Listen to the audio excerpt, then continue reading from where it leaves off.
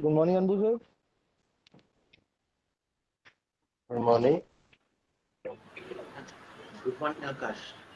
Actually, sir, let's wait for 5 more minutes as the member hasn't joined fully. Okay. No issues. Huh.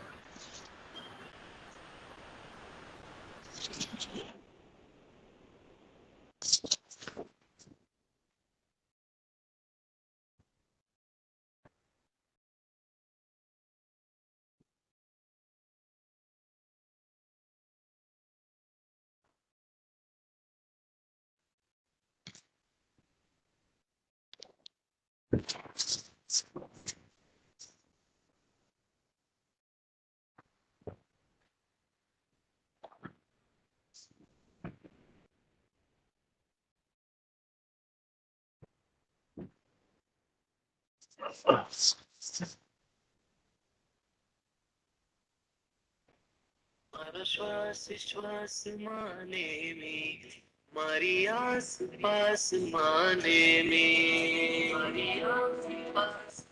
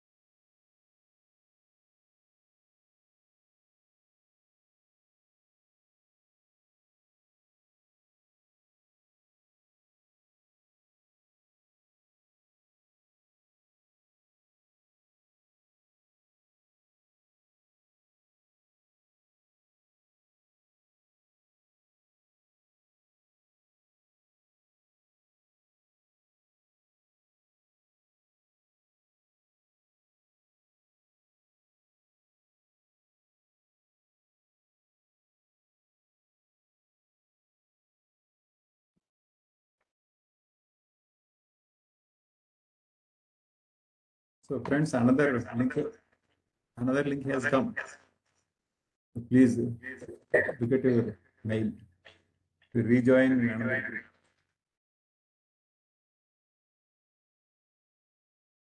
Good morning, all. Let's start with the attendance. Faculty is already joining this session. So I'm starting with the name Vikas Jain. Present, sir. Okay, Present, Mr. sir. Shiv Shankar. Present, sir. Okay. Mr. Shiv Shankar. Mr. Pankaj. Yes, sir. Okay. Mr. Ashish.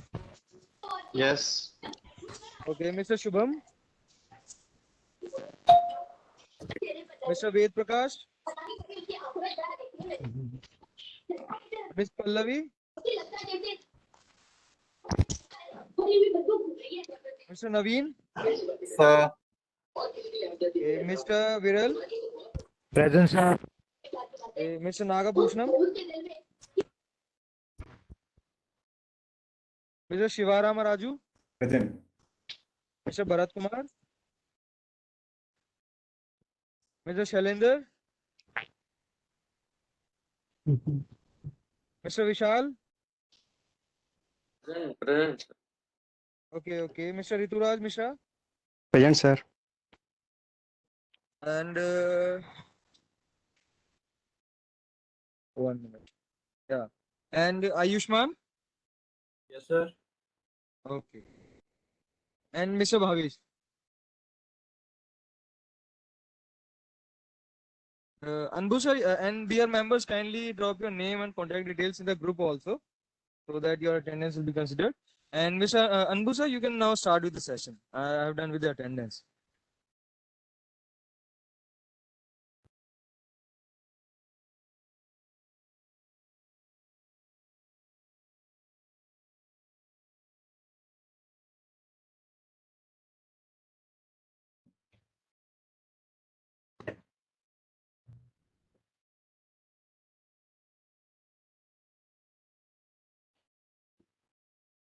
Good morning, friends. Morning, sir. Morning, sir. Good morning, sir.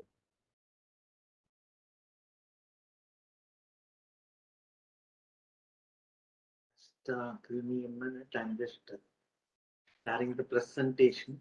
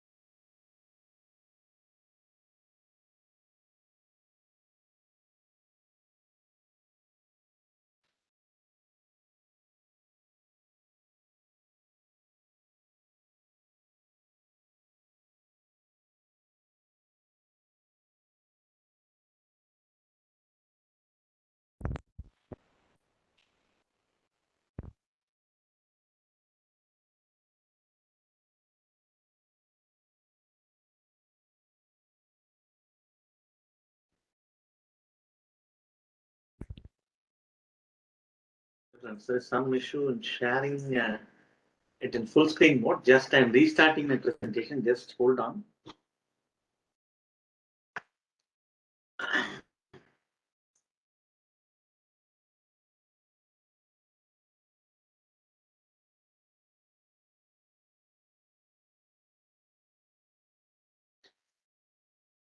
Okay. Good morning, friends. So hope my presentation is visible to you, like all the Yes, sir. Yes, sir. It's Yes, sir. Visible.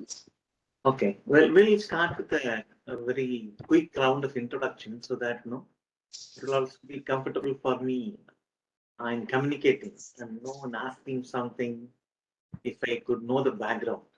So let that be a quick introduction on maybe your educational background a bit, then your work experience. and whether you are into valuation or you are going to get into valuation. That part. You can go in your own order instead of me naming you. I am Shivaram Raju. I am tech structural engineering. I want to go for valuation now. Presently, I am working as a professor in engineering college. Great, sir. Welcome, sir. Thank you. I am Vikas Jain. I am a graduate of civil engineering in 2014, and currently I'm working in Madhya Pradesh as a structural engineer. Also, I will be going into valuation. Till now, I have no such experience of valuation. Okay. Great. Next one of you. Good morning, sir. I am Naveen Tripathi. I have completed my engineering from civil department in 2012. I'm working from last 20 years in Aditya Birla Group as a manager, and this valuation field is new to me. Okay. Welcome. Good morning, sir. I am Vishal Nankani. I am from Raipur. I have passed graduation in 2012 and working as a consultant engineer in a private firm. Oh, great. Welcome. Good morning, sir. My name is Viral Sarvaiya, and I have done my BE in civil, and then I've completed my MBA in finance, and I'm working as a licensing architect in Mumbai. And I'm new to this field, and I wish to pursue my further career in it. Yeah. Oh, great. Welcome. Good morning, sir. Myself Ashish Raghuvanshi. I'm completed my graduation in 2012, BE Civil, and I also completed the MTech in structure. I would work in the valuation in a new field. Okay. Great. Welcome. Good morning, sir. This is Aishman Agnihotri. Completed my ME from MBM Engineering College, Jodhpur in 2016, and I'm practicing from last 5 years. Thank you, sir. Okay. So you're doing consulting kind of role. Yes, sir. Okay. Great. Thanks. Next. My name is Bhavesh Mantri. Uh-huh. I have been working in valuation firm from 5 years. I have Okay. done engineering in civil. Okay. Great. So what's your qualifications, sir? Civil engineering. I am also doing MTech. It is going on. Okay. Great. Thanks. You're done with everybody? I see few names. Hello. Yeah. Good morning, sir. Myself Rituraj Misra. I have done my master in architecture from Jamia Millia Islamia, and my running my own firm in Lucknow now. Okay. I haven't Architecture. done experience in valuation field. Okay. Great. Thanks. Welcome. Welcome, sir. Let's see. Yeah. The name of Mr. Pankaj Chauhan. Hello. Yeah. Hello. Good morning, sir. My name is Nagbhushan. Hello. Good morning, sir. My name is Pankaj Chauhan. I completed my BE in 2013. Currently, as a practice engineering, IMC Indore. Okay. Thanks. Someone else was using. Is it Shubham? Who's that? Hello. Hello. Yeah. Good morning, sir. Sir, my name is Nagbhushan, sir. I am from Guntur, sir. I completed my BR, sir. I'm doing my practice from last 13 years, sir. I'm practicing in Guntur, sir. Okay. Thanks. Welcome. So we're done with everybody. Satya Paul. I don't think he has spoken. And Shubham. Shubham Bagel. If you're there, can you quickly introduce yourself so that we can move on? Fine.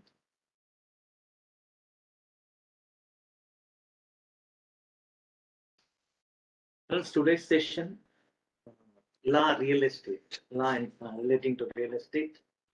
And to introduce myself, my name is Anbadagan Appandai Rajan. I am from Tamil Nadu. I live somewhere near Pondicherry, in fact, but in Tamil Nadu. You can call me Anbu if it's going to be difficult for you to pronounce my name. And I'm a registered valuer under Companies Act and Wealth Tax Act into this valuation for about 20 plus years, 23 years to be precise. And I am the chairman of the Institution of Valuers Puducherry branch also. That's about me. And today's session, it's a 3.5 hours out of your 50 hours education, which carries a weightage of about 7 marks. So we'll be going through, in fact, the overview of these acts which are related to real estate, the Land Acquisition Act or the Land Acquisition Rehabilitation Resettlement Act of 2013, then about General Building Rules and Regulations, then about the rent control laws, then about right of way in Indian Easement Act, then about the RERA, Real Estate Regulatory Authority, and its what are the salient features of that. Then about the Transfer of Property Act, which is a very important act to know in terms of valuation, at least a few areas of that. And lastly, the last related to inheritance and succession. This is the syllabus. And if you see,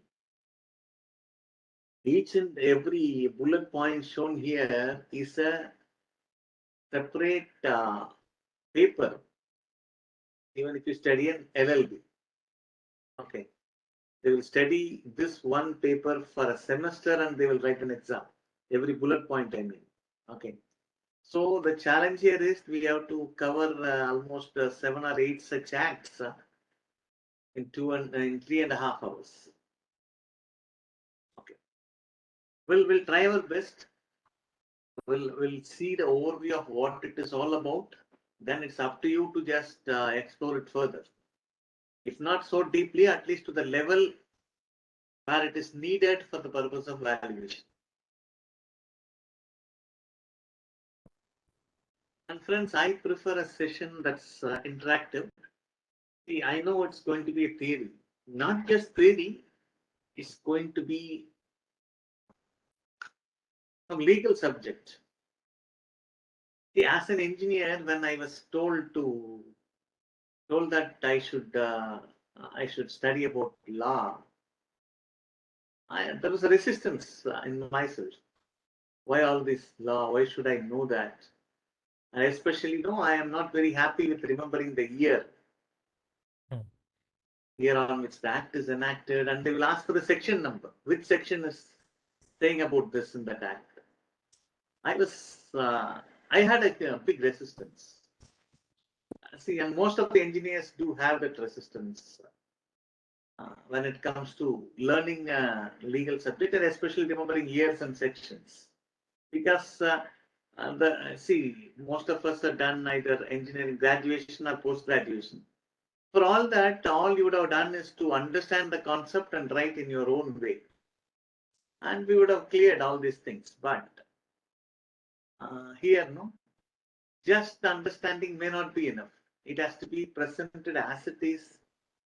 Section numbers has to be quoted, and sometimes the year is also important. Whether year is important or not, at least for us now it is important. The reason is there are many MCQs which come in the exam where they will ask for the year. They will ask you in which year the Transfer of Property Act was enacted. Things like that. So whether we like it or don't like it, it's there in the syllabus. We have to just change your mindset towards that. See, coming back to my experience, this resistance was a big mind block for me. Okay. But later, I listened to one of a lecture by a legal person. No, that really he was so fluent in explaining that law, and he was quoting the year section and all that. When after that session was over, I just discussed with him. He was just telling, see, don't try to read an year separately, go and read a section separately. Instead, whenever you name the act. For example, you have that Land Acquisition Act. Okay, whenever you say Land Acquisition Act, you just say Land Acquisition Act of 2013. Don't just say Land Acquisition Act, so that you don't have to remember this 2013 separately. So that to some extent helped me. So we'll try that only. Whenever we are telling the name of the act, we'll suffix that with a year, so that at least one or two MCQs can be answered by that practice. And I request you to change the mindset. We have to learn it, and especially as a valuer, we need this, because in land and building valuation, you know what is that we are valuing? Can anyone answer me? When it comes to land and building valuation, what is that you are valuing exactly? The worth of the building, sir. The worth of the building. Okay. What else? So the dimensions of land. Okay, the dimensions of the land, and then the value of the land. Okay. What else you value with that? The worth of the building, the land.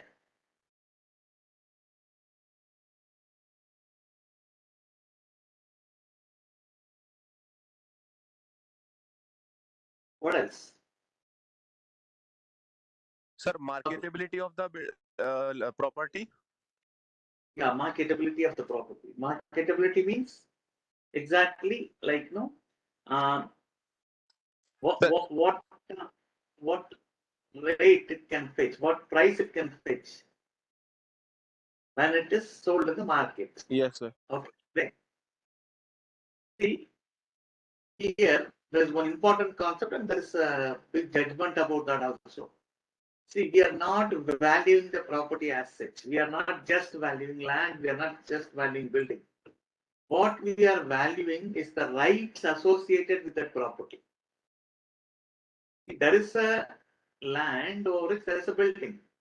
And for this land, there is someone who has rights over that land.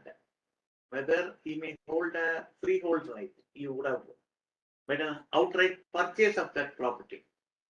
Okay. There is a person associated and he has some rights over that. And you are valuing only that rights, not exactly the land or the building. And there will be some property which is a leasehold. It will be on the name of that person for a limited period of time. There are different kinds of rights which a person has over a property. We are valuing that. Okay.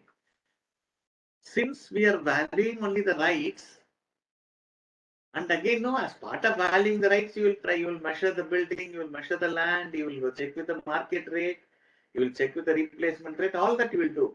But at the end of the day, what you are valuing is the right the person has over that property. So that is why this law is becoming important when it comes to valuation. Because what you are valuing is the rights. Okay. So we start with this Land Acquisition Act. Sir, is it why it is called as the search and valuation of the property? Can you come again, please? Sir, is it why it is called as the search and valuation of the property? Yeah, see, if there is going to be, let us assume there is a land and building. Okay, you don't know who is the owner, what is the rights he is having. Okay, in such a situation, you cannot go and value it. You may measure it, you may multiply with the market rate, you may multiply with the replacement rate, all that. But whether that person has the right to sell it or not, without knowing that, whatever value you calculated is not going to be of any use. Right?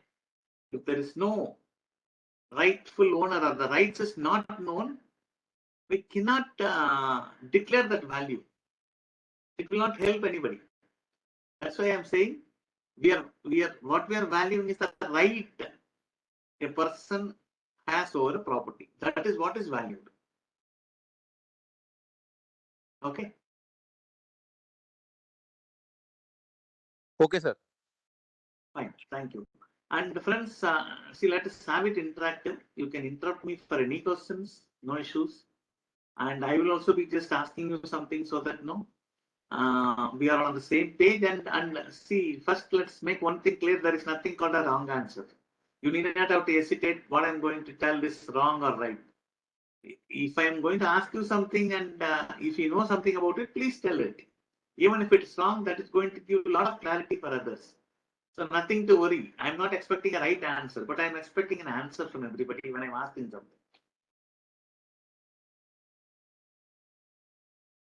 So the first Land Acquisition Act, the full name of that act is the Right to Fair Compensation and Transparency in Land Acquisition, Rehabilitation and Resettlement Act of 2013.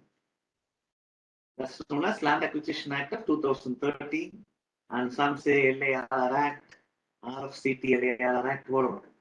It all means the same. This is the full name of the act.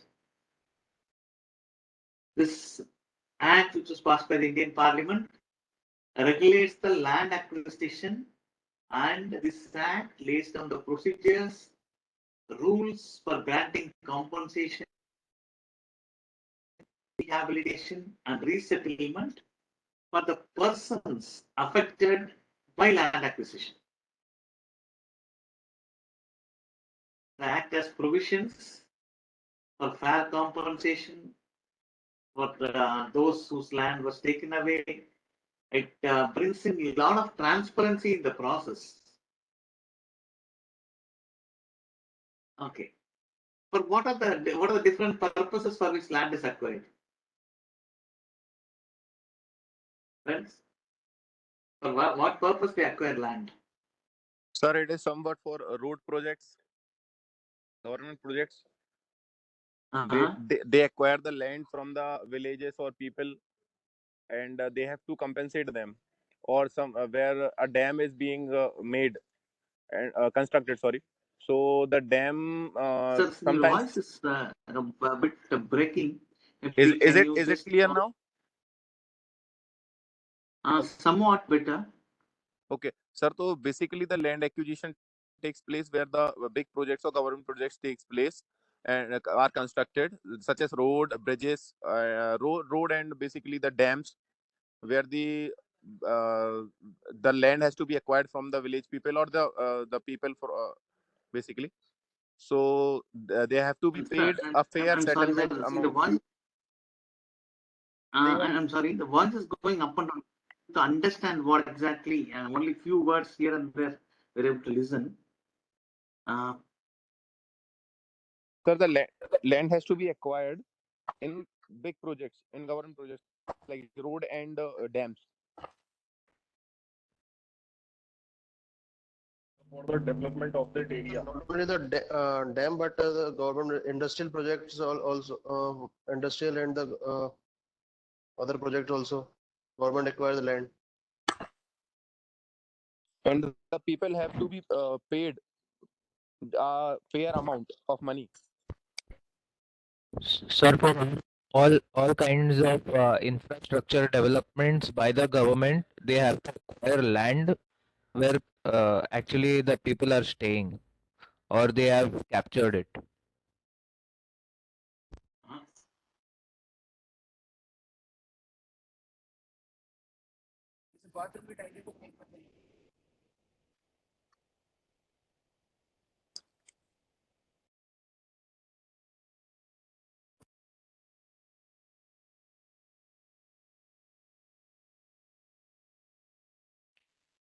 I'm sorry, some technical issue for me. My voice, this thing got disconnected. Yeah. Now it's audible, sir. You're able to Screen hear is me, visible. right? Yes, sir. Yes, sir. Screen is visible. Okay. So my question is, what are the different purposes? Sir, for all kinds of infrastructure developments by the government, they have to acquire land from people. Okay. Yeah. Basically, for infrastructure development, what else?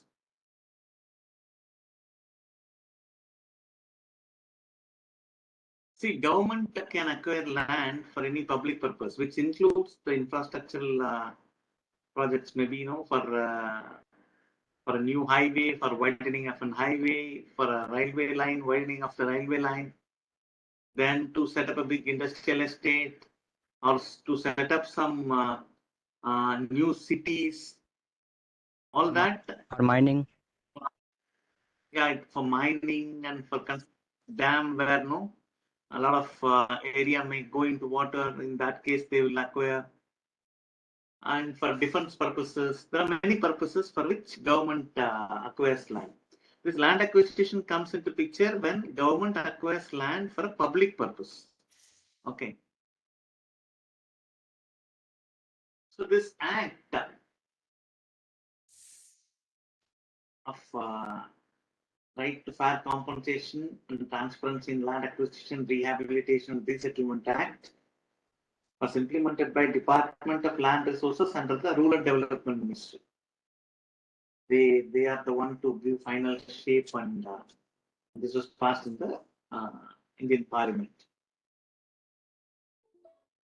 Objectives of this act are set out in the preamble. The preamble. Every act will have something called as a preamble, which is like which will tell about the objective of that act.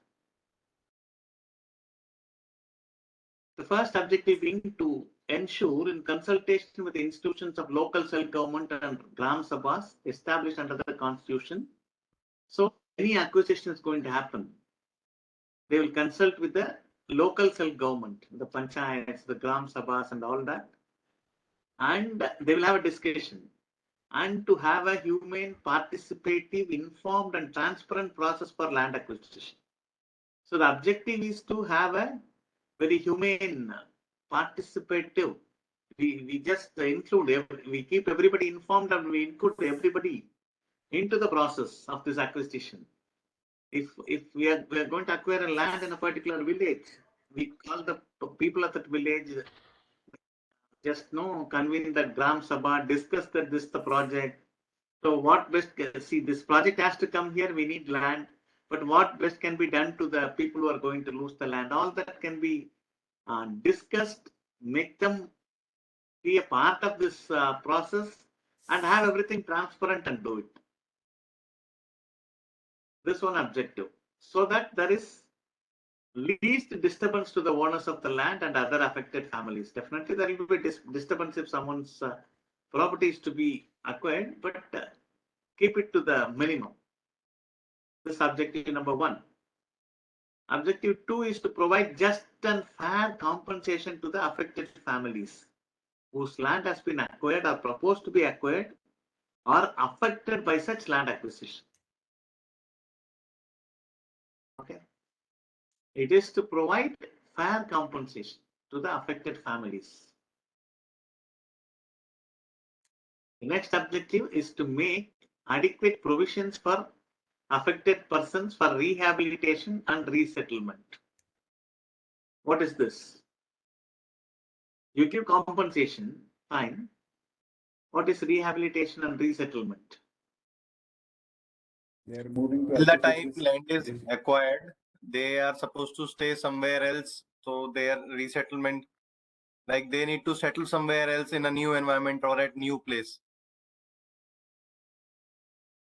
So certain. Yeah, you're right. Yeah, you're right. See, government should make arrangements for the rehabilitation and resettlement. See, we can't just one fine day just give them money. Okay, this is what the compensation you are supposed to get. Vacate this and go wherever you want. That's going to be very difficult for anybody, right? So there should be arrangements and adjustments to get them rehabilitated and resettled somewhere. Sir, in fact, before acquiring land, the government should they should ensure that the people who are rehabilitated are they are giving a fair place to them for staying. That should be taken care. The act is very generally saying rehabilitation and resettlement. Okay, the act is not specifically saying that they have to give a place.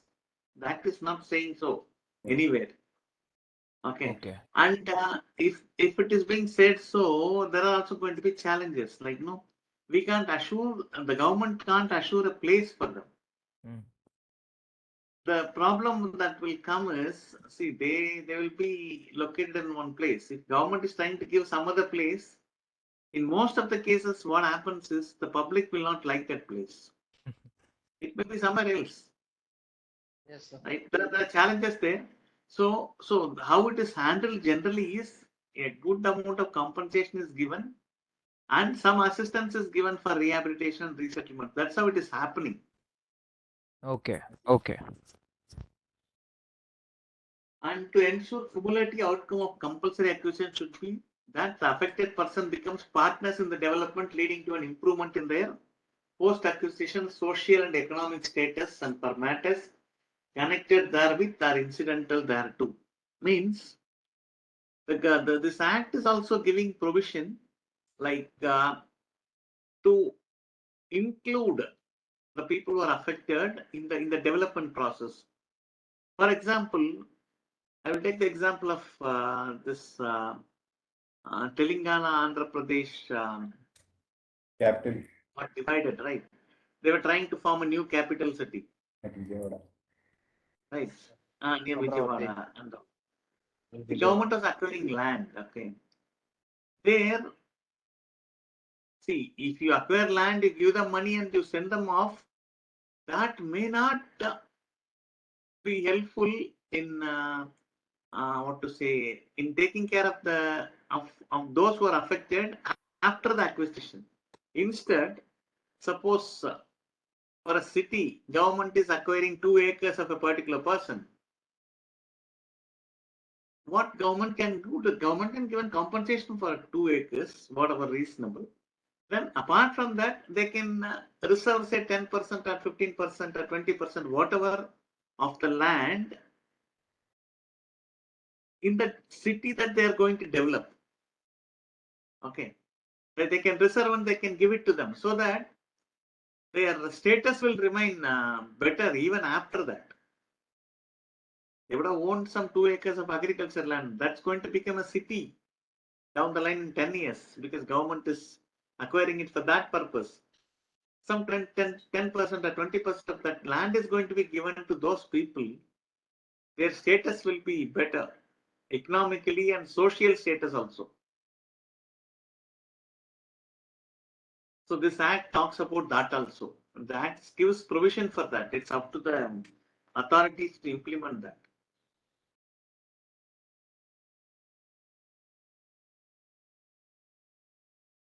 The purpose and the scope. The act aims to establish a law on land acquisition as well as rehabilitation resettlement for those who are directly affected. This act includes all land acquisition, whether it is done by the central government of India or state government of India, except the state of Jammu Kashmir. But I don't know, after abolition of 370, but still the act reads like this only. Maybe in the next amendments, they may change it. It includes Jammu and Kashmir or what. But the act is still remaining like this. The states are, see, this is a central act, okay. The states are free to enact their own legislations and policy on land acquisition, provided provisions on resettlement and rehabilitation shall not be less than what is provided in the Central Act. It's an act enacted by the central government. But the tricky part here is land is a state subject. It's, there is a list of thing. There is something called as a central list for which the central government can enact laws. There is something called a state list where the state government can enact laws related to that. And there is a concurrent list where no both can do. This Land Acquisition Act is a kind of model act, though it's passed by the Indian Parliament. The state has liberty to modify this act. But the only precondition is that they can increase the compensation, they can increase the settlement claims and all for the people who are affected, but they cannot decrease it. That's the condition. And this act would apply when government acquires lands for its own use, hold and control. Okay, when government needs land for itself, yes, they go with this Land Acquisition Act. When government acquires land with ultimate purpose to transfer it for the use of private companies for state's public purpose. The public purpose of Act includes public-private partnership project but excludes land acquired for stated national highway projects. The first one, government wants land for its own use. Then government acquires first and it transfers for the private companies. No, when they set up an industrial estate. What government does? Government acquires the land. Then make the thing that is needed for an industrial development there. They make the infrastructure, they divide it into different industrial plots. Then it is transferred to the public. I mean, it is transferred to the private companies. And the public purpose of the act, which includes, no, it can be a highway project, it can be a railway project, all that. And the government acquires land for immediate and declared use by private companies for public purpose. Like, no, you would have read a lot about the Tata issue in West Bengal, in Singur, like, no. In that case, Tata requested the government to acquire land and give, so that they will set up a factory which will create a lot of employment directly and indirectly for people in that area. This is the third purpose, where no, they acquire specifically for a private company. So these are the different, what should I say, reasons for which government acquires land under this act.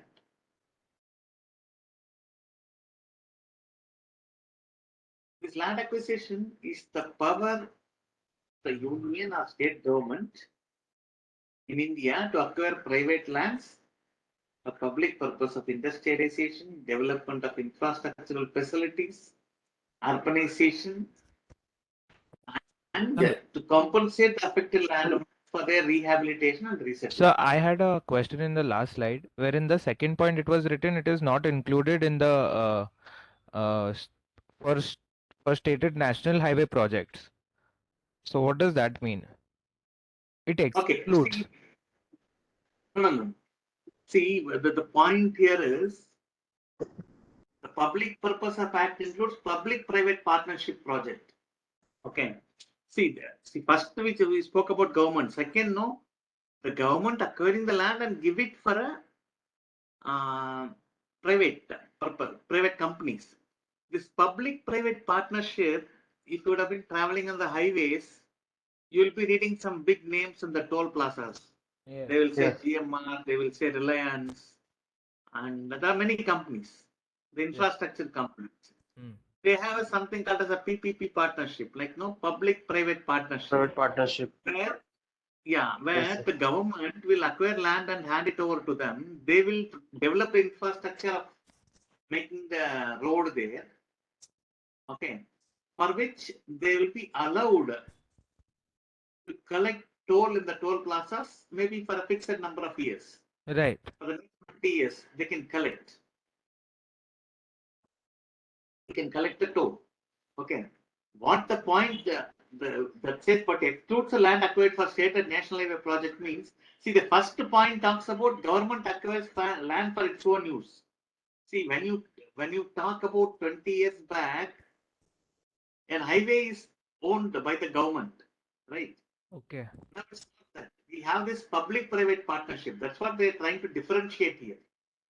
It's not excluding the land acquisition for national highways, but government acquiring and giving it to the private company. It's excluded there. Okay, sir. Okay.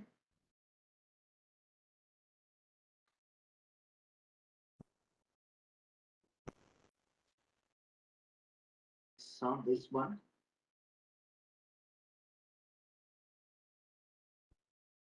In this globalized environment, we need infrastructure and industrial development. They are the key to just keep our country in that race. Okay. The infrastructure and industrial development needs large parcels of land in select locations. Okay, this is very critical. In a globalized environment, infrastructure industrial development is needed. We can't just survive only with agriculture. It has to be balanced. It's not that we have to close agriculture and get into industrial development, but to compete globally, we have to have a balance of everything. And that infrastructure and industrial development needs some large parcels of land.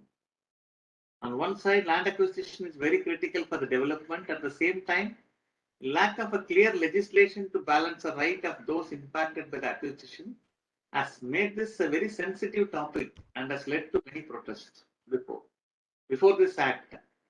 In 2013 means about 66 years after independence. Till the time we are not having an act which ensures the rights of the land losers are protected. There is no act. And this is a very sensitive issue. Many protests have happened. But at the same time, government needs land also. If you take originally in the Constitution of India, Article 19 and Article 31 was saying that property is a fundamental right. A right to property was declared as a fundamental right. Fundamental right means nobody can encroach on that. Okay. So this has led to a kind of many cases in Supreme Court and all, when land acquisition happens, when a right to property is a fundamental right. And no, if somebody is taking away the land, there are many such writ petitions in the Supreme Court and all. So there was a conflict. So what they did in the 44th Amendment in 1978, they downgraded right to property from a fundamental right to a constitutional right. And the Article 300A. The difference between a fundamental right and a constitutional right is that fundamental right means under no circumstance that can be violated. That's the highest form of right that can be given by a country to a citizen. And government should ensure nobody is being deprived of these rights. But the conflict is when land is to be acquired. If people say this right, my right to property is my fundamental right, how are you acquiring it? That's becoming conflict. So they made an amendment to the Constitution. They downgraded this from fundamental right into constitutional right. If it's a constitutional right, you have the absolute right, no issues there, but by the authority or by some other law, your right can be taken away. That's constitutional right. Now what happens?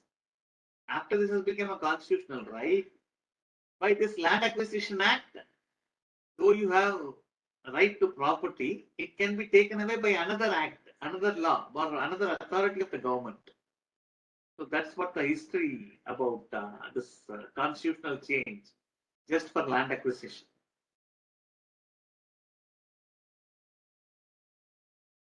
To quickly tell you about the history of this act, 1824, during English time, there was something called as Bengal Resolution, the first legislation related to land acquisition in India.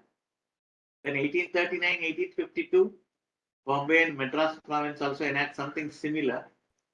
And 1857, the then existed British government enacts legislation that brings the whole of British ruled India under one uniform land acquisition law of 1857. Then 1894, because previous acts were unsatisfactory, many amendments were made, and this act was called as Land Acquisition Act of 1894. Okay. And after the independence, there are certain acts that were made newly, but certain acts government they were declared we will be using the existing act. They just declared for the purpose of land acquisition, we will continue using the 1894 Land Acquisition Act, and it was going on for many years. So it is completely one-sided, favoring the government. And in 2007, government introduces a bill in the parliament. They were having features like social impact assessment, market value, and all that. Market value for compensation. Previously it was government who will decide. The 1894 Act says government can decide any rate to be given as compensation. But they were trying to, in the new bill, they were trying to say market value of the land should be given. And SIA is social impact assessment. When you're going to acquire land in a particular place, what is the social impact? How many families it's going to displace? What will happen to them? Whether there can be any alternate for this. Instead of in this place, can we take some other place? All that assessment needs to be done. And the government introduces the bill in Rajya Sabha, but it was not able to ensure its passage. And the bill got lapsed in 2009. Again in 2011,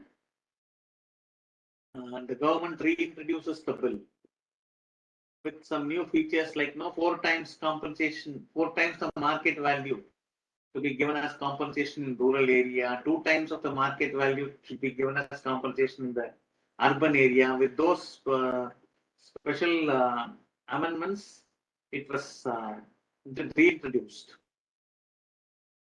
The bill was passed in year 2014. Land acquisition rules changed through in 2013. The bill was passed by the Congress government. Then again 2014, some rules got changed through an ordinance. Ordinance is some kind of a special thing. They do it urgently and they get approval from the president and they implement it. Later the parliament will approve it. That kind of a thing.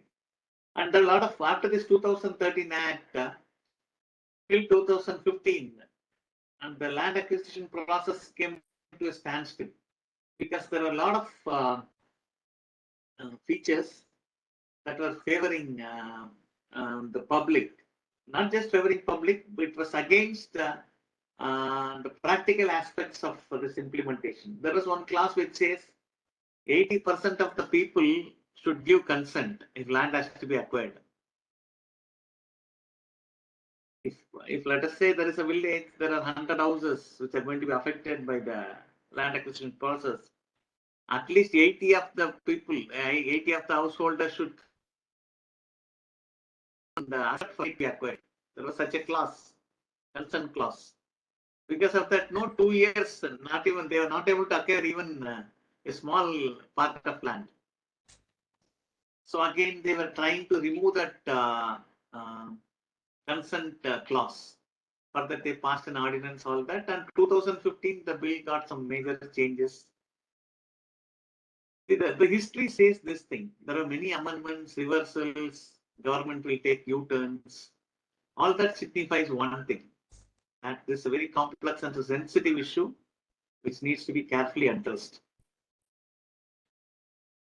Sir, we need to remember all the years in which there were changes. No need. You remember the year on the Land Acquisition Act of 2013. That is enough. See, I have just given this to you to tell you about the history that it's so complicated. That's all. You don't have to go to the history. At least the last the year on which it is passed. You remember that.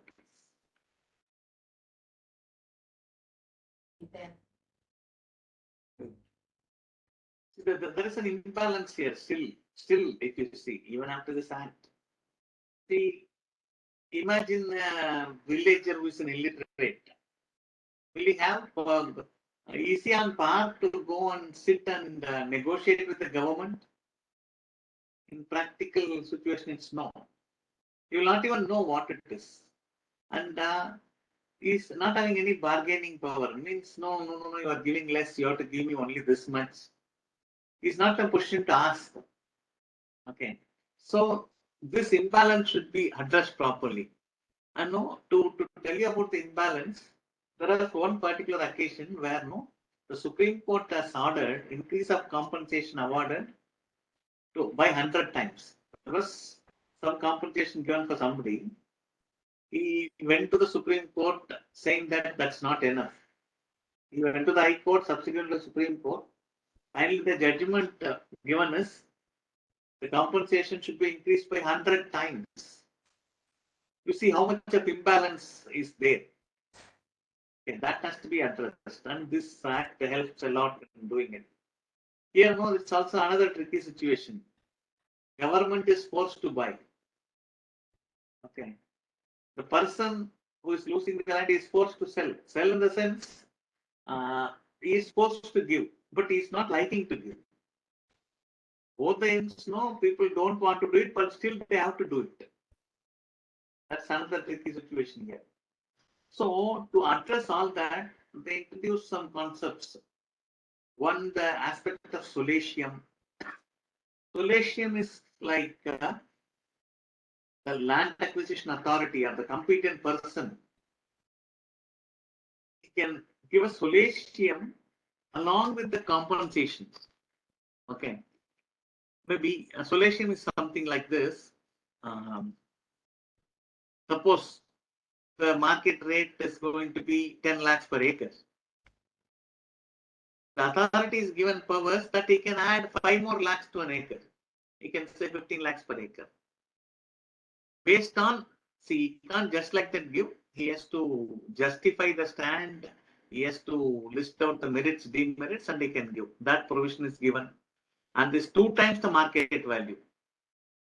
The previous act was telling market value should be given. Now they have made in urban area 2 times of the market value should be given as compensation. And in rural area, the compensation given should be 4 times of the market value. These provisions are brought to adjust the imbalance that is existing in the system. There is an imbalance which is very difficult to eliminate. Okay. To adjust that imbalance, these features are being brought in the act. And what are the other challenges? See, especially after 2007, after the globalization, land has become a very scarce commodity. The prices were spiraling upwards from the year 2000. So it's not affordable to lose such big investment. Okay.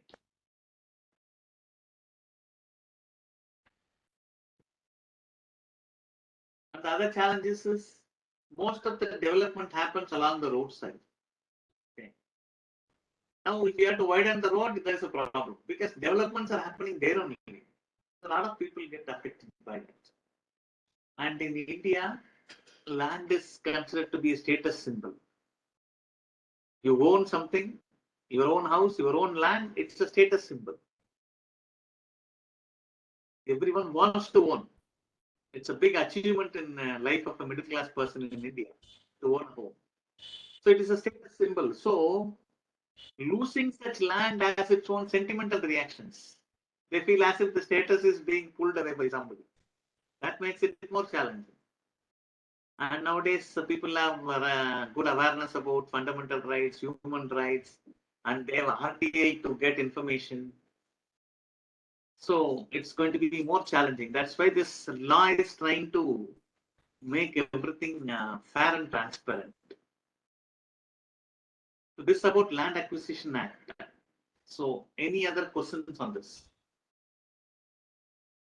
Can you show the previous slide once? Which where the solatium was described. The previous one. Yes, sir. Total losses, other losses. Yes, sir. Can you please explain the solatium once? Solatium is it is the power this act gives to the acquiring authority. Okay. To enhance the compensation based on the merits and demerits of that plot. or the land that is being acquired. For example, like see, they were acquiring land for Tata, okay, to construct this Tata Nano factory and all. Now, how it works is, the person who wants the land, no, there will be a budget that will be being allocated and all.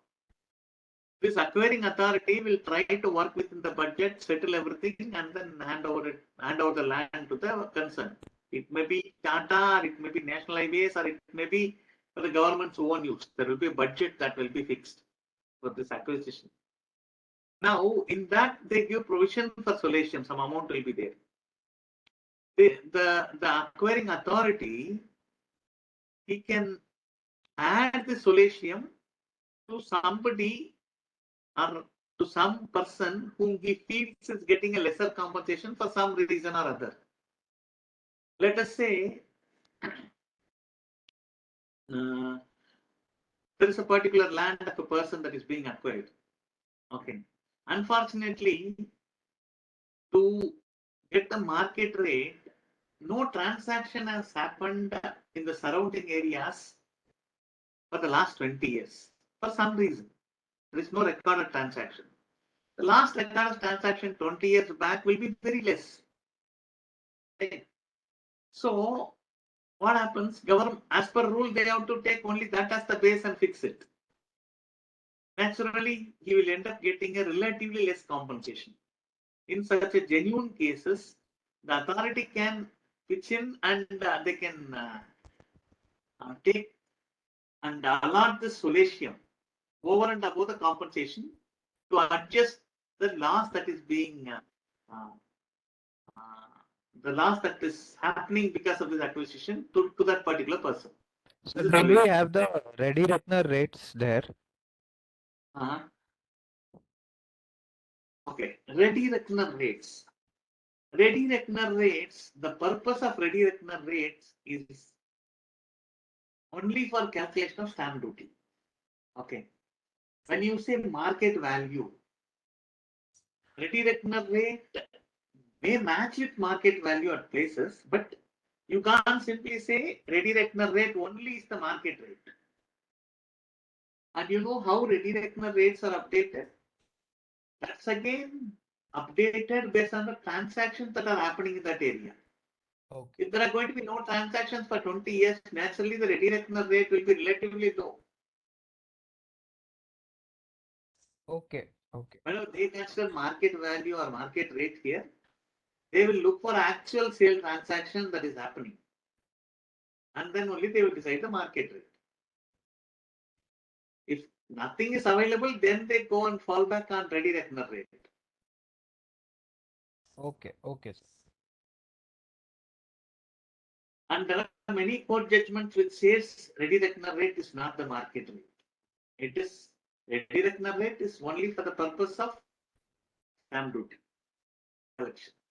That's all. And no, see, okay, to tell you another example about ready reckoner rate, as a valuer, we all should know this. Let us say, ready reckoner rate is given for a street, right? There is particular street, let's say MG Road, somewhere.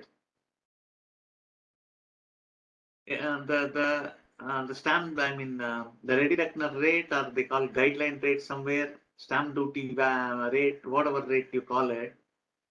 For that MG Road is going to be rupees 2,000 per square feet. Okay. Now, in that place, in that road, there is one plot which is say 40 feet by 60 feet. Okay. One plot is 40 feet by 60 feet. Another plot is 10 feet by 240 feet. Okay, only 10 feet wide, 240 feet long. Okay. What is the area of the first one? 2400. 2400 square feet. 2400. What is the second one? Second one also 2400. 2400. Whether market value for the both will be same? No. No. No. But ready reckoner rate remains the same, right? Okay. Yeah. Right. Okay. So these factors are not at all considered when ready reckoner rates or guideline rates are made. It's a very generic rate given only for the purpose of stamp duty. Okay. Okay. Okay, sir. So see, this is where the role of a valuer is more important. Even in doing the computation of compensation in case of land acquisition, valuer's role is very important because these kinds of intricacies only a valuer knows better. Okay, sir. Okay. Any other questions on this land acquisition? Sir, just wanted to know that in case of these land acquisition in government projects, sir, the value is hired by whom? I mean, the government hired or the project taken by the contractor who has taken that he hires that. Okay. See, there are two things that a valuer's role is needed in two places here. First, I will talk about the question you asked from the government side. If suppose in a particular place they are doing land acquisition for widening of a national highway, let us assume, okay. So national highway, it's funded by central government. Okay, NHA is a central government authority. Though they are central government authority, for land acquisition, what they will do, they will contact the state government and they will give their requirement. In this location, we need this space. This much land is needed for us. Please get it acquired for us. The request will come. They will give a budget also. Maybe they will do initial surveys and all, and they will allot a budget. Now the state government will form a team for this process. Every district will have a district collector who is the authority for acquiring land. Okay. But collector normally will appoint a land acquisition officer, or some states they say land acquisition collector, and some places they say DRO, the district revenue officer. In that rank, an officer will be appointed to carry out this activity. They will take care of the process. First, they will do an aerial survey on the alignment, and they will find out the survey numbers that are affected. Then they will publish a notice in the paper. Okay, saying in this particular village, these are the survey numbers that are going to be acquired by the government for this purpose, and any objection can be raised. They will give a time. During that time, the public can come and raise their objections if they have any. That will be evaluated separately. After all that, once they have reached the alignment of the highway, yes, after objections are heard, they have finalized that this is going to be the path of the highway. The alignment is decided. They will find out the survey numbers that are affected, and specific notice will be given for the landowners. Survey number 10/11. Okay, who is the owner as per the revenue records? They will be given a notice saying your land is to be acquired, and you have to cooperate all that. Then the authority, that state government authority, will appoint a valuer to value the structures. Till this point, government has not taken help of a valuer in fixing the value of the land. Value of the land is completely fixed by the authorities with the help of the registration department. They are directly doing it. A valuer's role, it's not given to a private valuer till today. Okay. But for valuation of structures, it's more complicated because there may be different specifications, different types. That can be only done by an engineer and a valuer. Okay. So that part is outsourced to a valuer by that authority of the state government. They will outsource this work of valuing the structures to a valuer, and only a valuer's report will not be taken as final. That has to be concurred or countersigned by a highways official or a public works department, PWD official has to countersign this after verifying the things. So valuer's role comes in valuation of structures, and the work is given by the state government authority who is acquiring the land. This is one side. As a valuer, you can help the person who has lost his land. Suppose he feels the compensation given to me is not reasonable. He can approach a valuer, and the valuer can give a report on fair value of that building, fair value of that land. And based on that, he can go for an appeal with the collector, or he can go to the court saying, see, so-and-so valuer is saying the value of my property is this, but I have got compensation with only this much. For that purpose, we can directly do valuations for the affected landowners also. Hope that answers your question, my friend. Thank you, sir. Thank you. Sir, I have a question. Yes, sir. Yeah. The valuer which governing body is hiring. That's what I said. See, there will be a district collector. Okay. Yes. So we are doing private valuation now. First we enter into the private valuer, and how we can go through it for registering that government body to value. Okay. There is no registration, but there is an empanelment thing for that. See, suppose in your district, okay, wherever you live in, if some land acquisition is happening, definitely there will be an office of these authorities who acquire the land. You may contact, you can give your profile saying that I am into valuation, I have experience in these things. If you could empanel me, I can help you with valuations. They will empanel you and they can give work to you. We have to approach the state government authority who is acquiring the land. Okay. Thank you.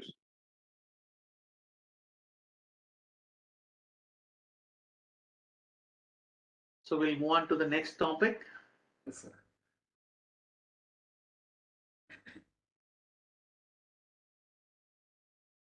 The next topic here, as per our syllabus, is general building rules and regulations. Okay. And see here again, it's a bit challenging. The general building rules and regulations, it widely varies from state to state.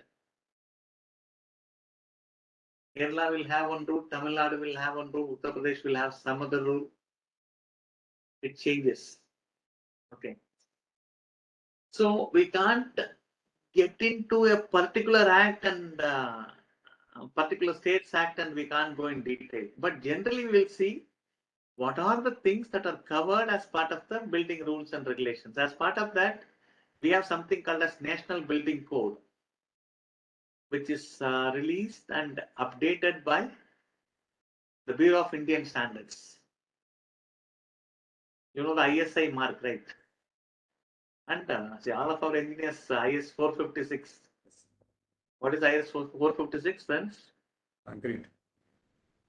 Yeah.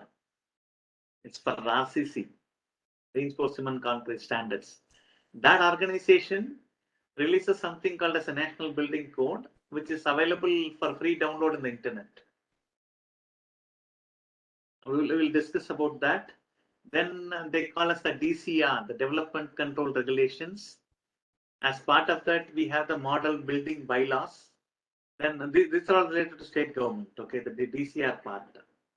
Then we have master plans, the zoning rules, and the town and country planning part. Then as part of this development control regulations, we have Land Acquisition Act and Slum Clearance Act and things like that.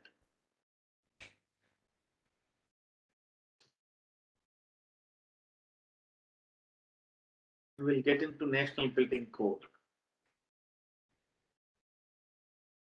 Friends, you need break in between. After half an hour, we can have. after 11 o'clock? Yeah, good. No, I'm not saying right now. What I will do, I will try to finish the National Building Code. Maybe between 10:30, 10:40, somewhere we'll take a 15-minute break. Okay. Okay, sir.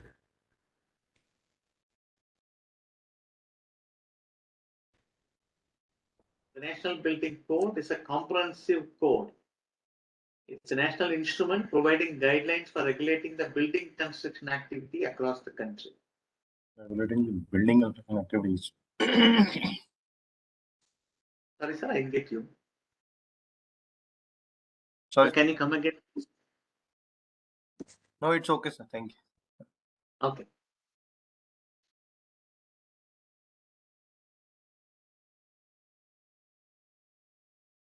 This NBC, it provides guidelines for construction of structures. It may be residential structures, commercial structures, institutional, educational, storage spaces, assembly where no lot of people gather, and storage of hazardous substance. For all the different types of buildings, this NBC gives guidelines on various aspects, right? From planning aspect till structural aspect. It is important to follow these guidelines that are meant to protect the overall health of the construction and ensure the health and safety of the public and the residents of the building. The NBC's latest revision is in 2016. And NBC, just to get a feel of what is there in that, it is defining residential buildings. Okay. Residential buildings as constructions in which sleeping accommodation is provided for normal residential purposes with or without cooking or dining or both facilities. They define what is a residential building. They say it should have a sleeping facility and accommodation. And it may or may not have kitchen and dining. Even if there is a facility to sleep and accommodate yourself there, that is considered as a residential building under NBC. And as per the National Building Code, residential building include any building that is equipped with sleeping accommodation for normal residential purpose. Okay. It can be lodging or rooming houses, 1 or 2 family private dwellings. It can be dormitories, it can be apartments, it can be hotels which provide accommodation. All this comes under residential classification. And the NBC guidelines, NBC says how a kitchen should be. It says kitchen must have proper provision for washing utensils with proper connection to a drainage. Kitchen must have been provided with the impermeable floor. Kitchen must open into interior or exterior open space and should not be less than 1 square meter. They say it should open into, it should have openings, means windows, so that you get proper ventilation and air circulation. The kitchen should not open into a shaft. No chutes to be used in buildings above 15 meters. These are certain specifications they give. So can you just explain the last one? Last one, sir. Shoots. See, this is a rule which comes into play when the building height, okay, is more than 15 meters. Like it is mainly for kind of fire protection where fire can spread from one place to other. If it is going to be a multi-story building where a chimney kind of a setup and all given, it can lead to fire spreading. So to avoid that, they are giving a specification like that. Okay, sir. Shoot, exactly. I have to find out how it looks like. Maybe in the break, I will try to check and tell you about it. Okay, sir.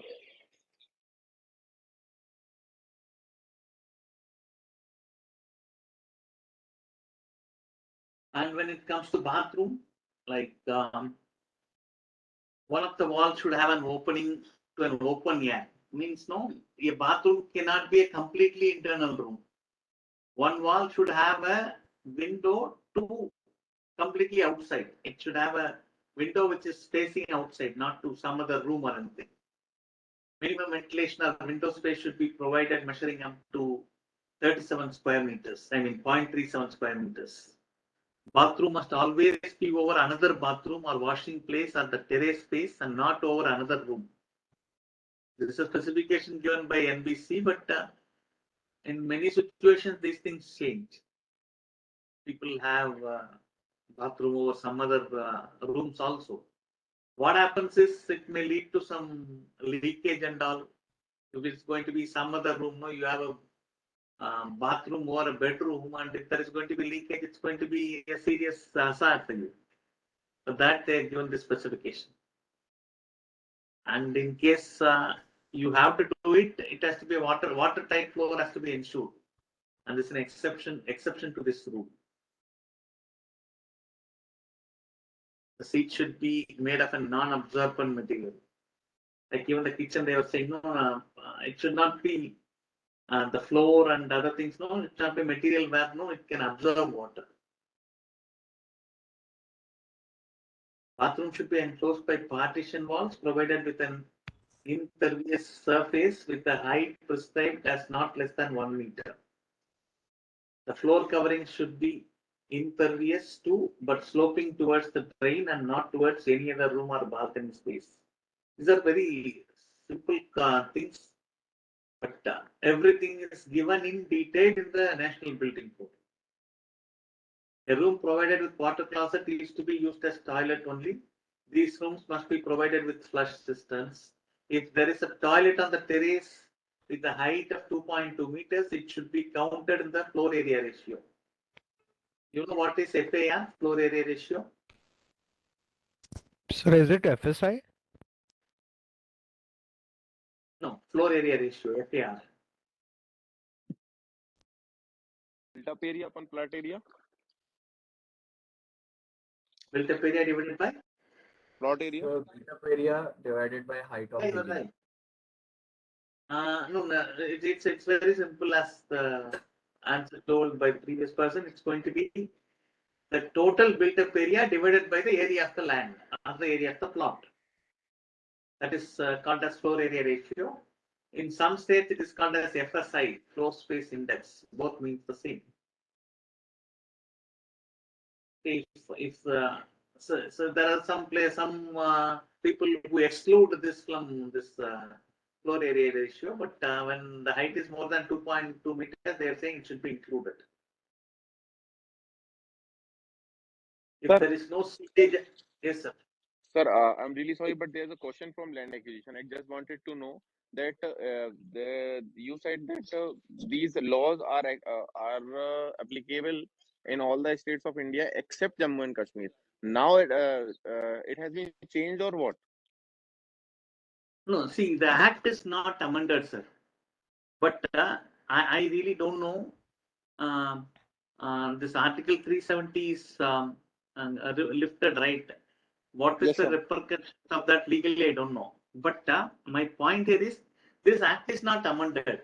But if they would have made a general provision saying whatever acts that are made for India will cover Jammu and Kashmir also now, because every act will say this. Okay, sir. They would have something general. Okay, I'm saying I don't know what that general one is, but this act is not amended yet. That's what I'm saying. Maybe whenever they do the next amendment, they may change it. Okay, sir. Okay. Okay, the last Excuse me, point sir. is absence of. Yes, sir. Sir, I don't get the second last point, how it is related to FAR, this toilet on the terrace with the height of 2.2 meter. See, FAR, what you do in FAR, you calculate the total built-up area. Okay. Yeah. Total built-up area divided by the land area. What Yes, they are sir. saying here is, if you have a toilet in the terrace, and if the height of that is more than 2.2 meters, that will be part of the area. Okay. You cannot fit that. But that is obvious.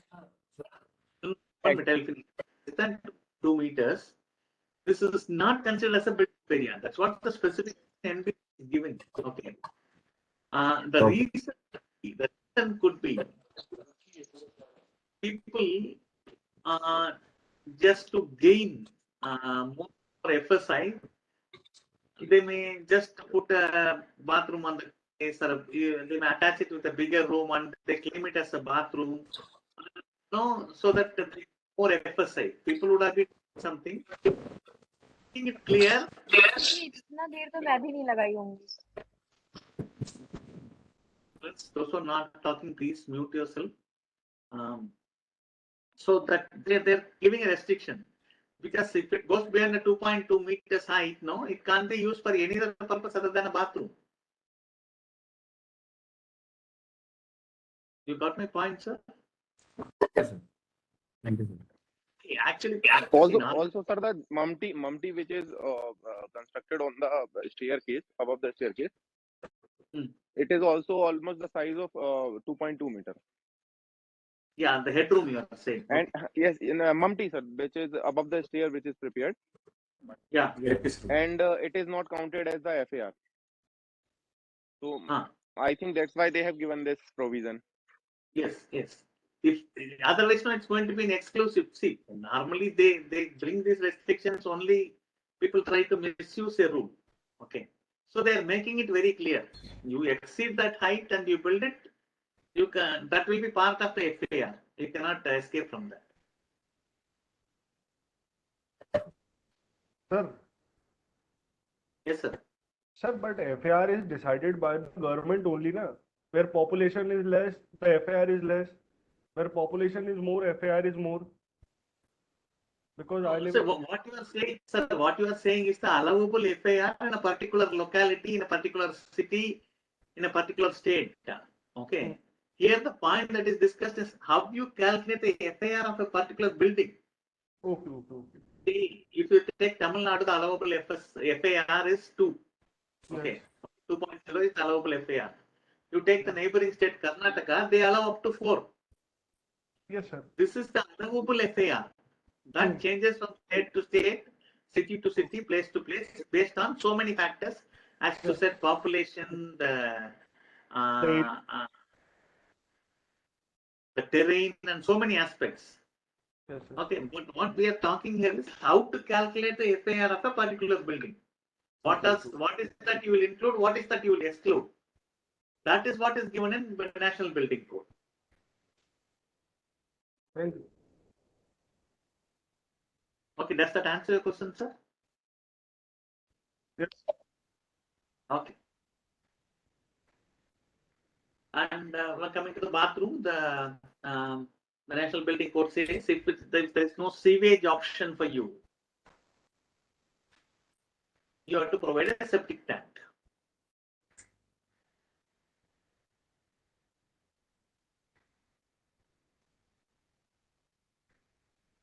And when it comes to basement floor, they are giving directions like that. The minimum height of the basement should be 2.5 meters, and maximum height can be 4.5 meters.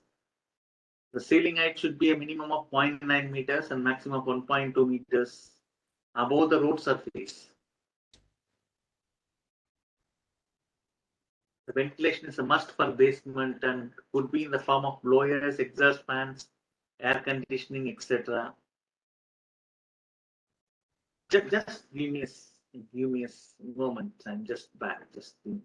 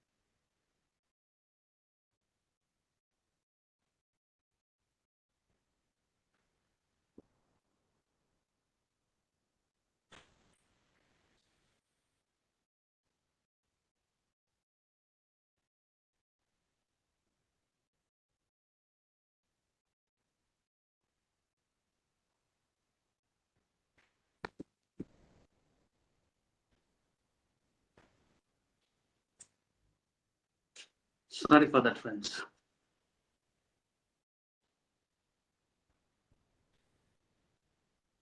Coming to the basement, ventilation is a must for the basement and could be in form of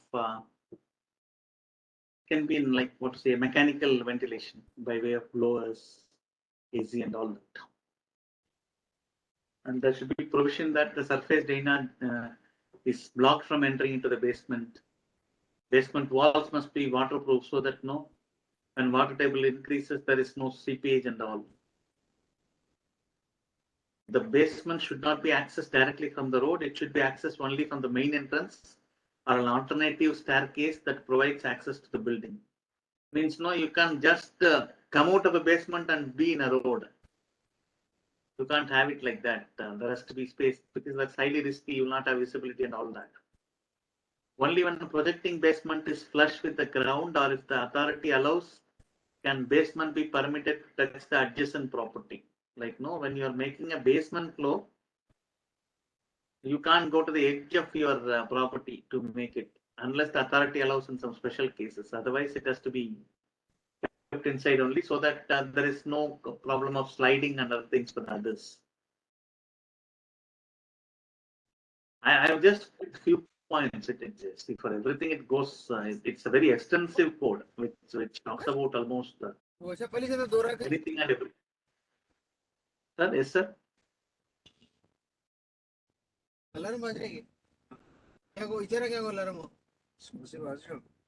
Somebody feed music to yourself.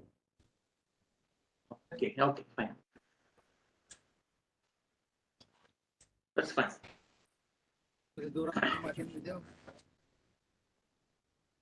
Generally, about the building sites, they say in case of damp sites, the surface of the ground and space between the walls has to be declared damp proof to the satisfaction of the authority. Like you have to make arrangements for a damp proof thing if it's going to be a very damp site.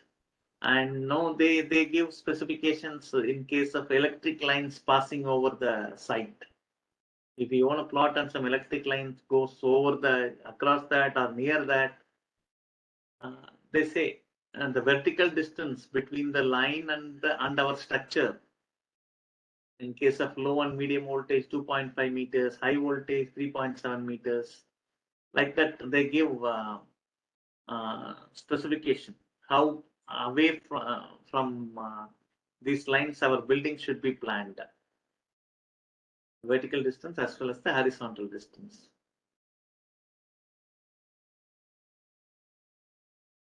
And about the maximum size of a plot, minimum size of a plot, the National Building Code says that the master plan of that area, that will specify it because it changes from place to place.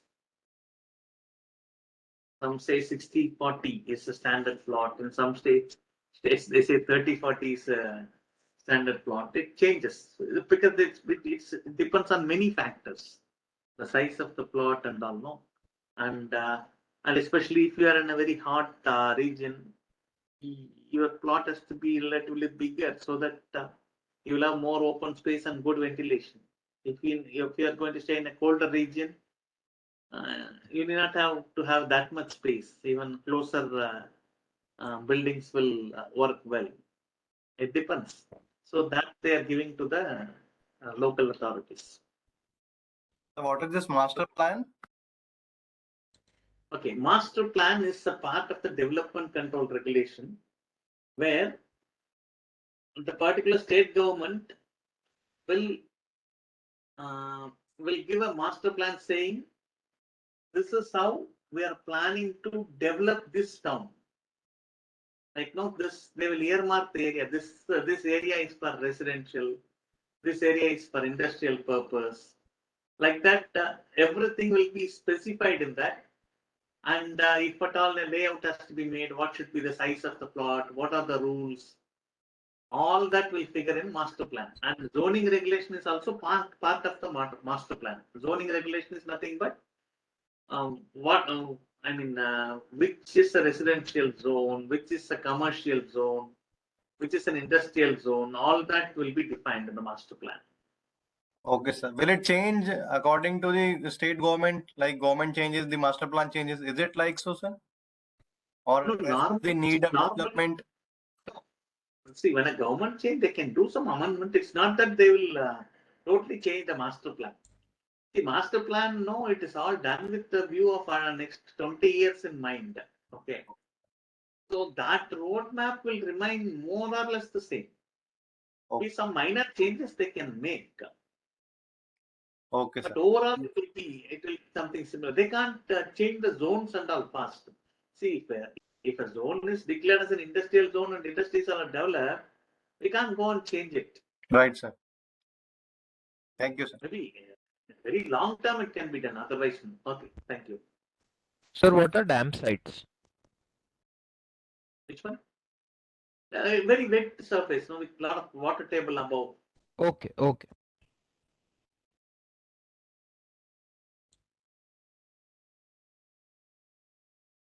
It gives guidelines for the entry, exit. It says exits must be provided in every building so as to permit safe escape of the residents in times of fire, earthquake, etc. It's more applicable to multi-story buildings. And exits are compulsory and these should be clearly visible to all and must be eliminated. These cannot be reduced in number, width, or by any other means. The requisite number is dependent on the occupancy load, capacity, travel distance, etc. Alarms are necessary to ensure those in danger are evacuated promptly. Exits should be continuous, leading to the exterior of the building. Exits can be horizontal or vertical. Lifts and revolving doors are not exits. Because during fire we can't use a lift. So what the National Building Code says is there has to be an exit. And no, the exit should be whatever based on the occupancy load, all that, the size will be determined. It has to be continuous. So there should be, it should be eliminated the exits. In case of something, people should be able to come out of the building.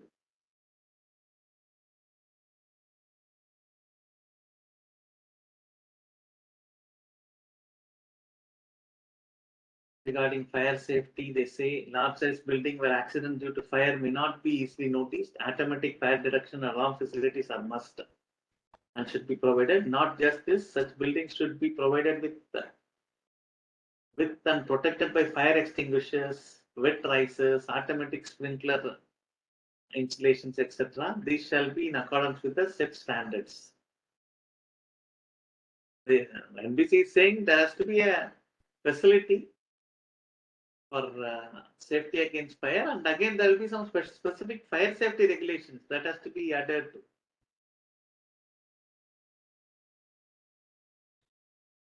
And they give specification on the staircases of residential building. For group housing where floor area does not exceed 300 square meters and height of the building is not over 24 meters, a single staircase may be acceptable. If it's more than that, you need proportionately more number of staircase. And they're giving some bylaw number, which is there in the NBC. It says minimum 2 staircases are compulsory. It's all for the safe exit purpose. In a residential low-rise building, the minimum width of the stairway should be 0.9 meters. And in case of some public buildings, it has to be 1.25 meters. And about the parapet wall, they say parapet walls and handrails provided on the edges of the roof terrace, balcony, etc. should not be less than 1 meter and more than 1.5 meters in height as per the NBC. So they say the minimum height of a parapet wall is 1 meter as per National Building Code.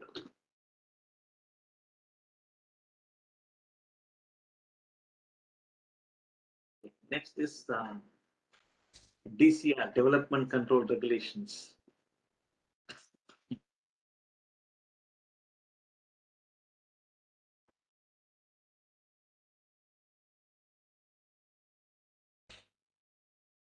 See, these are rules. Okay, rules framed for a very organized development of a town or a city. It's done as part of the town planning activity. How to how to say, like how to plan a city. Based on that, these DCRs are framed. Regulation is necessary to ensure planned development. It depends on plan-led system, whereas development plans are made and public is consulted. Actually, when before making DCR, it has to be done after the public consultation. It's a mechanism that controls development and use of land. This involves the construction of new buildings, the extension of the existing ones, and change of use of the building or land to another use. Like no change of use. There will be a agricultural land. Okay. You may intend to use it for an industrial purpose. Whether it can be allowed or not. If it can be allowed, where it can be allowed. If it is not allowed, in which area it is not allowed. All that will come as part of the DCR because they will give a zoning saying this zone is a residential zone, this zone is a commercial zone, this is for industries. And know if an agricultural land is going to fall in the industrial zone, it can be easily converted to the land use as industrial purpose like that.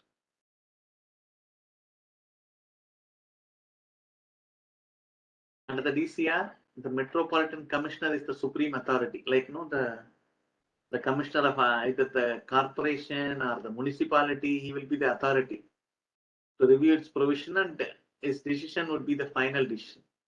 The Metropolitan Commissioner could use his power to approve provisions of these regulations, excluding the provisions associated with FSI. FSI needs a larger sanction. FSI cannot be just revised by the Metropolitan Commissioner.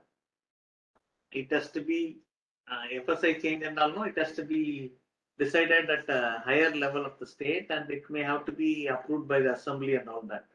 Other provisions, the commissioner is the authority to modify in case there is a need.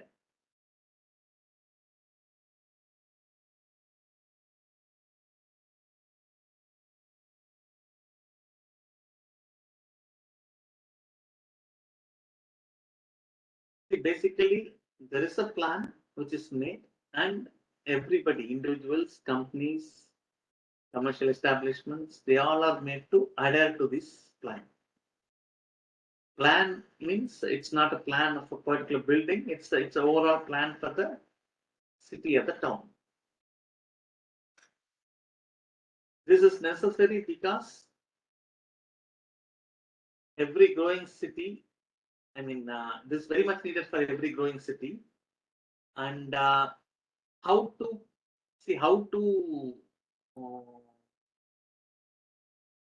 plan further expansion. In which side, see, the city is going to grow in all the directions, possible directions. If there are not going to be any geographical barriers like water body or mountains, otherwise it's going to grow in every direction. And how to plan this growth so that an optimum benefit is there for everybody. That's about, that's why it is needed.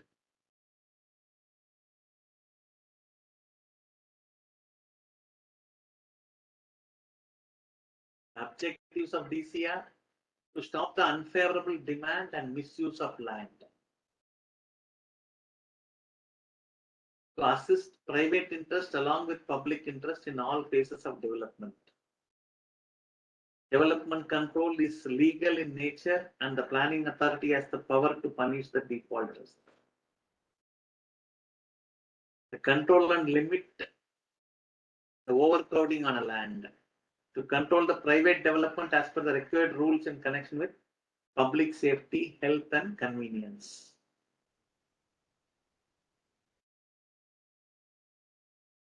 Okay.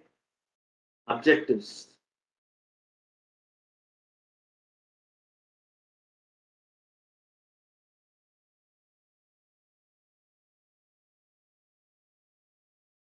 The DCR is not a separate rule or a law. Okay, under DCR, you have all these things through which you do the control.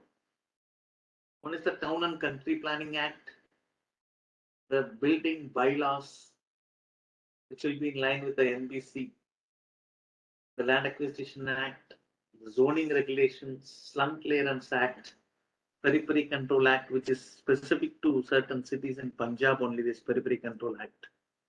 And how is zoning regulations dealt with, like allotment of land for special purposes, limitation on the use, construction and height of the building, all that.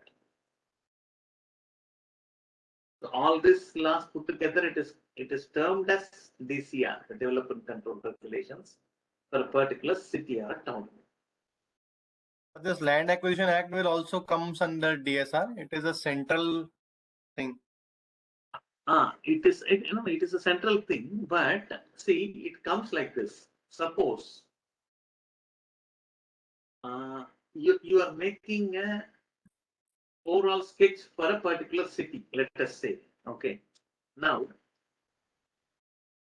there is a highway which cuts through this city. There is a national highway already existing. It passes right in the middle of this city. It is happening since many years. That is being used. Now, it cannot be continued like that, right? Nowadays, when you travel in a highway, at least 90% of the occasion, you won't get into any city. You will use a bypass road to cross that city, right? Now, assuming that there is no bypass road for a particular city and you are doing town planning for that, you have to give a provision for a bypass, right? Okay, sir. Based on the Land Acquisition Act, you have to give a provision. And when you are doing the town planning, you should mark that where the probable bypass road is going to come, right? That is where that act also comes into picture. See, if you do like that only, you can save a lot of money for the government. See, if you are going to plan an alignment of a bypass road well in advance, you can very well communicate to the people saying this is to be acquired at any point of time. And they can stop giving building approvals in that belt at least. Right? So that people will not end up losing money. They can look for alternative much before. So this act becomes part of the planning. Okay, sir. Thank you.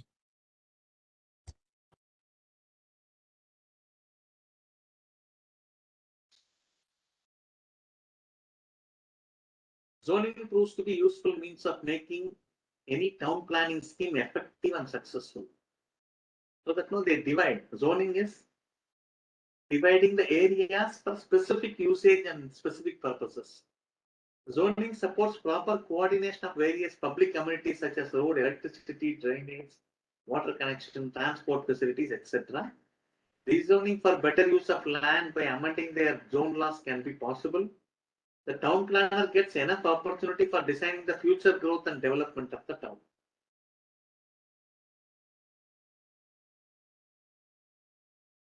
The first one is the zoning. Next is the building bylaws. Where is it applicable? When you're constructing a new building, yes, building bylaws are applicable. You can get a building plan approved only based on the building bylaws. When you're going for new construction, your plan has to be made based on the existing building bylaws. In case of an addition or a modification to the building,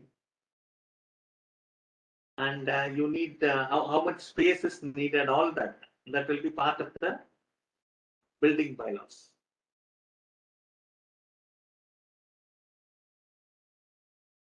The important controllable factors under DCR, it's the FSI. FSI is again same as FAR. It's some states say it is FSI, some say it is FAR. You know about that. Then it tells about the parking space requirements. It talks about the size of the plots. What should be the minimum size of a plot? If it's a residential plot, what should be for the commercial plot, all that. Then structural design and services. Provision for lifts. Structural design and services is like, if it's going to be multi-story building, a structural engineering should be approving the design. He should be doing everything. He should be doing a supervision, considering the safety of the residents in that building and also in the neighboring places. Then this talks about provision for lifts in case you're going to build a building more than 4 floors. They make lifts compulsory, and about the fire safety features and all that. This all explain the FSI. Think you know about it. I can make it fast. It's the area between built-up area and the land area. It's a ratio between built-up area and the land area. And the allowable FSI is decided by the government for a particular locality. FSI rules are usually based on the National Building Code, generally. How to calculate FSI is based on the National Building Code. But how much is allowed in a particular area, that will be defined by the DCR by your local authority. And as per the new DCR rules, balconies, stairs, void floor, flower beds and corners are calculated in FSI, and to compensate for the loss, the government has allowed compatible FSI up to 35% for residential and 20% for commercial developments. So though certain items, they have now brought under FSI. Like previously balconies can be excluded. Now they are saying balcony to be included. But they are giving some additional factors they are saying. But again, this is a state-specific thing. It may be there in your state or may not be there in your state. How to calculate it is given in NBC. Okay. Otherwise, what is allowed, what is not allowed, how much is allowed, all determined in the DCR.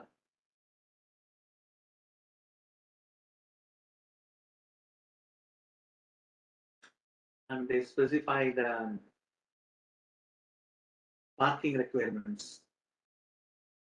The ideal parking size, they say as 2.5 by 5.5 meters. It's not square meter. There's an error there. Like it is 2.5 meters by 5.5 meters for a motor vehicle, for a two-wheeler. They give everything like this. How many parking spaces required for a building also should be based on the number of dwelling units. It should give provision for parking space nowadays. DCR insist on having a parking space. Otherwise, people simply park their cars on the roads. And again, this will also vary from state to state. Like they say the minimum size of a plot. They again classify it into low income group, middle income group, high income group. They say this is the range of area for the plots. Structural design and services should be executed as per the qualified structural engineer's design. And about the lifts, a building with a height more than 13 meters must have a lift from the ground floor. The minimum capacity of the lift should be 6 persons. This is the rule. And the DCR and most of the things, in the local state also, they will go by whatever is specified in the NBC, and maybe for extraordinary situations, they can justify they change it. If the building exceeds more than 3 floors, it needs approval from the. Besides, every floor with more than 150 square meter floor area and capacity of 20 plus people should have at least one doorways along the stair for the fire exit. It should be planned for the fire exit. Not only that, they have to get an approval from the fire department. The next topic is rent control laws. We will take that one after the break. Okay. Now the time is 10:54. So how much time we need break? 15 minutes, 20 minutes? 15 minutes. 15 minutes. So 15 minutes. Yeah. Okay, fine. 11:10. Okay. Okay. 11. Okay, thank you.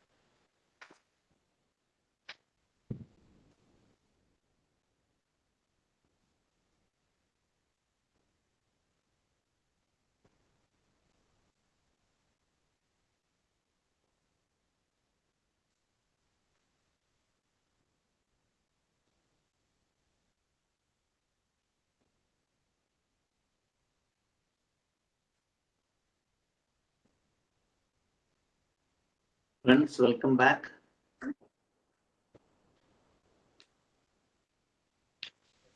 So the next thing we'll see is about rent control regulations.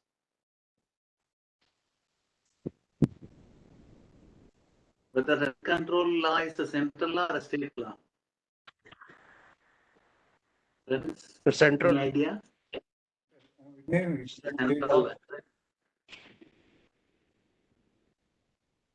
Sorry, I didn't get the second answer. Government of India, I think by the government of India. Is it related to state or to the center? Central.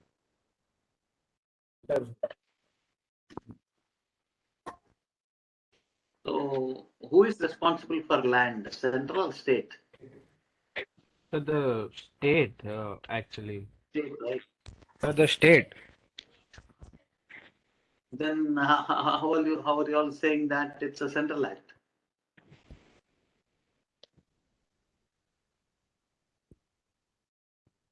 See, Rent Control Act is a state-specific act. There is a huge variation between the acts of the state. Maharashtra has some rent control regulation, which is very different from what Karnataka has, and very different from what Tamil Nadu has. So it's a state subject. Land is a state subject. It's a state act, but there is a central law. It's a kind of model law, like similar to Land Acquisition Act. They will give a model act, okay, and based on that, the states will be having their own variations within the limitations that are there. But before, see, this is about the latest Model Tenancy Act, which has come in 2000. I think it's 20. Let's see the year. I don't remember it exactly. We'll go there and see that. But when the syllabus was made, we were not having the latest Model Tenancy Act. It was talking about the old rent control regulation. I think it's of 1958. That's being spoken, but we'll have an overview of both. Okay, what was there and what is changed now. Both.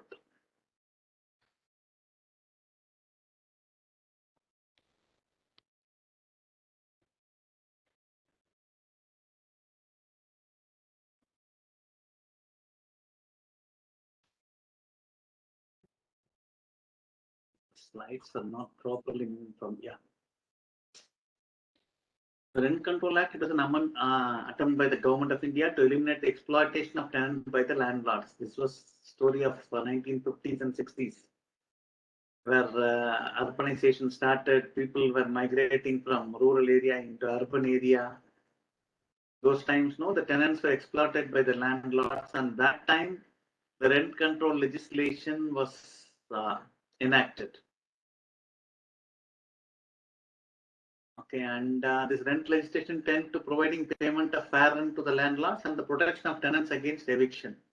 Those states always the landlords before this act, the landlords had upper hand, They will evict the tenants one fine day. They will come. They will ask them to go out. All that was there. So this legislation came up to protect the rights of the tenants. As per Rent Control Act, landlord is defined as, it includes the person who is receiving or is entitled to receive the rent of a building. Okay. They are defining the landlord that whether on his own account or on behalf of another, or on behalf of himself and others, or as an agent, trustee, executor, administrator, receiver, or guardian, or who would so receive the rent or be entitled to receive the rent if the building were let to a tenant. Basically, what it says is a person who receives the rent of a building which is let out to a tenant, he is a landlord. That's how the Act defines a landlord. And it covers everybody. It's not, it need not have to be the absolute owner of the property. It can be even an agent of the agent appointed by the original owner of the property. It can be a trustee, an executor. It can be anybody. The one who has rights to collect rent of a property which is let to a tenant is called as a landlord as per the Act.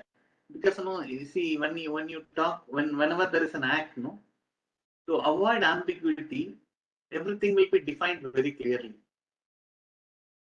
Otherwise, the person, the agent will say, I am not the landlord. Then everything can be misused. So they are clearly defining who is a landlord as per the Act. And similarly, they define a tenant. Tenant is any person by whom or on whose account rent is paid for a building, and including the surviving spouse or any son or daughter or legal representative of the deceased tenant. The one who pays rent or his legal heirs or any of his representative is termed as a tenant.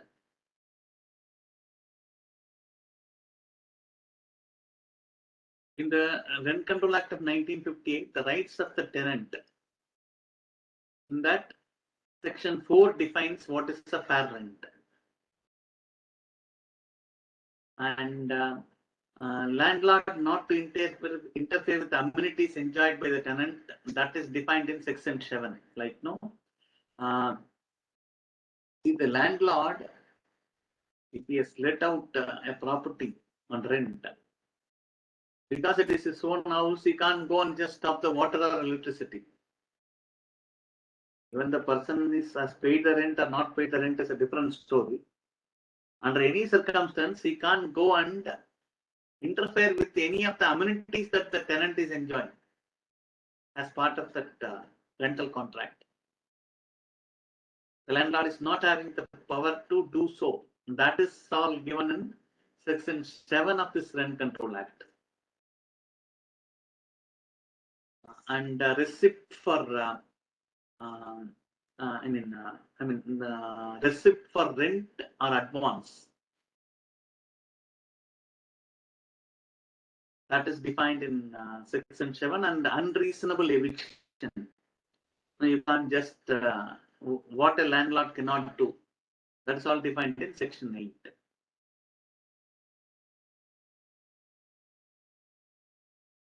Okay. First point, fair rent. Okay.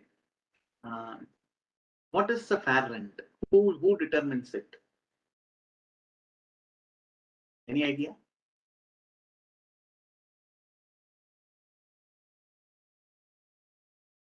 So owner of the building as per the market. Okay, that is actually called as contractual rent. Whatever the owner, the landlord and the tenant agrees and they come up with the agreement, right? That is called as a contractual rent. Beyond that, there is something called as a fair rent. Rent for the banking sectors? For the banking sector. Sir, the not bank really. makes property for rent, then the fair rent should be calculated. No, rent as per the. I'm not asking when you are. No, I'm not asking when you have to calculate. Okay, what you're saying is right. Okay, it is to be let out to a public purpose and all. They calculate fair rent. Who calculates it and how it is calculated?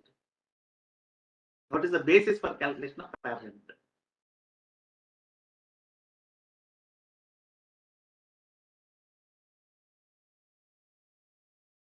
Okay, it is like this. Every state has its own rent control act, and that rent control act defines on how to calculate the fair rent. In some state, they use the word called as standard rent also instead of fair rent. Okay, but both means the same. There is a process or a procedure clearly defined on how to calculate it. In very short, if I can tell you, there are so many variations to this. In very short, it is like you have to calculate the value of the property, the land and the building. And if it is going to be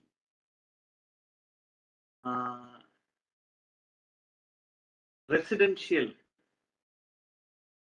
building, okay, it has to be 9% per annum, the return. Let us say you do valuation by land and building method and you find out the value of the property is 10 lakhs. Now, a particular, I am telling an example only, okay, the percentage varies from state to state. For a particular state, they say 9% is the fair rent per annum of the value. So if for 10 lakhs, then what is the rent per year? But the residential building? 90,000. 90,000. So divided by 12 is going to give you what? Rent per month, right? So that is fixed as the fair rent. I am telling in a very high level the process. There are so many variations if you go inside. How to calculate the value is also defined. Which rate you should adopt for the land, what rate you should adopt for the building, how the amenities should be calculated, what if the amenities are shared. Everything is defined as in the act. That procedure has to be followed and the value has to be worked out, and 9% is the rental value for a residential building, and in case of a non-residential building, it's a commercial building, it's going to be 12%, which is considered as the gross rent.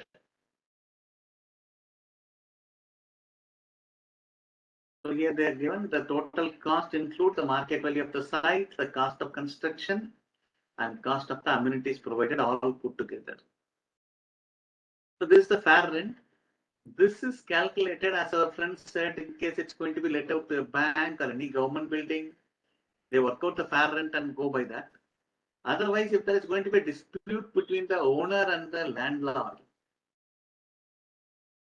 in such a situation, the fair rent is computed and the tenant is implicated to pay that fair rent if it's not going to vacate.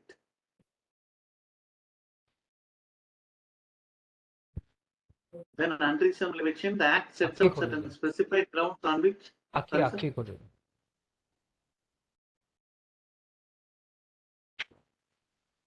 That's not for me. Okay. The act sets out certain specified grounds on which and which alone a landlord can evict his or his tenant, his or her tenant. Okay. When can eviction be done? That is also clearly defined. If you are a tenant of a premises, you have the right to protection if the landlord seeks to remove you from the tenanted premises for any reason, apart from the limited reason set out exhaustively in the statute. There are only specific situations where eviction is allowed, that too with a proper notice and after following so many other notices, information, all that only eviction can be done. How it can be done, under what situation it is allowed, is all defined in the Rent Control Act of those states.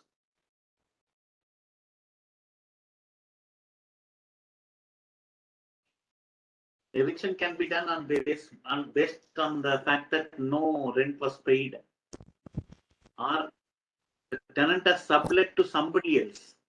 He has taken it on rent and he's given it on rent to somebody else. In such case, eviction is allowed.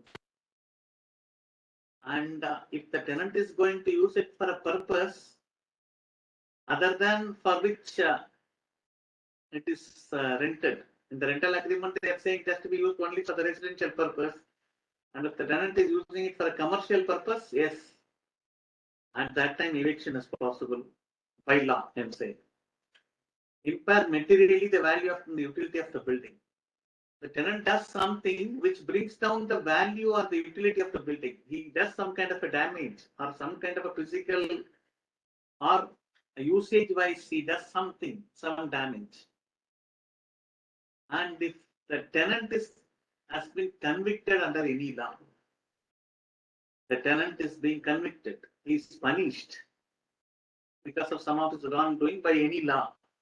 If he is punished, yes, eviction can be done. Nuisance to those residing in other portions of the same building. If the tenant is going to cause nuisance to the people residing in the other portions of the same building, yes. Denied the title of the landlord, landlord requires the building for his own occupation. If the landlord needs, he wants to occupy back, and if the person is saying it's not yours something, he creates a problem to the title of the landlord, yes, eviction is possible. Occupation has now ceased. See, he's not reside. The tenant is not residing here. He is keeping it under lock. Maybe the rent is very less. He is paying rent every month. In that situation, he can be evicted. He has to reside here. Otherwise, it can be eviction can be done. Even the rent eviction can be done. Sorry, sir. Rent? When the rent is paid to the owner, then also the eviction can be done if it is not occupied. Yes, yes. Okay. That's what the law says. That's common with see. Otherwise, no. See, people see the big problem in Bombay and other cities. Still, people hold some property because they have got it for a very low rent at very long back. They will be paying rent of 30 rupees or 40 rupees per month, and they would be holding it. As long as they live here, as long as the regulation stays, nothing much could be done. But if they are going to keep it under lock, they keep paying 30 rupees and no, they reside somewhere else, yes, it can be evicted. Okay, sir. Thank you.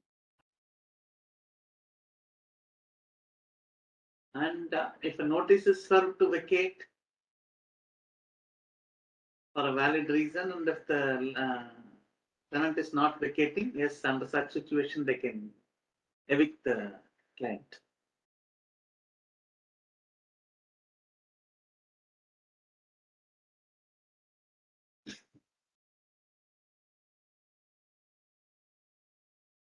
Deposit rent, but the address of the landlord or his authorized agent is not known to the tenant. He may deposit the rent lawfully payable to the landlord in respect of the building before the controller. There is a person called rent controller as per the act. He is an officer. In case a tenant is not able to trace the owner or his address, the tenant can go and deposit the rent the money of rent to the rent controller, saying this is for so and so person who has rented me, is not traceable. I am depositing the rent with you. He can do that.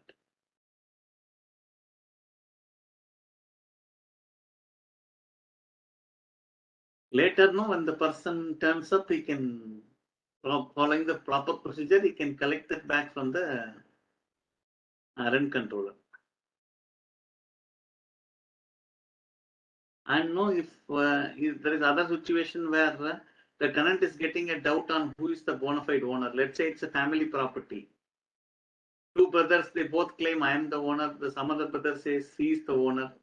In such a situation, the tenant will be confused, right? That situation also, he can deposit the rent with the rent controller, saying there is a confusion. I am depositing with you. You may give it to the rightful owner. These are provisions in the Act.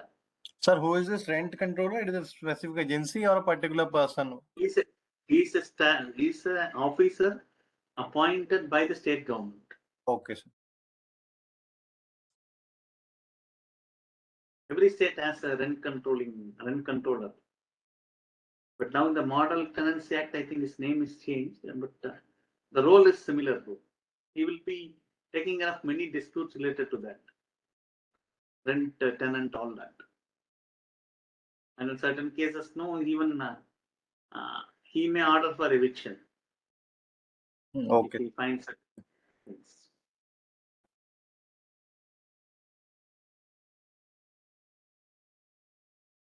The rental agreement or the lease agreement is covered by restrictive rent control laws. The amount of rent that can be charged is based on the formula devised by local executive, legislative, or judicial government, as the case may be.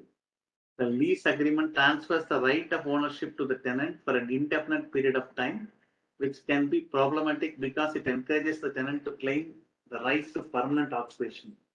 In numerous cases, tenants have refused to relocate. When brought to court, these cases can take 10 or 20 years to resolve.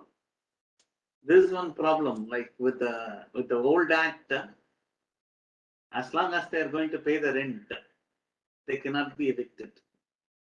Though your agreement is for a limited period of time, the law was in favor of the tenants that they cannot be evicted so easily. Yes, you can do it by going to the court, but it may take years like this. So many years, 10 to 20 years. So one generation only will change by the time. And that is why people have resorted to another technique. Lease and license agreement. Okay, this agreement only grants the tenant a license to occupy the property for a period of 11 months with an option for periodic renewal. This, if somebody is going to make an agreement like leave and license, there is spelling mistake. It's a leave and license agreement. This agreement only grants tenant license to occupy the property for a period of 11 months only. When you are making a rental agreement for 11 months only, first of all, it will not be covered by the Rent Control Act. Only if it is more than 12 months, no Rent Control Act will apply. That's why people now resort to this. Everyone will, you go for a house, they will say 11 months agreement. So after 11 months, automatically the rights of this person ceases. It's a leave and license agreement. After 11 months, he has to leave. But whereas in a rent control agreement, which is more than 12 months, only if he decides he will leave the tenant. As long as he pays the rent that is agreed, he will be just staying on there. So if it is 11 months, then the landlord may ask him to vacate. But if it is more than 11 months, then the tenant decides when he wants to leave. Is it?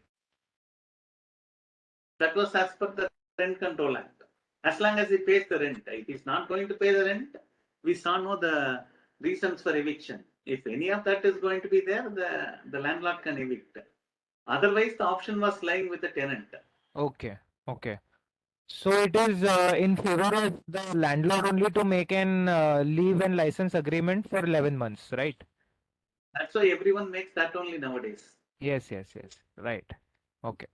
In same also, sir, this leave and license agreement is also made for higher period. Say more than 11 months, they are preparing for 2 years or 3 years. Then also the case will be applied that in between the landlord cannot evict the tenant. Yeah, see, till 11 months, if you are going to make an agreement, let it be leave and license agreement or any agreement, if it is for 11 months, it will not come under the purview of the rent control laws. If you are crossing the 12 months, no. Naturally, that act applies even for leave and license agreement. Okay, sir. It is considered as a deemed rental agreement only. Okay, like if it is in leave and license agreement for 3 years, it is automatically covered under rent control law, and landlord cannot Yeah, ask yeah. him to evict the Yes, property. yes, Right? yes. Okay. And not only that, you go for 12 months, there are other complications for you. You have to go and get it registered in a sub-register office. But if it's for 11 months, no, a registration is not compulsory. Even an unregistered agreement in a properly, in a sufficient stamp paper is fine. Some states say it is 20 rupees, some states say 100 rupees stamp paper. That's fine for 11-month agreement. Okay. Okay. So the previous Rent Control Act of 1958, which we said, was totally in favor of the tenants. So we have this Model Tenancy Act of 2021. The Union Cabinet approved this, and this is a Model Tenancy Act. Okay, this will be circulated to the state, and they have considered all the problems, and they have attempted to make a balanced act where the rights of the tenant is also protected, as well as the rights of the landlord is also equally protected. They have made such a model act, and now it's up to the state to have something, their own act based on this Model Tenancy Act.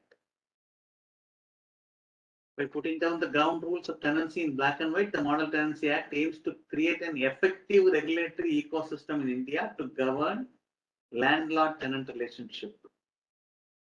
You see, 1958 to 2021, which is about 70 years.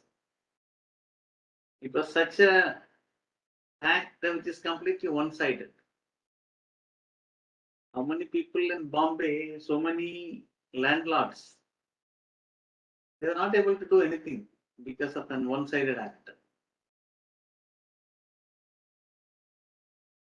The relationship between landlords and tenants has been tainted due to trust issues in the past, as there was no uniform rental housing law in the country.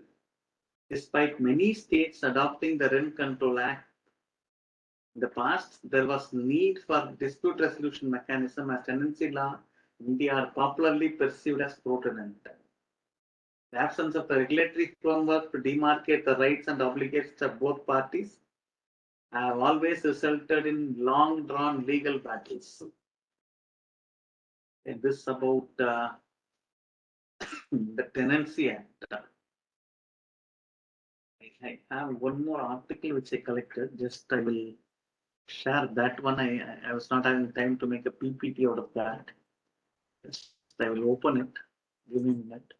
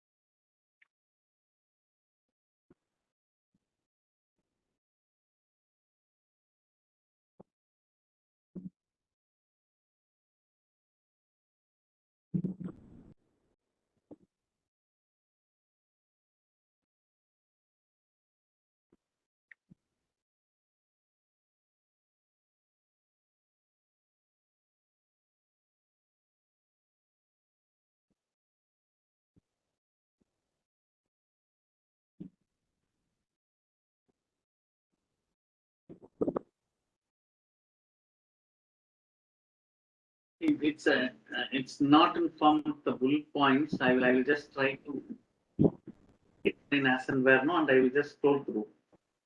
You need not have to read everything.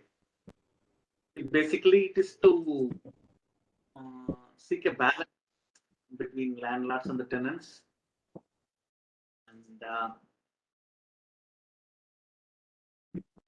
why it is needed now is there is a lot of housing shortage as far as urban, some big cities are concerned. See, a lot of people are migrating into cities, but shortage of houses. And that is why no slums get developed, and there are many challenges for the town planning. And that's trying to strike a balance. And because of the one-sided rent control laws, there are many people who own some big houses. They just lock and keep it. They don't give it for any tenant. Just because of this one-sided law, they were afraid. Just to clear all that, this act was enacted, where no proper balance is given for the rights of the landlord as well as the rights of the tenant. Again, it has all the provisions. No, the amenities and all cannot be stopped. All that the rights are maintained. At the same time, undue advantage by a tenant. No, that is all correct. If the landlord wants to get back the property, it is easy now. Coming to this new Model Tenancy Act. Certain state is yet to implement this Model Tenancy Act. Certain states have implemented, not all the states.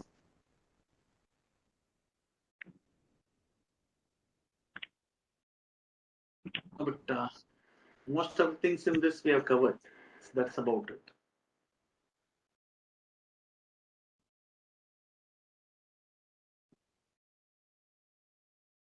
What is the change in this sector? Like it is implemented in Mumbai and Bangalore. So how landlord is getting benefited through this act? Like what is the change that we have studied earlier? Okay. See, in the previous act, no, we saw set of points for eviction, right? Other than that, if the tenant is continuing to pay rent, yes, sir, he cannot be evicted. Now, option is given for the landlord. If he wants his property back, he can give proper notice, and the tenant has to vacate. This is one major change and a major relief for the landlords. Okay. You can get back the payment of rent, giving notice, he can change. Yeah.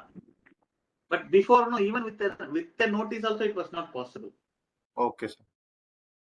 The option was you are at the will of your. But at that stage, the leave and license agreement is there. So it is already for 11 months. He can vacate in between and after the 11 months also. Yeah, it is there, but you can't do it for the ones who have already entered into these agreements, right? Once you enter for something more than 12 months. Okay, for that. So many situations. See, this knowledge was lacking with many people. And see, there are cases where there is no agreement, people would have occupied. They would have stayed for more than 12 months. They will have proof for that. Okay, sir. And they will claim that, yes, it is an oral agreement. Now, this act insists the agreement has to be in writing, the Model Tenancy Act. But the previous act, no, even an oral agreement is there, yes, rent control law is applicable. It was completely so one-sided. But it was done in 1958. That was the need of that time. But as times have changed, no, now they've changed it. Okay, sir. Thank you.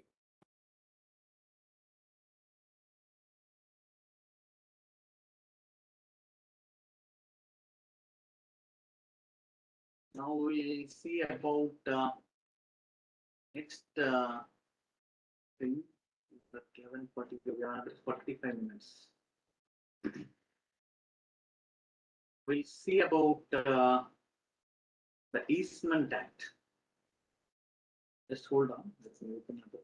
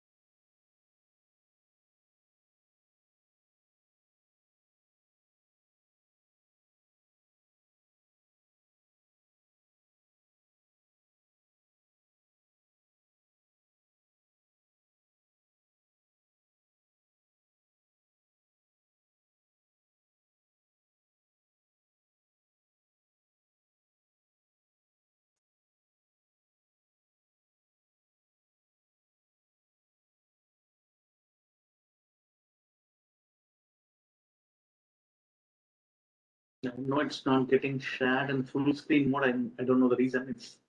It's somebody else PPT. I'm just trying to use it. This okay, right? Visible, right? The text is visible. Yes. Continue in this mode only, right? And because otherwise I have to restart that present PPT and PowerPoint and all. It's not coming in the full screen otherwise for me. I will go like this one. So tell me what is an easement? Whatever you know about it.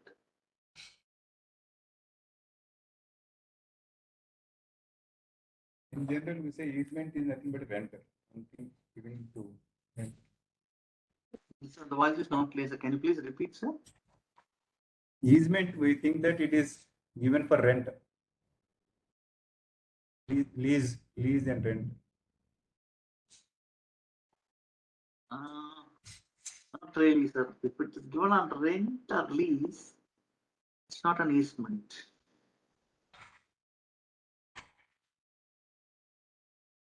If rent comes in, there is no question of easement.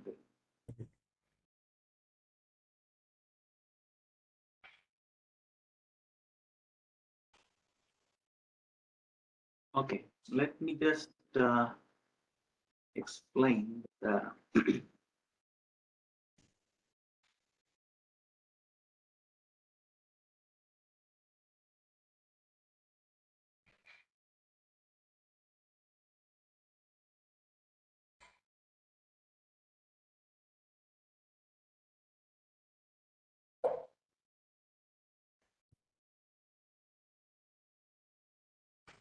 Okay, you're able to see something I'm drawing, right?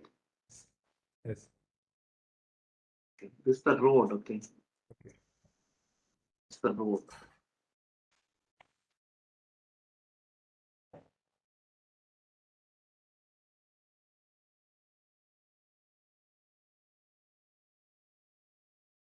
This is owned by A. It's owned by B. I'm sorry, the handwriting with the mouse and very difficult to just draw. Bear with me. Okay, this is the road. This is the land of plot. I mean, person A. This is the land of person B. Okay. Now, person B is not having a direct access to a public road. Okay. So he is taken permission or he is in an adjustment with A, and A is happily allowing him to use way like this. Sir, if you are not talking about the class, please mute yourself, sir, please. So he is using this pathway to get into his land. He is just give me a moment, let me unmute. So Satyapal sir, can you mute yourself? If I have to mute, no, I have to just come out of this emotion. It may go off for me.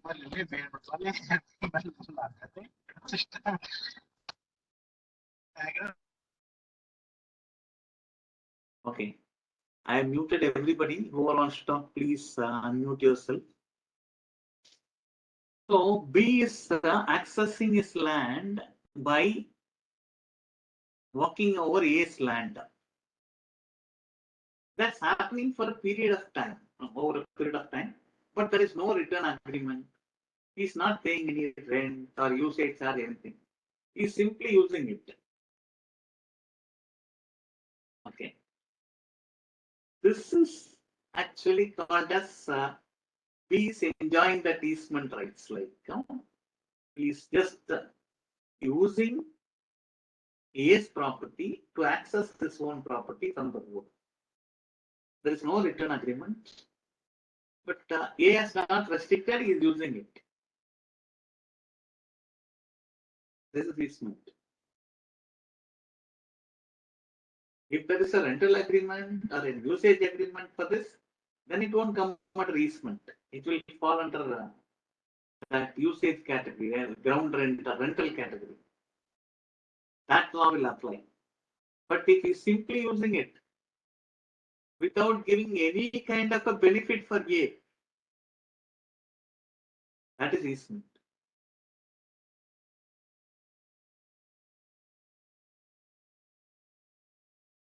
This is very familiar with the agricultural lands across India in almost all the states. Sir, can you repeat once more? This particular thing, no? Yes. Giving way for others who are inside is very familiar with agricultural lands in India. If you see agricultural lands, you will have a road and there will be something. Only few people will have a direct road access. Yes, yes. Others land will be like like A, B, C, it will go on and on. Yeah. And everyone will be passing over others' land only. They will walk on the bund. We cannot stop that. Okay. No, sorry. Cannot stop They will that. give the This path. is easement right. Okay. I will come back to your question, sir. See, naturally, as you do this, let us say this is a newly formed plot. Okay, let us take that example. A is having his plot as vacant. B is using that pathway. I mean, using it as pathway. It's not a pathway. It's A's land only.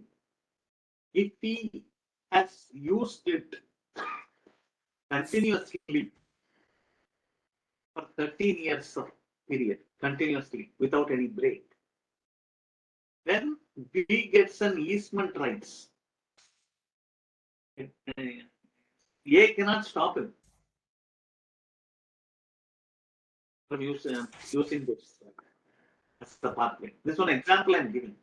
Even though there are many other cases of easement. Is it for 12 years or 13 years? Sorry, sir, can you come again? I used it for 12 years. You say that 13 years of uses. 13 years. More than 12 years, sir, which is More 13 years. Greater than 12 years. Yeah.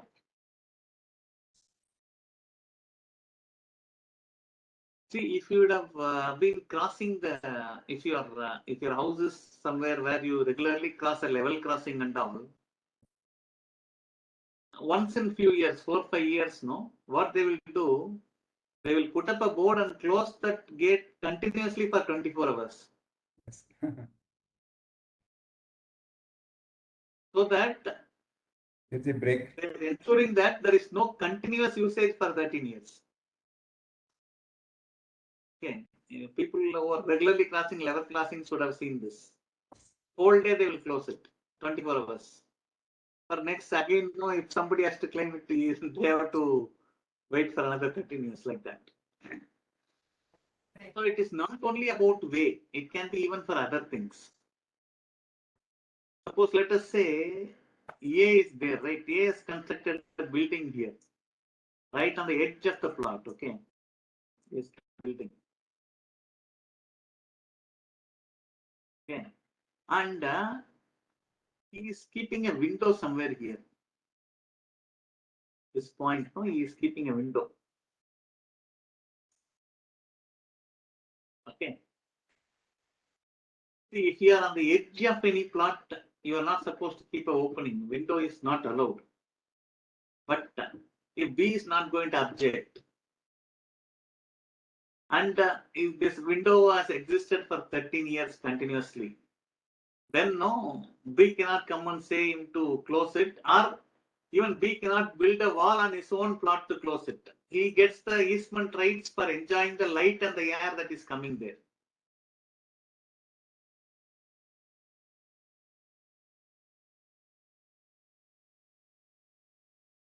Okay. So easement is for light, for air, for using it as a pathway, all that. Don't go deep into that. Just know the concept of easement. Okay, for our purpose. Maybe you can explore it further. I'm not saying no. There are so many things if you go inside it.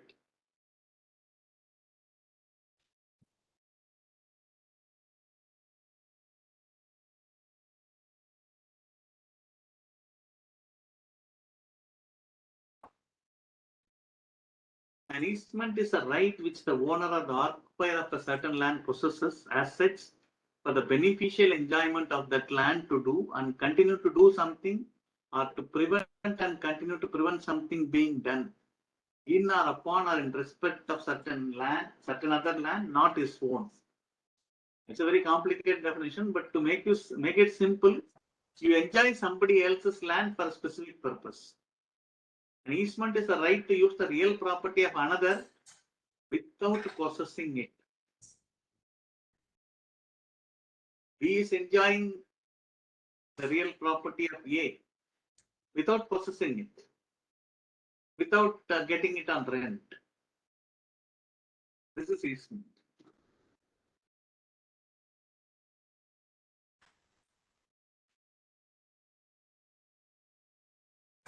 In fact, they are defining certain words.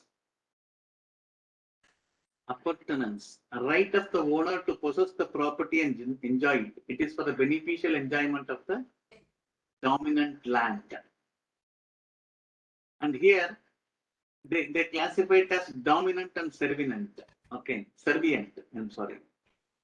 If you see the sketch here, okay, in whatever sketch I made, A and B got interchanged here. Forget that A and B. Whoever is enjoying this facility, right? They are called as a dominant owner, or that land is called as a dominant parcel of the land. Whoever is giving way to the other, they are called as servient. And whatever is discussed there is the right of way.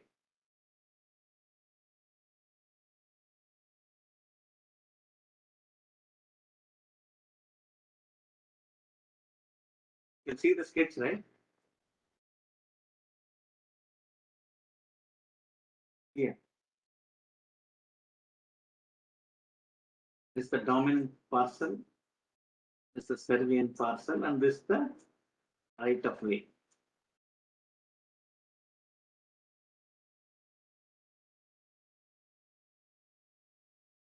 Appurtenance means it's the right of the owner to possess the property and enjoy it.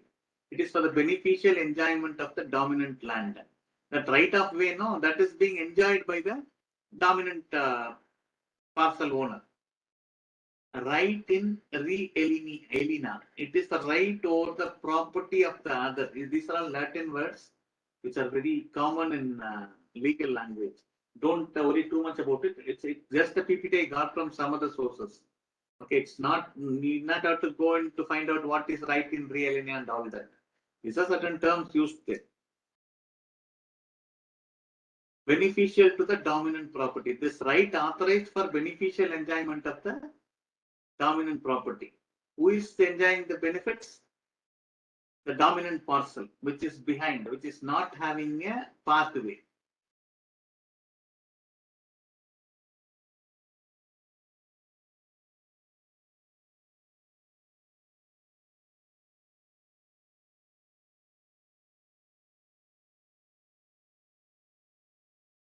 If an easement has to exist, there has to be a dominant and a servient tenement. Okay, there should be one person who is enjoying the other person's land. The easement must accommodate the dominant tenement. The right of easement must be possessed for beneficial enjoyment of the dominant tenement. Dominant and servient owners must be different persons. The right should entitle the dominant owner to do and continue to do something, or to prevent and continue to prevent something being done in or upon or in respect of the servient tenement of the land. That something must be certain or well-defined character and be capable of forming the subject matter of grant. So basically, it is enjoying the rights without actually having any rights in that. That's easement. They classify it as positive, negative, apparent, non-apparent. Non-apparent means it's almost invisible. The one I said about having a wind donor, it is a kind of non-apparent.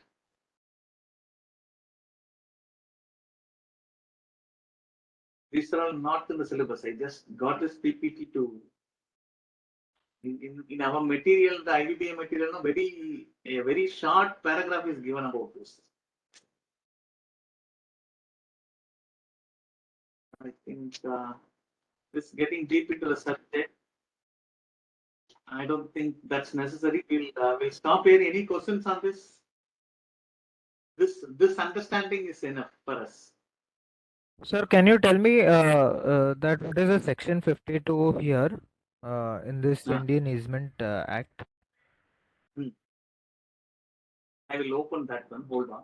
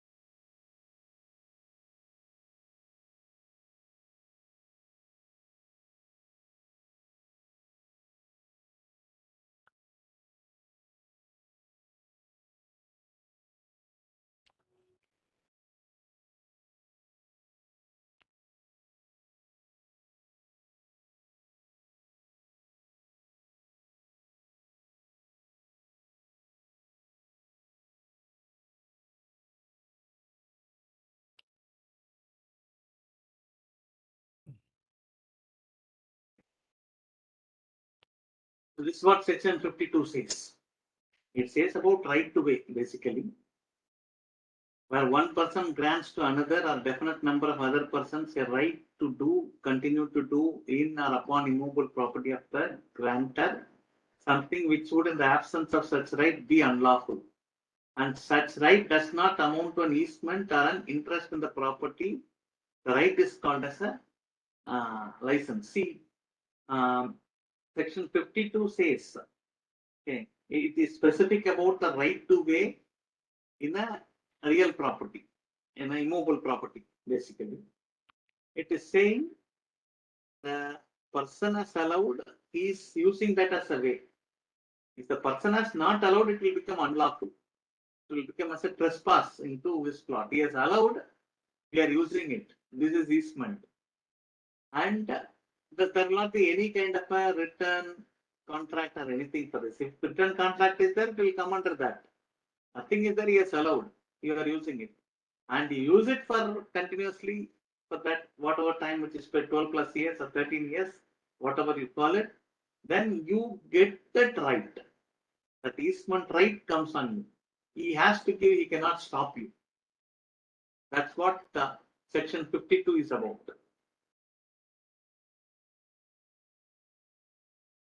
Okay, sir.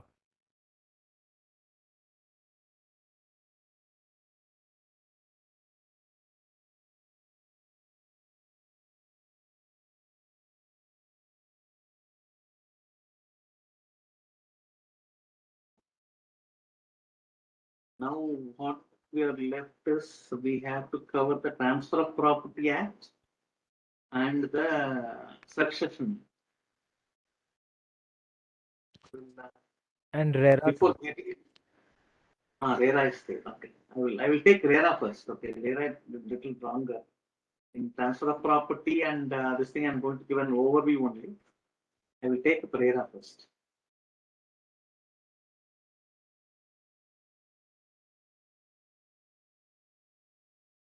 Can some of you tell about RERA? What do you know? It is there to protect the rights of a property owner against the illegal or something which the deeds which are done by the builder. Okay, proper. You mean a new buyer of a property? New buyer of the property. Yeah, okay. Sir, it also regulates the the manner in which the builder manages his funds for construction of buildings. Excellent. Excellent. It also controls on how the promoter or builder has to use the money. They have even went to the extent of having an escrow account. They have to park it in some account, and they cannot use it for any other purpose other than what it is intended for. So many controls are there on how the promoter or builder uses the money. Great. What else? What other protection it gives? The buyer can go to the court and sue the builder if he has not followed his promises, like completion of the project on time, giving him possession. That anyway was there. No? Going to the court was always there. You would have gone to the RERA even has before some RERA. affiliate jurisdiction for that. RERA, we can appeal in RERA, and RERA listens to the like court. It listens to the That's case. exactly the point. See, that's exactly the point. RERA itself has a dispute resolution mechanism. Yes, sir. Courts are always there. But the problem with courts is it may take 10 or 20 years for you to get a resolution from them. That's why this is a special authority which has a dispute resolution mechanism. They can, in case of a dispute, no, they have powers to resolve it. Okay, what else? They have also standardized certain things. Previously, no, they will say 5,000 rupees per square feet. Per square feet of what, they will never tell. Yes. Right. They will not tell. See, it was plinth area some time back. Later they changed it to something called a super built up area. Yes, Where sir. they will add the common area also, and they will charge you for that. Yes. All that now, whereas very clearly said, you have to sell with a clear indication of what is the carpet area. Yes, What sir. is that given to the home buyer? So they have brought some restrictions. Okay, we will see.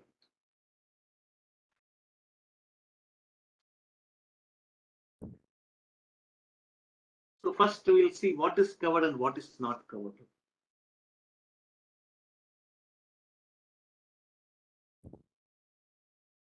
So commercial projects including shops, offices, showrooms, godown exceeding 500 square meters. That's covered under RERA.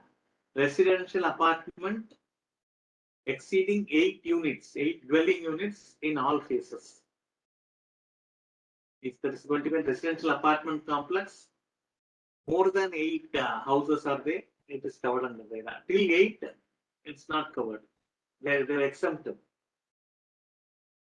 Plotted developments exceeding 500 square meters. If they're going to make a layout, it is less than 500 meters, it's exempted. Otherwise, RERA comes in. It has to be compliant with RERA regulations. Projects developed in phases would require registration for each phase separately. They say no, phase 1, phase 2, big builders.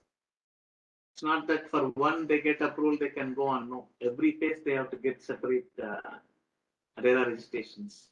Ongoing projects which do not have completion certificate prior to the commencement of RERA. Even ongoing projects, if they got completion certificate before RERA's, that they are given a cutoff date. Okay. Again, no, here RERA is an umbrella act. It's a model act given by the central government. Every state has its own RERA. You have MahaRERA, TN RERA, like that. They have their own variations. But the points I'm discussing are something very general. Don't go into specific on what it is, but try to understand what are the things that are part of RERA. Sir, if any plotted development is less than 500 square meter, but it is exceeding 8 units in all phases, will it be covered under RERA? Naturally. No. Plotted development and the residential apartment, they're two different things. Plotted development is, see, I buy a big piece of land I form road, I divide it into plots. Whatever based on the rules, I do it and I sell it as a plot. That is plotted development. Okay, sir. If I am doing this, if it is less than 500 square meter area, I need not have to go for a RERA approval. Without RERA approval, I can sell. If it is going to be more than 500 square meter, I have to take all necessary RERA approvals and then only I can sell these plots. Okay, this is separate. And and I'm a builder. Let's say I'm a builder. I'm promoting and I'm building apartments and selling it. I'm a promoter and a builder. Let's say. So if I develop an apartment complex up to 8 dwelling units, I'm exempted from RERA. They consider me as a small builder. If I am going to develop a complex with more than 8 dwelling units, yes, I have to go for RERA approval. So this is for buildings, this is for plots. So you cannot just combine both. Okay, sir. Thank you, sir. Yeah. And what is not covered? Projects which have received completion certificate prior to commencement of RERA. Redevelopment projects where no new allotments are to be made. Like no redevelopment projects, you would be seeing some old housing board apartments, 30-year-old. That will be in a condition to fall. All the people, all the residents, they come together, they vacate and they demolish and reconstruct. In that case, RERA is not applicable, provided they are not making any new allotments. See, they may have extra to be constructed, and if they are going to sell it, yes, RERA is applicable. If there are 50 owners for that apartment, if they are going to redevelop and there only 50 are going to take it, RERA is not applicable. They're exempt basically. Renovation, repair, not involving marketing, advertisement, selling, or allotment of any apartment or plot, it is exempted. Sale of ready to occupy property in a resale market, RERA is not applicable. You may not have to go for separate approvals. If I own a second, I own a plot, I have bought it 1 year back. If I am going to sell it, no issues, no RERA there. It's exempt.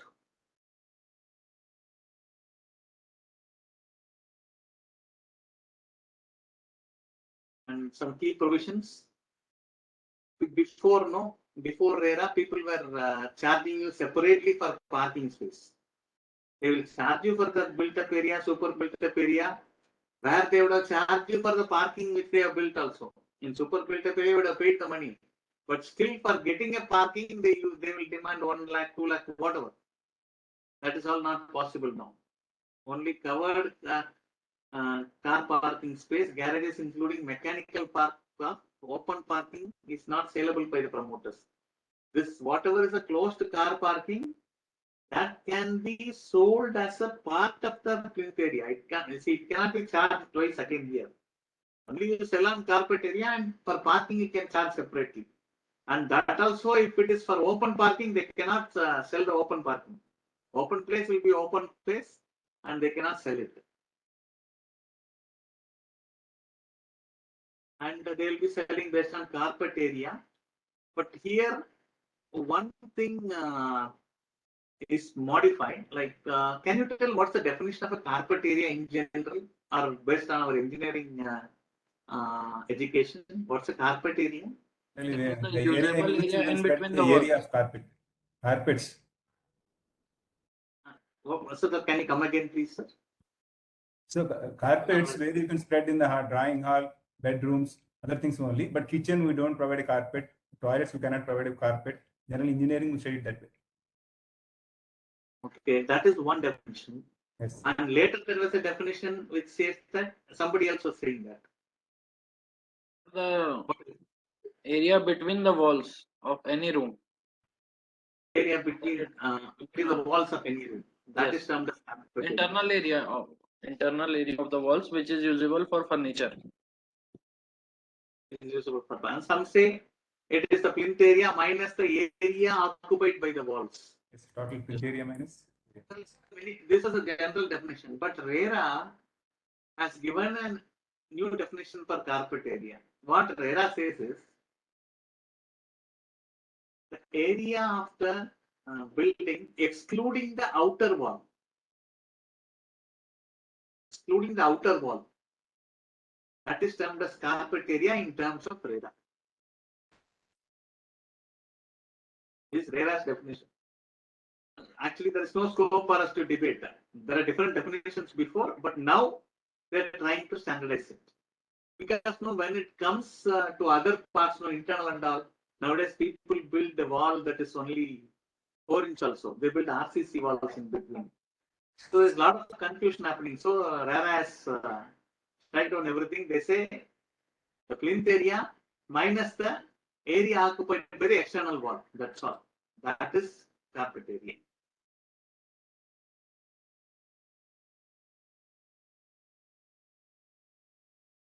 And in carpet area, they say external walls are excluded. Exclusive balconies, veranda areas, service shafts, terraces are not part of the carpet area. And they allow 3% tolerance this way, that way. Compulsory remeasurement of flat at the time of possession. The carpet area can be should be remeasured, and possession is to be handed over. And RERA also restricts the booking amount should not exceed 10%. When you book an apartment, it's going to be 1 crore. Maximum booking amount can be only 10 lakhs. The proportionate share in common areas, that is chargeable. Like you have common areas that can be charged, but it cannot be melded as part of the plinth area. It can be charged separately for other common amenities they are made. Deemed conveyance applicable within 3 months of completion certificate of real estate project if date has not been specified in the agreement of sale. See, like when initially what they do, they make an agreement and then they collect the money. Like you will pay the initial amount, stage by stage you will be paying the money. Well, the RERA gives an option for deemed conveyance, means after the work is over also, for some this thing, they will not register it fully in your name. They will hold on. But what RERA says, if completion certificate is issued for the apartment, after that the promoter will be given a 3 months time. If he's not getting it registered for you, it is deemed to be conveyed. It is deemed to be registered in your name based on the agreement. So you cannot cause undue delays for getting it registered. And they are giving a 5 years warranty kind of thing in case of any defects because of the quality of material, workmanship, etc.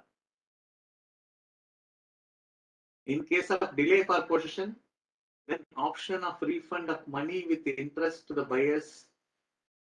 Like whatever, in case there is a committed time and there is a delay for valid reason, which is, reasons, there will be exemptions in case of certain extraordinary situation, like pandemic and all.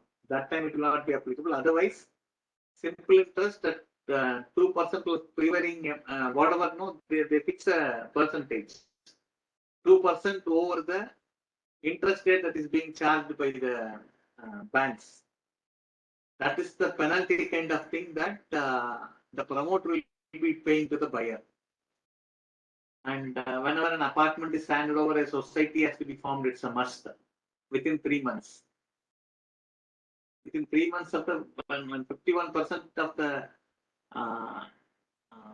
the apartment is sold, within 3 months a society has to be formed.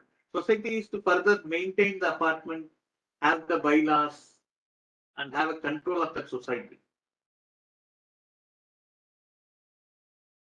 Extension of time can be given in case of extraordinary situations like war, act of God, any notice from the government, all that.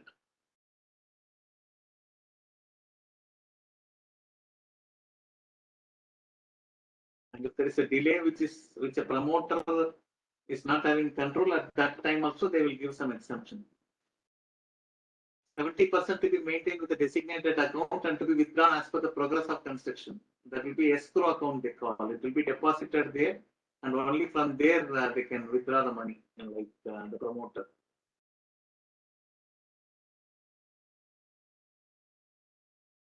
And I'm just because lack of time, I'm just trying to skip something which is not important.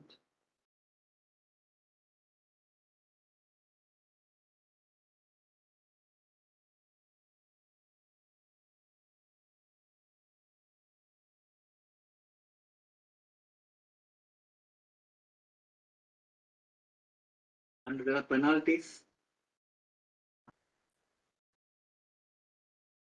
If they are going to sell a project without getting a RERA approval, they will be fined for that. So they cannot deceive you. Like no, if they are advertising, they definitely should have got an approval.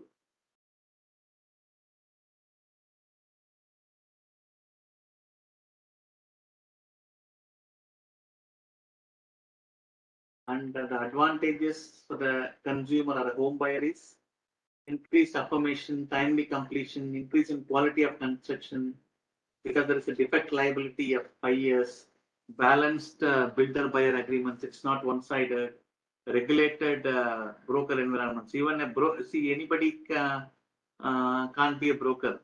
Even a broker or an agent has to be a RERA approved person now. Greater visibility into the developer's delivery track record, sale on carpet area basis, and what is missed for the consumer is timelines for approvals by the regulatory authorities are not defined. May lead to slight higher prices because there are so many regulations. The prices may go up because of this. And many new schemes may not be launched because of these regulations. So the supply will come down. Existing practice of soft launch may end due to restriction on the launch of project before getting approval. People do a soft launch, no, they will just advertise before even getting approvals. That is all. The people can't come and get a feel of this and all. Only after approval they can do. From the developer standpoint, now it is a more regulated real estate sector where there will be more foreign direct investments coming in. Then we have increased scope for eliminating casual operators, leading to a better organization of the sector. Greater visibility into the developers' delivery performances. Higher focus on project delivery. Overlapping, which generally result in project delays, may not be possible. And what is problematic for developers is the disproportionately coercive and may limit the ability. See, what they say, RERA is more powerful, which they say it's about getting into too much into the rights of the developer. That's what they feel. The capital reserve ratio of 70% and the restriction of 10% in the booking amount, they say it is a problem for them. And the multiple forms of dispute resolution couldn't facilitate that. Here now we have to go with RERA only, like for dispute resolution, only one source. Responsibility of buyers, developers are fixed, but responsibility of the government agencies are not fixed. There is no time frame given for how much time they will take to give approvals and all. That's what they are meaning here. I think we'll close the RERA here and we'll go into transfer of property archive. Before that, I just want to talk about the concept of will, which is part of the succession. Just I'm opening that. You have a session after this or lunch? We have lunch. We have lunch. Lunch at 12:30, is it? Okay, 12:30 to 1:30, they have mentioned the lunch, sir. 12:30 to 1:30. Just I may extend Okay. 5 to 10 minutes if No, that's no okay problem, for sir. you. Continue. I'll just highlight what is needed for you and what Yes. maybe now you can read through. This materials will be already shared with the coordinator anyway. Okay, sir.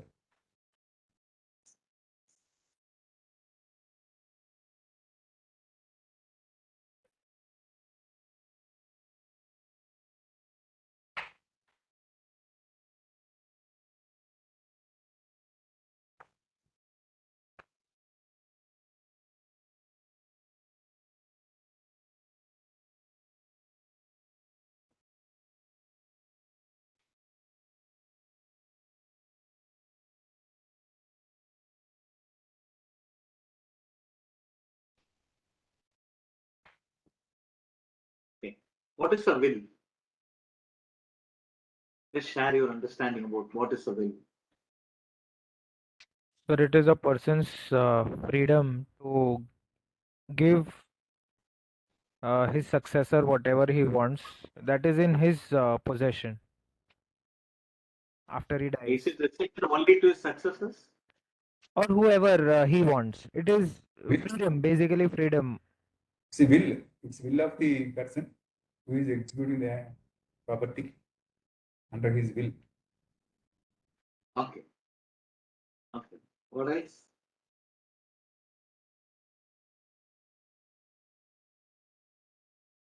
And what's the difference between you do a sale deed and you do a will? What's the difference there? So they write the will. Will is after the death, decease of death of the person will come into execution. But whereas the sale is the next day, as soon as it comes into the next day itself, the day it's to be executed, the property will be in the hands of the person who has purchased. Yeah, this is the most important difference between a sale deed and a will. See, if I make a sale deed today to somebody, the property is transferred today in that person's name. But if I make a will in name of that person, this will get executed only after my lifetime. This will get life only upon my death. Okay. That's the basic difference. This will, though I can write it today, it will come into force only after my lifetime.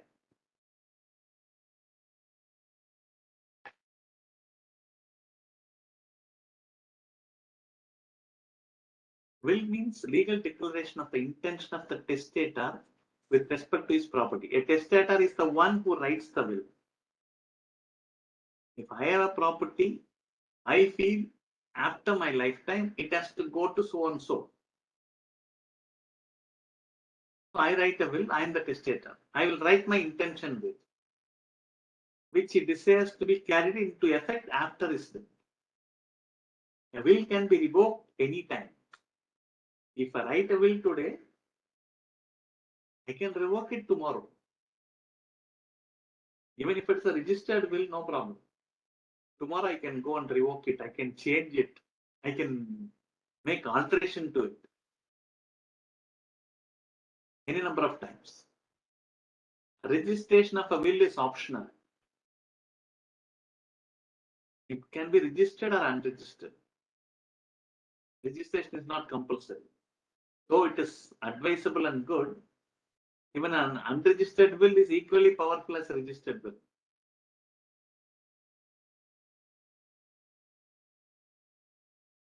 Characteristics of a will. Sir, can a registered will be revoked? Yes, yes. You can revoke it. You can revoke it by an unregistered will also. Revoking can be done by an unregistered will or a registered will, both. See, I am feeling that my property should go to X today.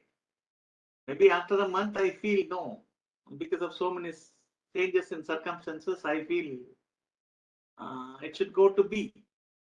Then I can change it to B. So then why register only, na? Okay. Registration ensures that I am the one who has executed it in front of a sub-registrar. Otherwise, the will, no, there will be two witnesses who have to sign in the will. They should come and tell that, yes, this person only has signed. To prove that it is signed by the right person in the right frame of mind. Okay. If you register it, it is more safer. Oh. Even if you don't register it, if you could prove it, yes, that's enough. Okay. Okay. And if you registered it, the other advantage you have is even if this original will is lost, no, you will have an opportunity to recover what is written. But if I have an unregistered will that is damaged physically or lost, nothing can be done. Okay. So these are the advantages by registering.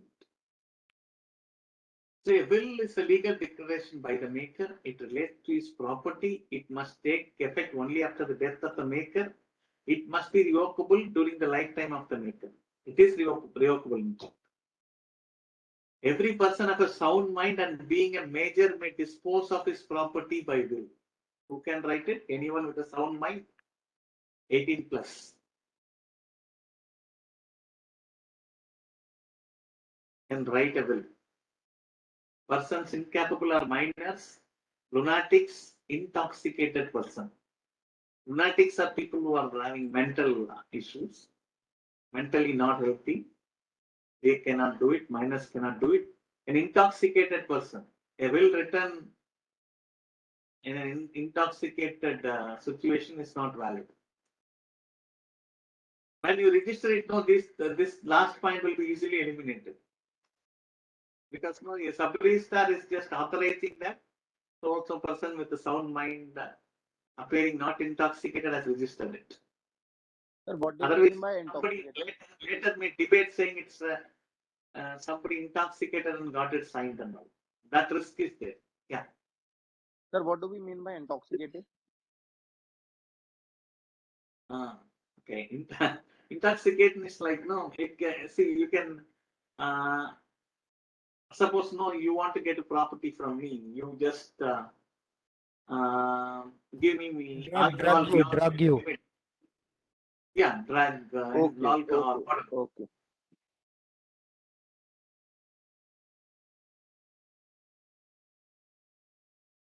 There is something called as a privileged will and an unprivileged will. This privileged will is a special option given for a soldier, airman, mariner employed in expedition, engaged in warfare, who completed the age of 18 years, dispose the property by a will. This type of will can be privileged will. Unprivileged will, when the executor is anyone else other than what was said, no, it is an unprivileged will. The privileged will, no, they are given option that even if they tell somebody, the soldier, airman, mariner, before they die, they say by word to somebody that my property has to go to someone.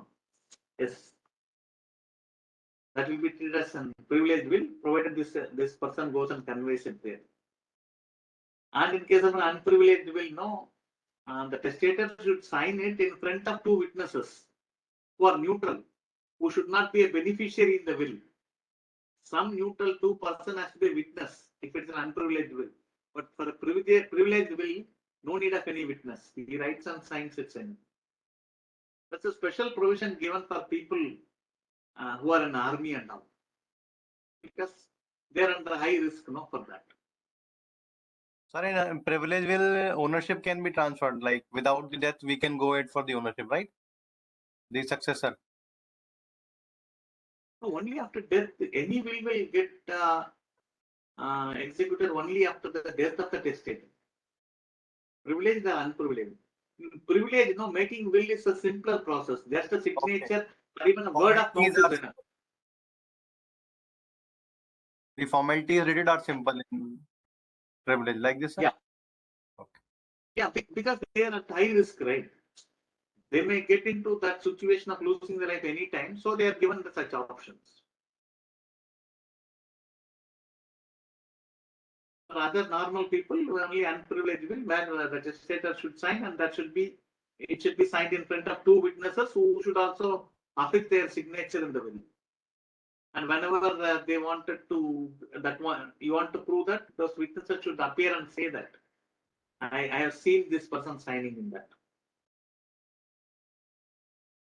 Okay, next is codicil. Codicil is an, you can say it's an amendment or a supplement to the will.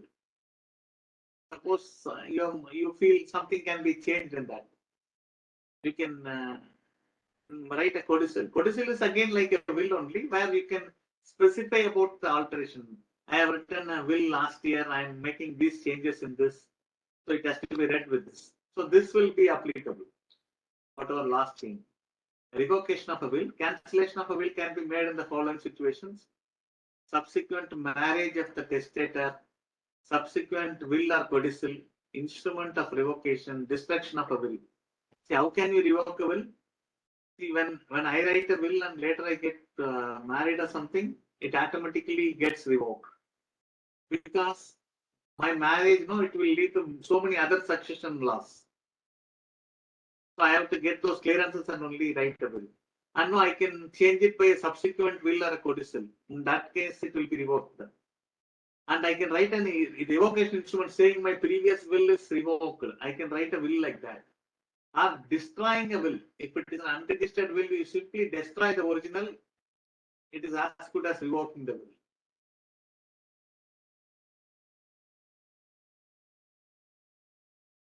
That's about the will.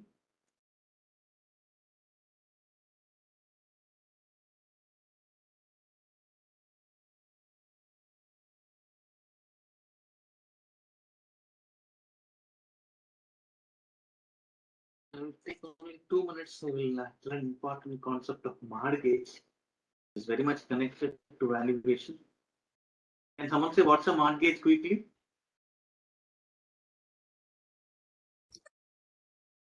Mortgage?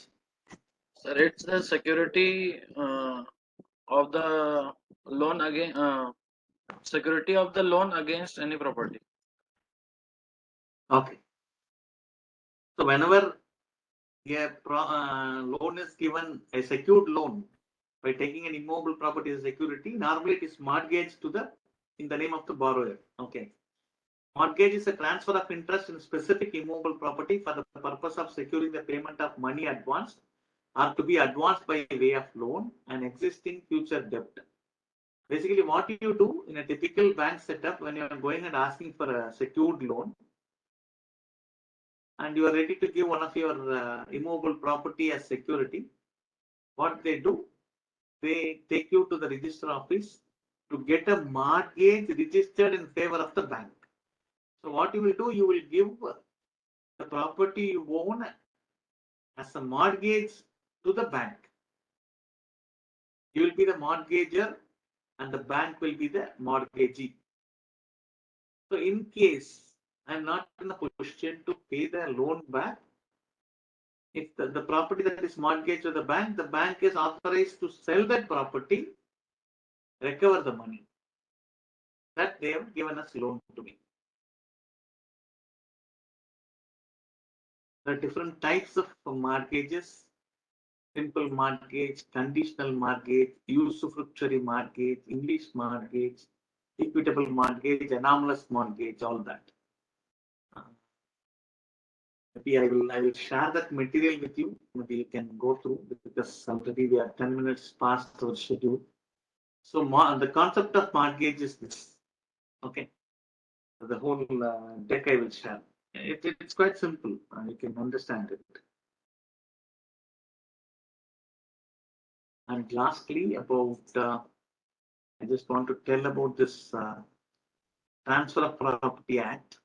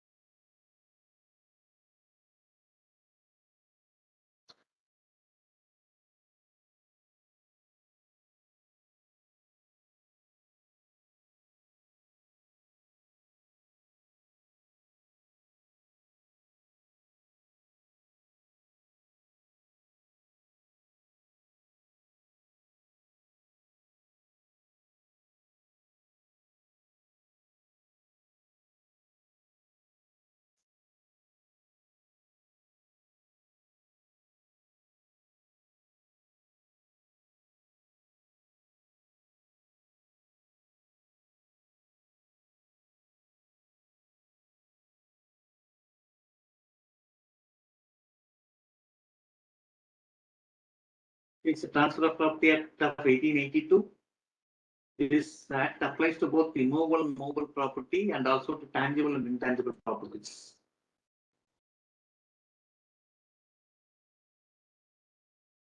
There are two parts. Part one relating to general principles of transfer of property, and part two related to specific types of transactions like sale, mortgage, lease, exchange, gift, charge, and actionable claims. The general principles of transfer, section 5 to 53A, is given in the section from section 5 to section 53A. Then the concept of sale is discussed between section 54 to 57. Like this, no lease, exchange, gifts, actionable claims are given. The Transfer of Property Act pertained to British India and outlined the legal procedure for transferring property from one person to another. The same act is used till today. Under this act, transferring of property needed to occur between living people, needed to happen in the present or future, and could be between single people or groups of people. Transferable property could be movable or immovable. When it comes to Transfer of Property Act, you have to remember it can occur only between living people. Will is not the part of the Transfer of Property Act. Okay.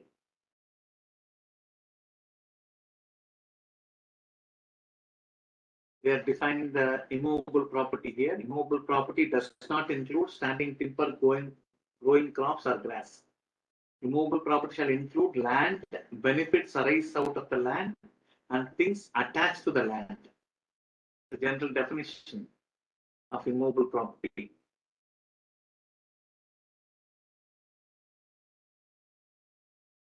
An act by which a living person conveys property in the present or in future to one or more living persons.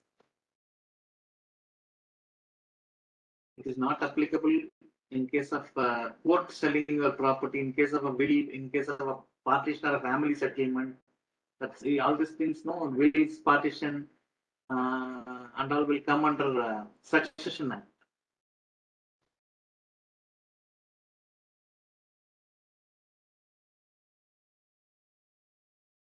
Who can do the transfer of property? Any person who are competent to contract. Means in the Indian Contract Act, they have defined who is competent to contract. He should not be a minor. He should be, again, no, we saw in the will, right? He should not be a lunatic. All that conditions will come here. Person with a sound mind, all that. And who is authorized to dispose of the property. Whoever has the right to dispose of the property, he can dispose it. If the value of the property is above 100, then only by a registered instrument. If the value is less than 100, no need of a registered instrument. Without a registered instrument also you can do the transfer. If the value is more than 100 rupees, 100 was fixed sometime in 1886, I don't know. But still the Act says that only. 100 rupees is the threshold for registration. If the property is intangible, only by registered instrument it can be processed. And during the transfer of property, there should be at least 2 persons who should sign as a witness. Even if you go to the office, nowadays also there will be 2 persons who will be appearing as a witness. Even their contact details are taken, because law says that there has to be 2 witnesses. Each must see the execute and sign a mark to that effect. They should see whether the person who is executing is signing, and they should affix their sign. It's not necessary that both are present at the same time. They may be at different places. It need not be that they should only see that together and all.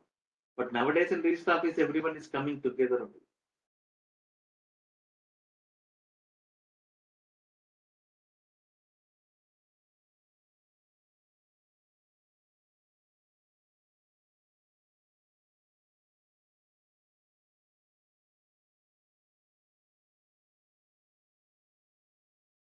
This all going deep into that. We have exceeded 15 minutes. Thanks, friends. I will be sharing all this material already shared with the coordinator. You can get it from him. In case you have anything, you can write to me. I have just shown my email ID before. I will just write it for you here again.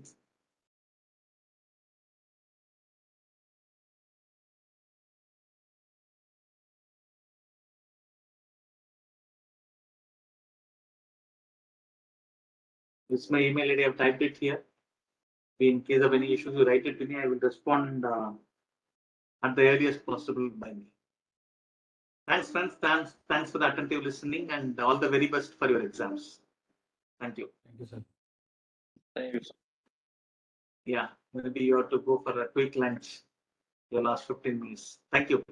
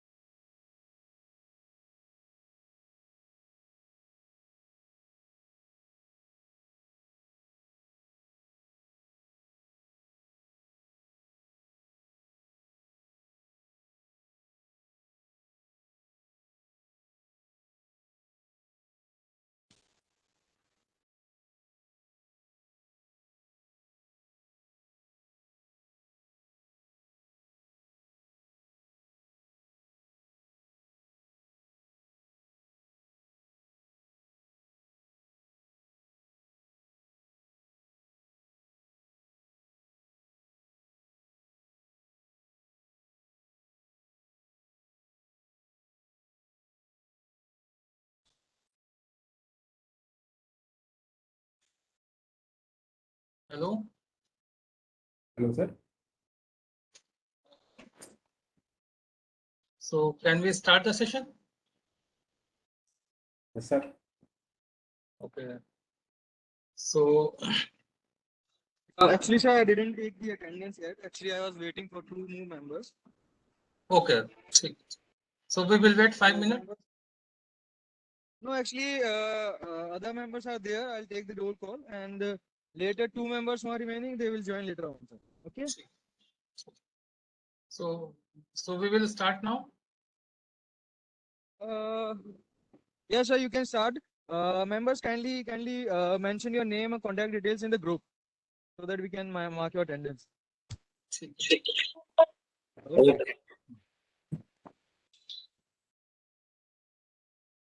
Okay.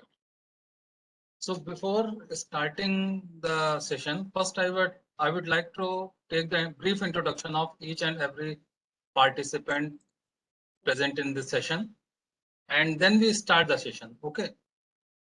And this session is actually divided into three parts. Actually, after 1 hour, we will take 5-minute break. And first session, we will present what is the real estate valuation, then a small question based on the examination. And in the end, we will do some numerical and discussion part. This is the outline of my session. Okay. So before starting the session, I would like to know the candidate who are present here, and then we will start the session. So first is Sivaram Raju sir. Present. Sir, hello. Yes, sir. Present, sir. Present. Then I'm not taking attendance. I Okay, just sir. want to know brief introduction. Attendance will take first. Okay. So, I am a professor in engineering college. Yes, Okay. section Where, sir? engineering. I'm aged 61. I am Okay. about to retire in the next year. So Okay. I'm taking this course. Okay. Okay. So I am also professor in Noida International University in Noida, but due to this evaluation work, I have given the resignation and starting this land and building. Okay. Then Viralji. Yes, sir. Good afternoon, sir. Good afternoon. I have done my BE in civil, and then I have done my MBA, and now currently I am in licensing of buildings in Mumbai, and even I plan to pursue valuation because it is a similar kind of a field, and it has many components common. Yeah. Okay. Next is Vikas Jainji. Sir, good afternoon. I have done my bachelor's of engineering from Bhopal in 2014, and currently I am a structural engineer in Bhopal, Madhya Pradesh. Okay. And So as a freelancer, I'm working, and I'm new to this valuation field. Okay. Just wanted to start this as a Okay. So career. when you have completed your BTech degree? The BTech was 2014, sir. 14. Then Naveen Chand Tripathi ji. Good afternoon, sir. Good I am afternoon. Naveen Tripathi. I have completed my BTech in civil engineering in 2012. After that, I was associated in some civil projects. Later on, from last 3 to 5 years, I am associated with Aditya Birla Group as a manager in technical services department. Okay. Presently, you are working in Aditya Birla Group. Right, sir. Based at Mumbai only. Okay. Ayushman Agnihotri ji. Ayushman. I think he muted the. Okay. Next is yes, Ayushman ji. Okay. Sir, I have done ME structural engineering, and I'm practicing from last with some architects and So presently, you are working in some way. Sir,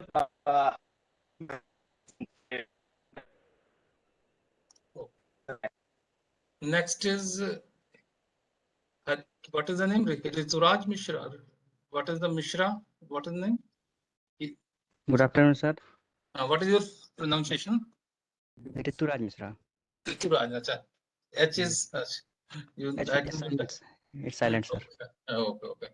So please, from where you have completed? I completed my BR from Lucknow and Masters from Delhi Jamia Millia Islamia So in presently, 2017. okay. Presently, Currently, where you are currently working? doing my own work. Okay. Ved Prakash ji, Kumar Ved Prakash ji. Hello. Hello, Kumar Ved Prakash ji. I think Pankaj Chauhan. Pankaj Chauhan.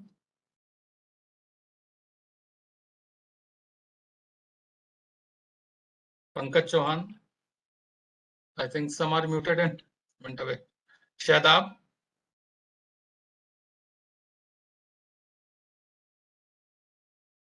Shivashankar Harsh. Shubham Baghel ji.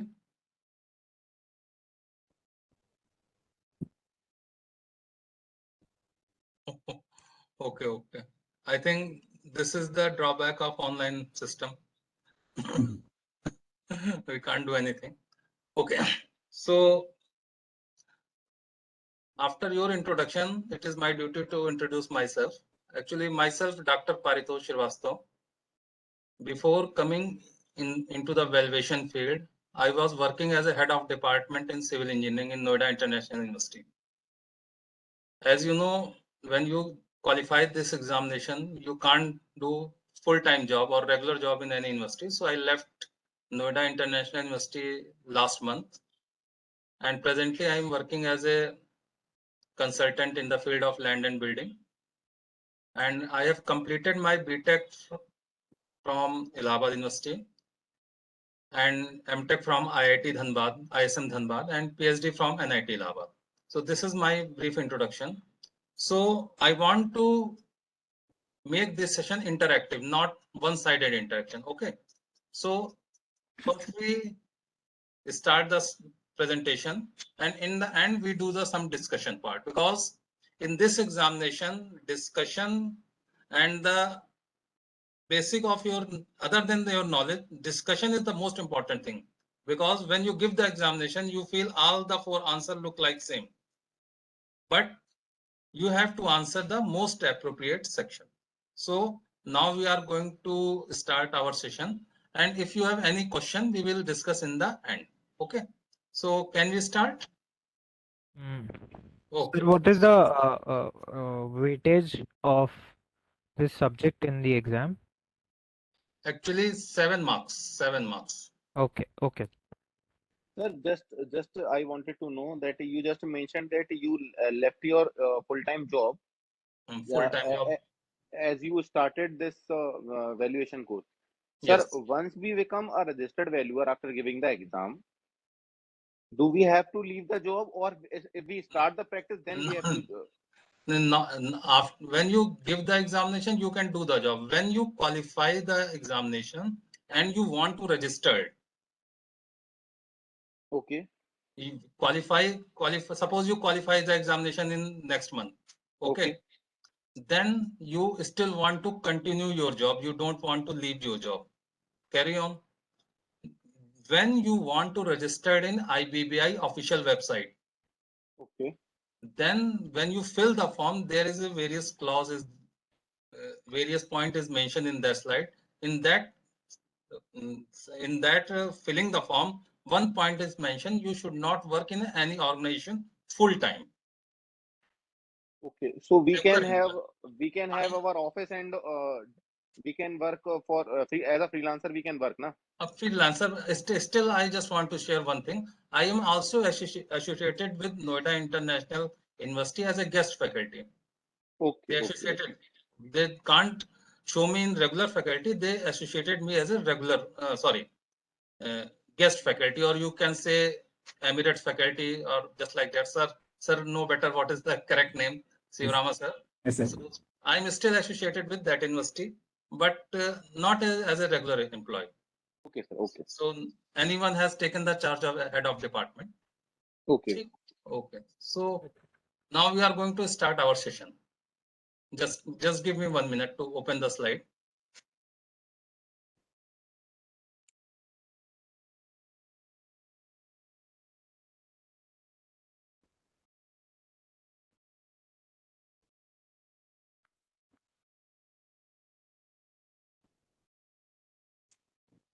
Just give me 1 minute. It will take 1 or 2 minutes to open the slide.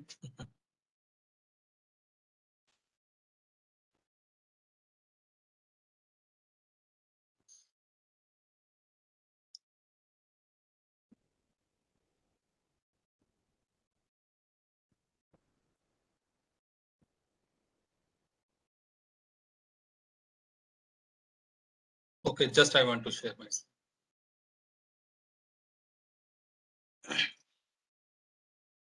So my slide is visible to you? Yes, sir. Now it's visible, sir. Okay. Is it visible? Yes, it's visible. Yes, sir. Okay. So now we are going to start our topic. Our topic is the valuation of real estate. So this topic, just a minute. This topic cover, these are the subtopic. What is cost, what is price, what is value, types of value, basic element of value, marketability, factor affecting the value, physical, economic, legal, and social things related to valuation, then highest and best use. These things already mentioned in your syllabus. I think you have gone through your syllabus. So all these things are mentioned in the syllabus, and these topic which you have to cover in this section. Okay. So now come to the topic. So first question is arise, what is valuation? What is the valuation? So in simple term, I ask to anyone, suppose Viral, what is valuation? Valuation क्या है? What is valuation? If someone asks कि आप valuation कीजिए, तो what you will do? Related to हाँ, बताइए. Valuation is basically the price that is related to the asset. मतलब Okay. उसका क्या मूल्य है ऐसा. Okay. ठीक है. Raju sir, what is your opinion about the values? If It's a market value of someone the asks, land and the assets. Market value of the land and assets. Okay. As and date. With the reduction of Anyone depreciation, other things. But Anyone salable value, else? salable value, you can say. ठीक है. Anyone else having some idea or suggestion? What is valuation? To calculate the worth of the asset in terms of money or social or anything like that. Yes. Okay. So you are right. Actually, suppose आप अपनी car बेचना चाहते हैं. Suppose you want to sell your car. So you want to exact and the correct value of your car so that neither buyer nor seller in the condition of loss. Okay. So exact value or perfect value can be considered as a valuation. So as far as definition is concerned, so it is saying it is an art of assessing the present value of the property. Okay. And these are the some common thing related with the valuation. What you will do in the valuation, you will want to estimate the fair price. What is the fair price? Fair value क्या होते हैं? What is the fair value? अगर आप कोई fruits लेने जाते हैं, कोई सब्जी लेने जाते हैं, there is a fair value. Neither it is too high, neither it is too low. जो सब्जी वाला बेच रहा है उसको भी लॉस नहीं होना चाहिए. जो आप खरीद रहे हैं आपको ऐसा नहीं लगे कि आपने ओवर या ज्यादा दाम दे दिया. That is the fair value. So you have to estimate the fair value. Okay. So now I think you can understand what is the meaning of the valuation. In valuation, you will try to estimate the fair value. Okay. So what is most important thing related to the value? Value will vary from person to person. For something, for some person, value of something is very, very high, and some percentage value is very, very less. Okay. So value depends upon four important things that is mentioned here. Value depends upon four important things: its utility, its scarcity, its marketability, and its demand. So what is the meaning of utility? What is the meaning of utility? How it is used or what usage it is providing. Suppose you purchase one car, and after purchasing your car running is very, very less. In month you run only 100 kilometers. So for you, utility is very, very less. Suppose second person is B, he purchased car and he runs 1000 kilometers per month. So utility for same car will be vary from person to person. It may vary from person to person. So how he will utilize that property, that asset or that good thing. So value depends on their utility. For that person, value of that car can be more as compared to your situation, because you are taking the car just to show the society and you are not running the car. Second term is coming, scarcity. What is the meaning of scarcity? What is the meaning of bataiye? To buy a Rolls Royce car, sir. Sir, it's availability in the market. Yes. Scarcity means kami. Scarce means kami. There are some, suppose I think all of you faces the phases of corona. One medicine, you also know the I forget the name. I forget exact name. Remdesivir. Okay. That medicine is very, very scarce, as you know. Then the price of that medicine may be 1500 or 2000, but in market, what is the value? People are getting that medicine 30,000, 20,000, 25,000. So now you can understand the meaning of scarcity. If something is scarce, then its value will be higher. Got my point? Got my point? Yes, sir. Okay. Yes, sir. Suppose another example, I think 10 years back, one flash flood comes in Uttarakhand. And in that Uttarakhand, people are selling water bottle of 1 liter having cost 10 to 15 rupees to 1000 rupees or 700 rupees. Why this? Because that water bottle is scarce in that area. If something is scarce, then its value will be higher. Got my point? Agree? Yes, sir. Now come to the third point, marketability.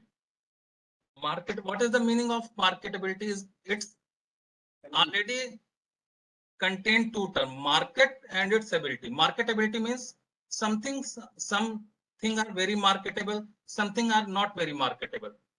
What is the meaning of marketability? Selling easily. Its ability to sell in the market, or its ability to, if you want to dispose that thing, it will easily marketability. So if anything having high marketability, then its value will be more.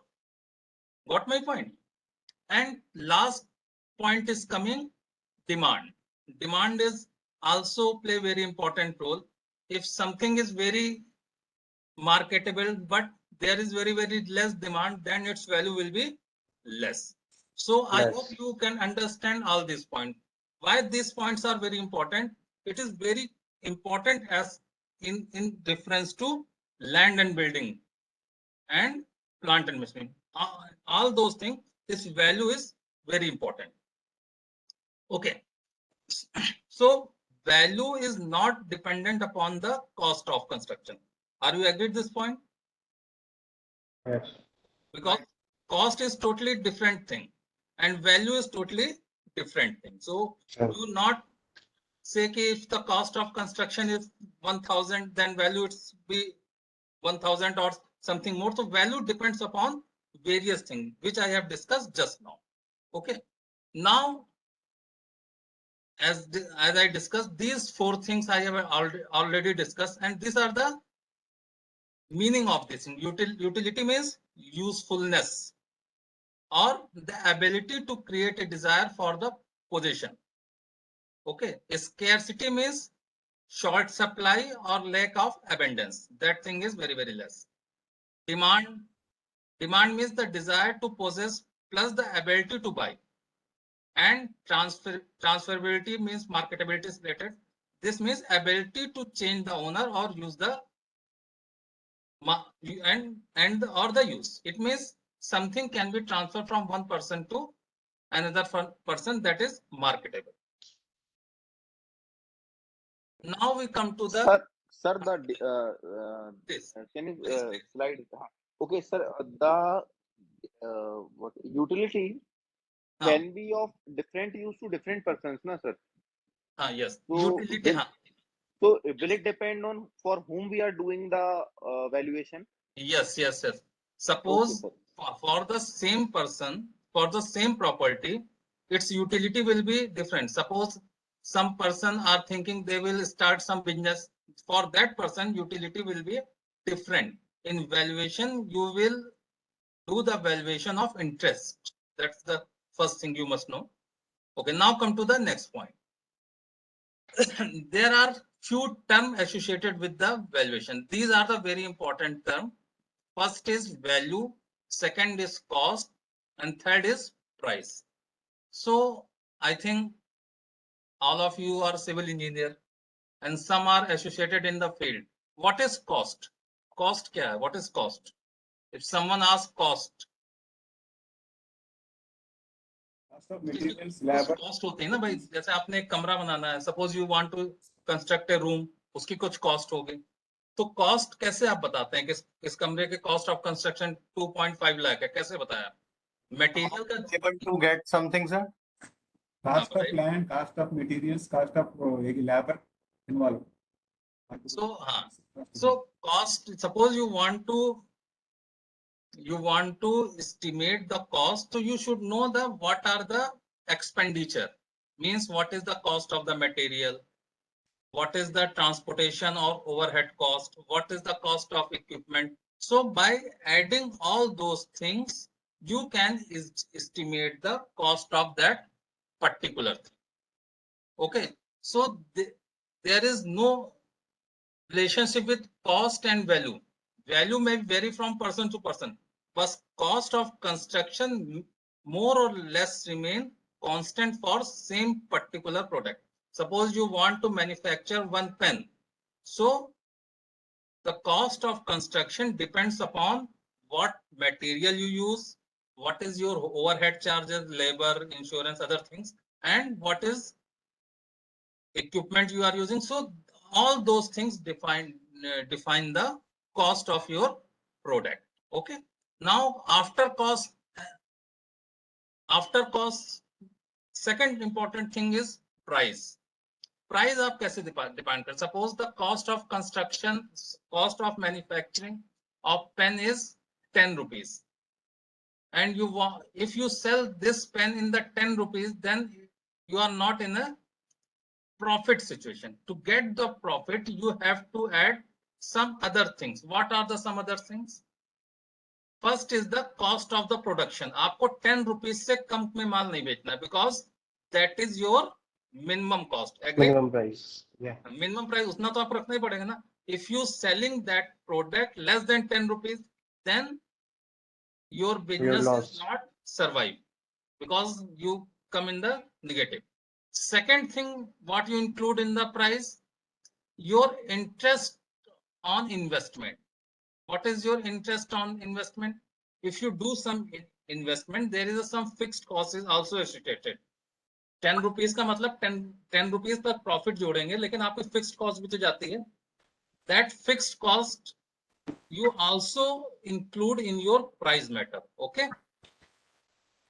Then profit vendor or contract. So for calculation the price, you add basically three things: cost of the production, your benefit, plus your fixed cost or your interest on investment. Then you decide the what is the price of that product. Okay.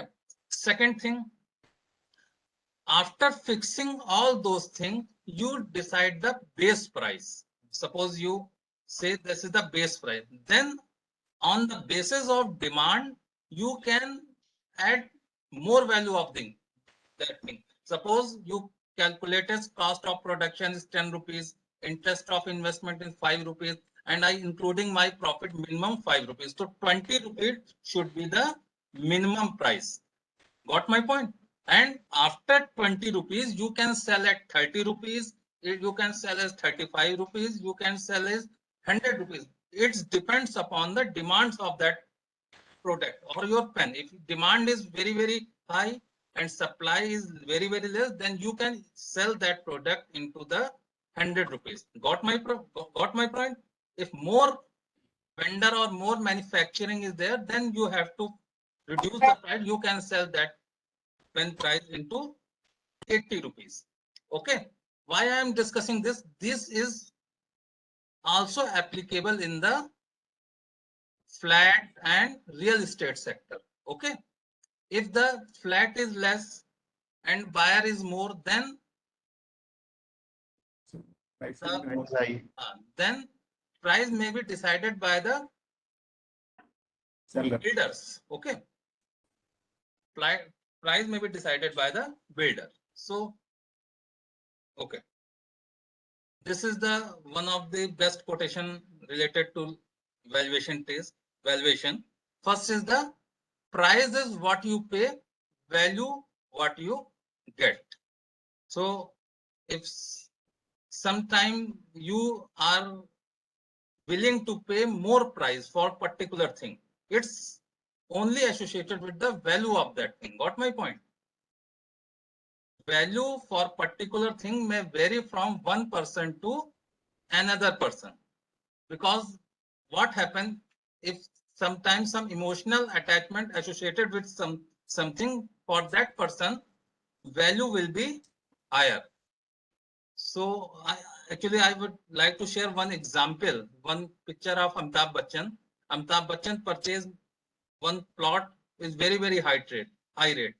And he says कि मेरी माँ का खून पसीना इसमें लगा है, इसकी value बहुत ज़्यादा. I forget the name of the movie, but I think you listen this line.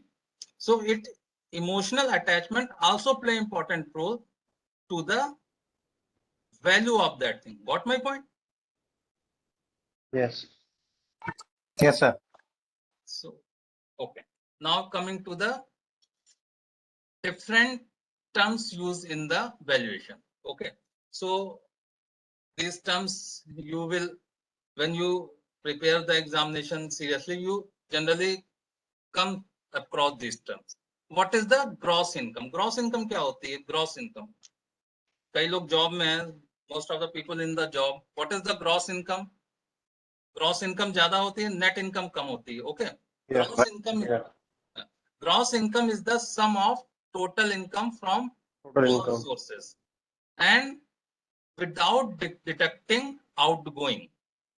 Outgoing means the things which is not, you are not able to utilize. So gross income and outgoing, these are the two important things. Total income from all sources without deducting outgoing necessary for taxes, maintenance, collection charges, etc. So most of the companies showing what is your gross income. After gross income, you have to detect your outgoing. What is the outgoing? Outgoing is, it is a kind of expenses. Expenses means some taxes, some repair and maintenance, some maintenance charges, some insurance, and these are the essentials. If you purchase some property, then you have to pay some taxes. Repair and maintenance also is important phenomena. So your net income equal to gross income minus your outgoings. Okay. Outgoing also includes loss of rent, ground rent, income tax. So outgoing you can consider it is a kind of expenses. Expenses in the insurance, expenses in the taxes, expenses in the maintenance, expenses, and other things can be included in the outgoings. Okay. Now come to the another important things related to the this thing. What are the various factors which affect the value of the property? So we will discuss one by one. First and the most important factor is the demand and the supply of the. So why demand of the property is always always higher? Can you give the one simple reason? Second reason is associated with the first one. Okay. Sir, the scarcity of land. Scarcity of land, you can't add the land ना, जैसे population बढ़ रही है, land का area थोड़ी ना बढ़ रहा है. You can't increase the area of the land, first thing. Second thing, as the population increases, then the production of agriculture goods must also be increases. अगर population increase होगी और food increase नहीं होगा, then what can be happen? It is a very crucial situation can be arise. Okay.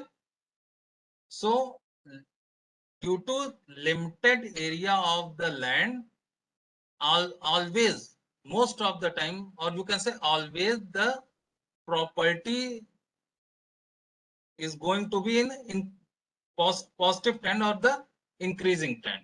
So first is the demand and supply. Supply is less and demand is more. So this factor affecting the value of the property. Then second is the rise is the population. Population is, you can easily correlate, population is increasing, so area per unit person is decreasing. Understand? Now come to the third point. Just a minute. Just a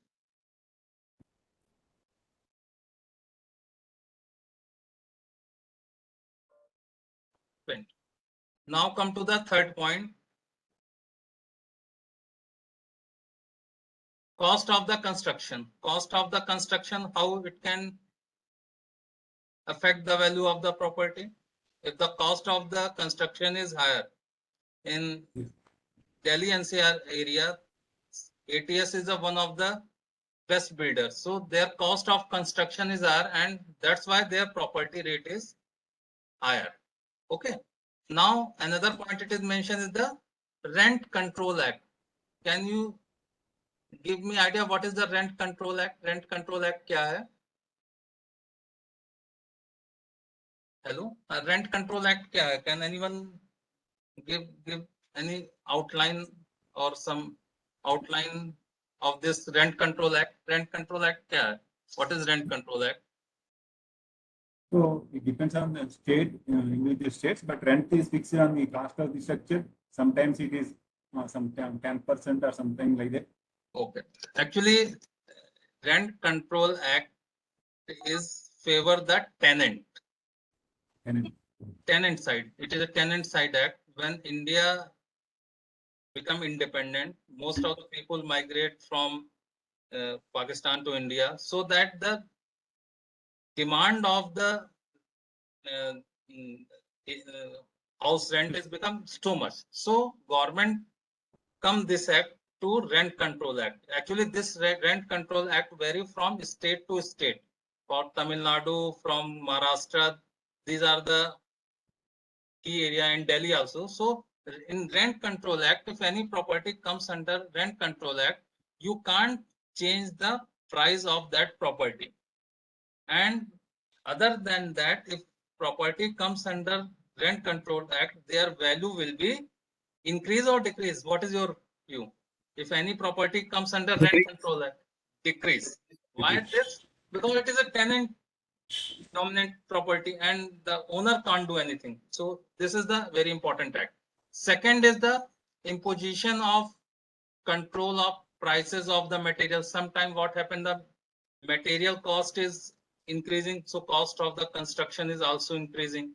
Then improvement of public schemes, sewer, water, electricity connection, and other things. So there are various factors which decide the value, but some of the factor I have mentioned here. Suppose you purchase one property and in next year some infrastructure like airport coming and some highway is going in that area, so that may increase the value of the property. I give you one example. I stay in Noida, and from Noida there is one airport is proposed known as a Jewar Airport. Jewar Airport is proposed and the work is already started. After coming of Jewar Airport in that area, Dankor area, the price of the land increases too much. Suppose before 10 years, if the price is 1,000 unit, now it is 10,000 unit. So everyone is expecting that this area is going to be growth phenomenally. That's why the price will going to be increased. Okay. Now we come to the next point. Sir, how bank interest rate increase the value of the property? Bank interest rate. Suppose most of the builder take the loan from the bank. If the bank rate will be higher, then value of the property will be higher for the purchaser. आप भाई जो builders है, they will never go for the loss, na? Okay. Right. Now come to the next point.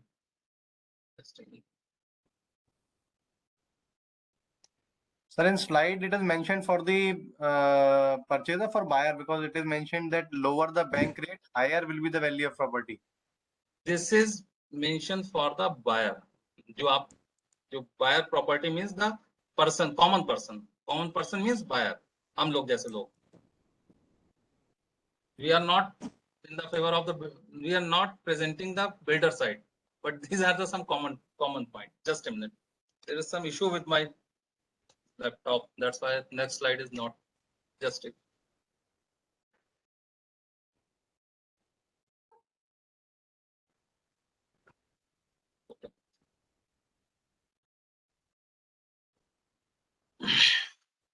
Okay. Now come to some more terms related to the valuation. Net income. I think you can understand. We needed not to discuss net income. Whatever the gross income minus outgoings. Outgoings means your expenses. One other term is coming is the perpetual income. What is the meaning of perpetual income? Perpetual income means income which you receive indefinite period of time. Suppose you have a land and you rented that land for 99 years or 75 year times of lease. So this types of income is considered as a perpetual lease. Means income which you receive in definite period of time. Generally 99 years or more years considered as a perpetual income, and this is very common in the lease term. When you lease your property for 99 or more years, then you get some rent. So that income known as a perpetual income.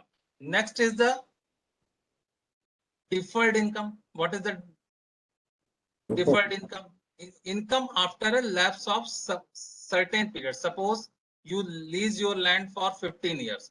After 50 years, then this time is over. What income you will earn, that is considered as a deferred income. Similarly, one term is the scrap value. What is the scrap? Hindi में बोलते हैं जो कोई चीज कबाड़ हो गई. What is the meaning of scrap? Yes, Vikas ji. Sorry, Naveen ji. Sir, ये deferred income actually I'm not getting. अगर वो lapse हो गया है, like income is तो बंद हो गया ना income आना, तो it will not counted. No. Suppose you have a parcel of land, you have a piece of land. Okay. आपने लीज पे उस लैंड को दे दिया है, ठीक है. आपने लीज आपकी सपोज 40 years की है. After 40 years, the income that person who is lessee, there are two terms, one is lesser, one is lessee. Person who is giving you income after 40 years, you can reutilize that particular land according to your own convenience. So that income is considered as a deferred income. मतलब उसकी income जो regular income आ रही थी lease period के बाद, आपने जो income gain की वो deferred income. Deferred का मतलब होता है deferred means after some period.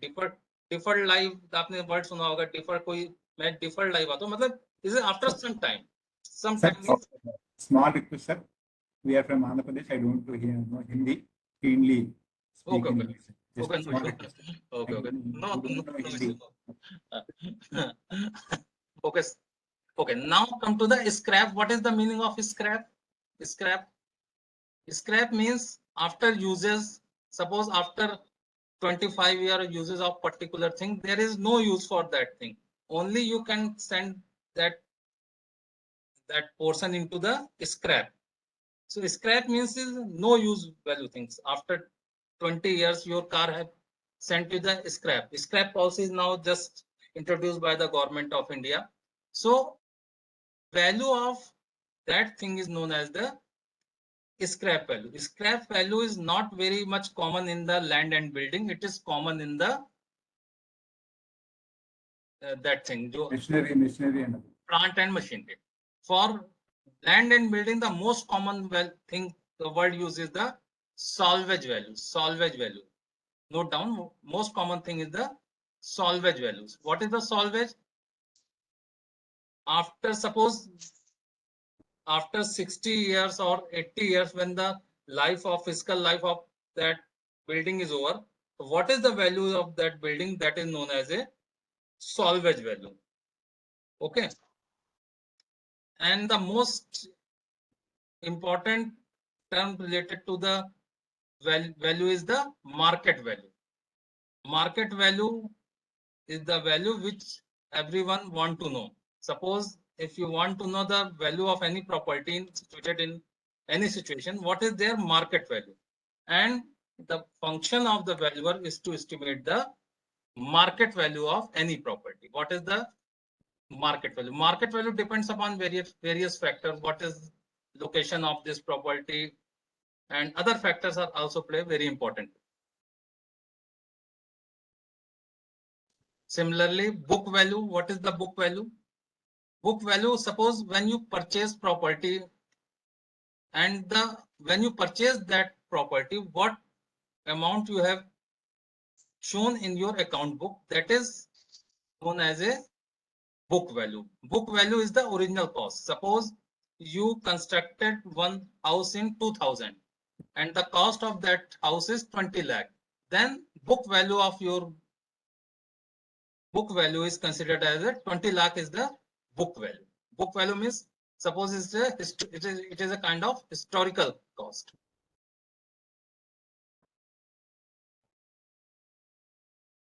Okay. Sir, suppose a person after 20 years, suppose a person purchases that property, then for him the big book in 21 lakhs, right? So the book value for him will be 21 lakhs or 20 lakhs only. Yes. Suppose after 22 years, some person purchased that house and he paid 21 lakh, not 20 lakh. Suppose he paid 50 lakh, 50 lakh usne diya. Then the value of book value of that person is 50 lakh, not 20 lakh. Okay. Okay. Now, after that book value, there are other value which you must know. Distress value. This is the term very common and very important. Distress value. What is the distress value? What is the meaning of distress? Stress. What is the meaning of stress? The pressure. Suppose. Yes, sir. Yeah. Please tell me. What is the distress value and why its value is generally less than the fair market value or the realizable value? Suppose you have one property and you have some financial constraint. So when you want to sell your property in quick manner, then it is not possible. It may be not possible. It may be possible. It may be not possible. You will not get good buyer for purchasing this property. So you can sell your property in the less price. So sometime due to financial constraint, you have to sell your property, and that value known as a distress value. Distress value depends upon various things: financial difficulty of the seller, old diseases, insufficient knowledge of the seller, some partner dispute, panic due to war and right, and civil conditions. So distress value is sometime you have to face in the real estate business. Okay. So any question related to distress value, when you do the valuation, you have to also give the value of what is the distress value. Generally, its value less than the fair market value. Okay. Sir, what factors we are reducing while calculating the distress value? Because our calculation would be physical, like what is visible and what are the basic things that we need to take care of. In distress, it is related to the sentiments only. Like I am in a hurry to sell that property. No, you are not in a hurry. You have some forcefully condition exists. No? You are not in a hurry. If you have sufficient time, it is better to sell your property. You better not to sell your property in distress value. But sometime what happen? Sometime what happen? Some financial constraint is coming. Suppose you have to pay some amount to some third party, or some dispute among the partners arise, or something happen. Okay, you want to sell that property in hurry. So that value is considered as a distress value. Distress value, you are stressed to sell that property. And your question, because you what? Sir, what is the significance of the distress value in our report? I mean, why we are going to mention it if it is going in a fair market value or something? Can you repeat your question? Just Sir, what is the significance of distress value in our valuation report? Actually, there will be constraints. So why do we have to mention our distress value in that report? Yes. Actually, most of the time we concentrate on the fair FVM, fair market value, FMV. But what is the meaning of, what is the significance of distress value? So it's just to show that if distress condition arise, then this value means less than fair market value, that property should not be sold. Otherwise, what happen? Some person will in a great situation or beneficial situation, and some person is a very, very difficult situation. So distress value is not good to one party, but it is very favorable to another party. Suppose you purchase one property in 5 lakh in distress condition, and someone sells that property due to distress condition having real market value is 1 crore rupee. Is it good or it is favorable to market? I again repeat the question. Not fair. I again repeat the question. I have property of 1 crore rupees. Okay, fair market value of 1 crore rupees, and I write down the distress value of 2 lakh rupees. Suppose. So what happened at distress value? Lot of person are agree to purchase that property due to this very, very less distress value. Then what happened? That is not good for other person property is, you can reduce the value, but not too much. It becomes just like a mitti or soil. Got my point? Sir, I got it, but in practical situations, does this happen that? Actually, this but I do 1 or 2 valuation, but I never find that distress value is not less than 10 to 15%, maximum 10 to 15%, 20% you can surrender. But I never observe distress value is very, very less, 5%, 10%. I never observe it. So I can't comment in this situation, but you can say 10 to 15% is very, very common. Okay. Now come to the another important term related to valuation, replacement value. Replacement value means when present value of property or portion thereof to replace at the current market rate. So we will do some calculation based on the replacement value. Similarly, another term is coming, potential value. What is the potential? What is the potential? What is the meaning of potential? This is very common in the academics. Some students are very potential student. Having many advantages. Means you are observing very bright futures and very good things. So some properties are very potential. So most of the person already know if any outskirt area are going to develop very fast. So you interested to purchase property in that area. Why? Because you observe there is potential in that area. Okay. Suppose one big IIT is coming in Patna Beta area. So people are observing that that area can be developed and can be growth is very phenomenal. So that is the potential value. Another term is coming monopoly value. What is the monopoly? Monopoly means can anyone explain what is the monopoly? Monopoly. Economics term. Actually, monopoly is the economic term. Many buyers, but single seller. Many buyers but single seller. But what is the meaning of monopoly? For single use.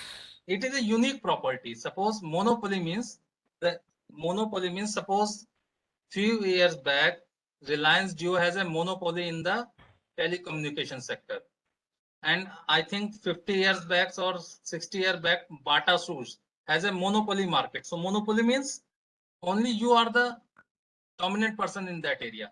Got my point? Yes, sir. So monopoly value means something is very rare and scarce, and due to that monopoly their value will be very higher. Okay. Then another term is coming sentimental value. What is the sentimental value? Sentimental value means some sentiment attached to that particular property. Okay.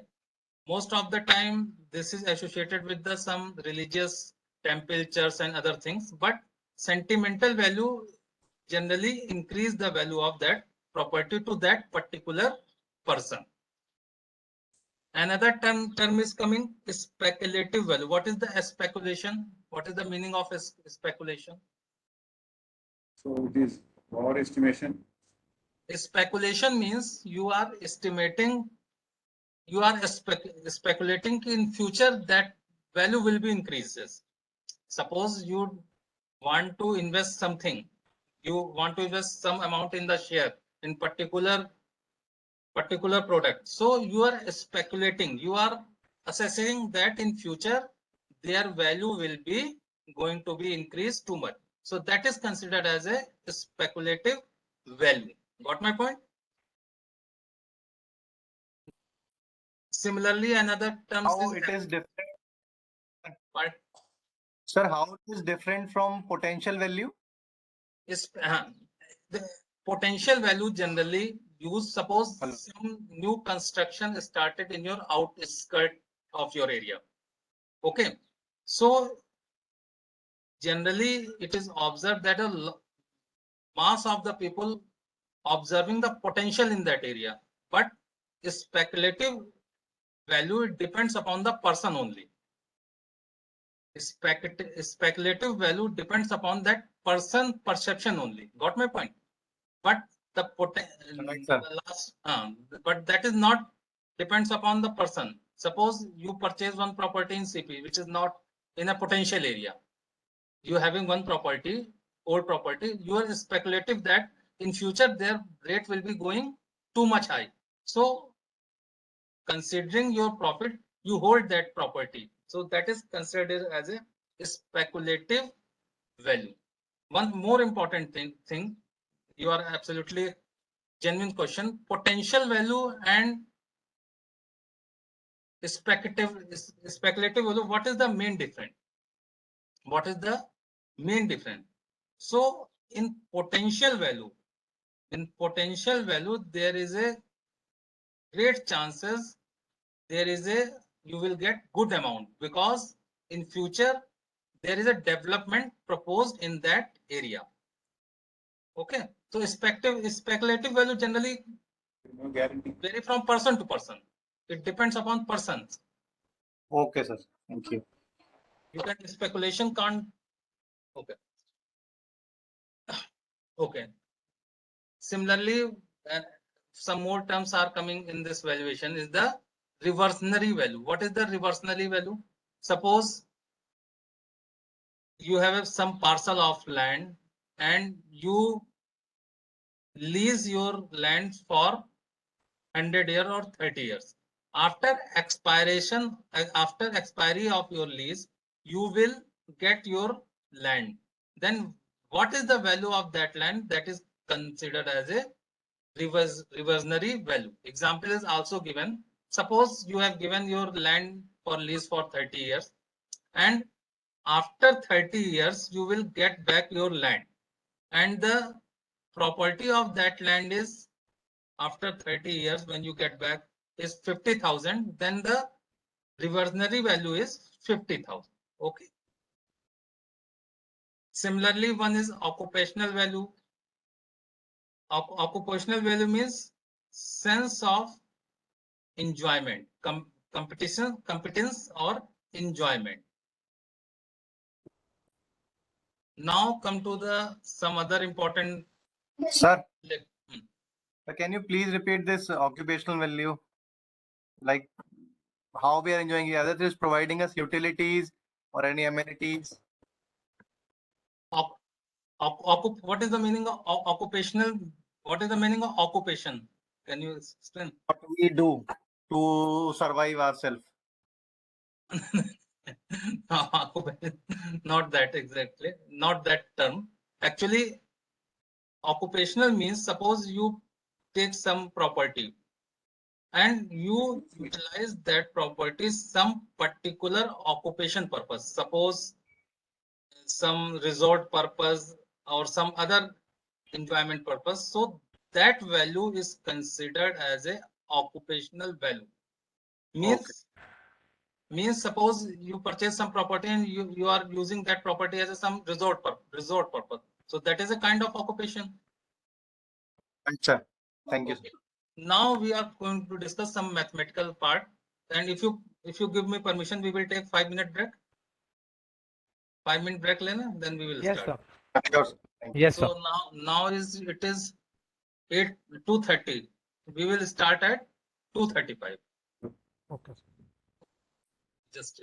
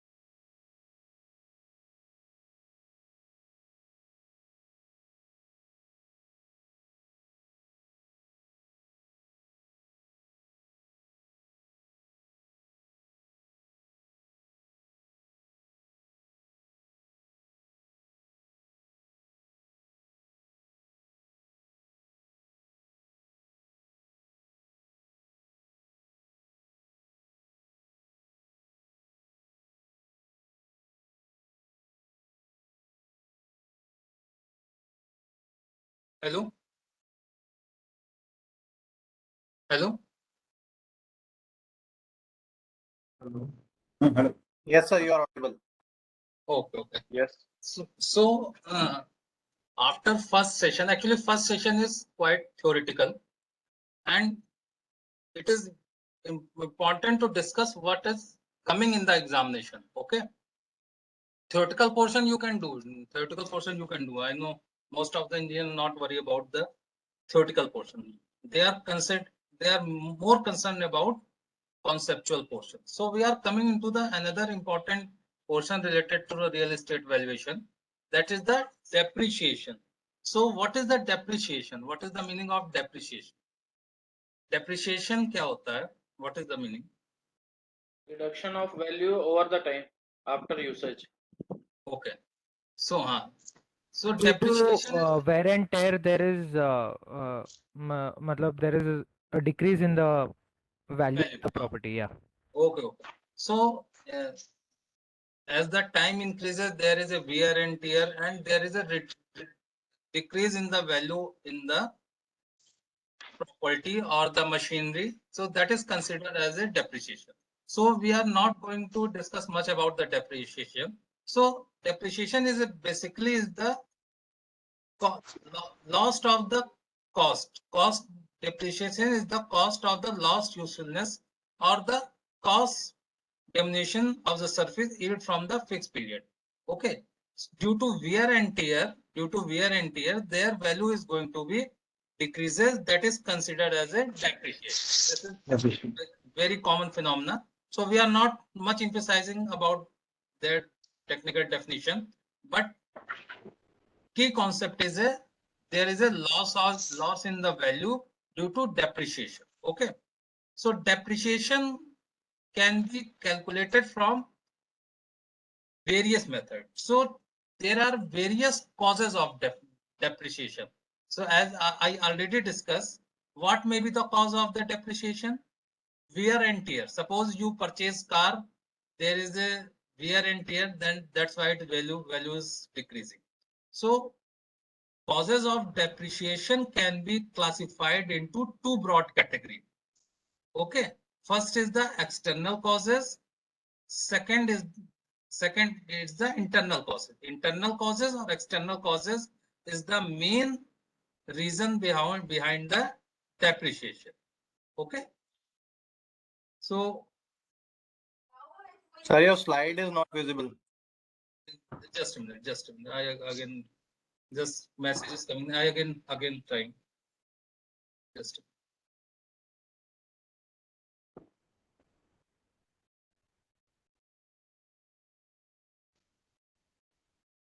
now it is visible. Please let me know. No, sir. Just if you try, karo. Just give me time. I am again trying.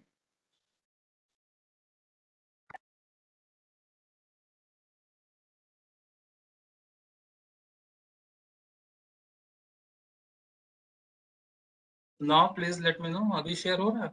Yes, sir. It is visible now. बता दिया कि thank you. Please let me know.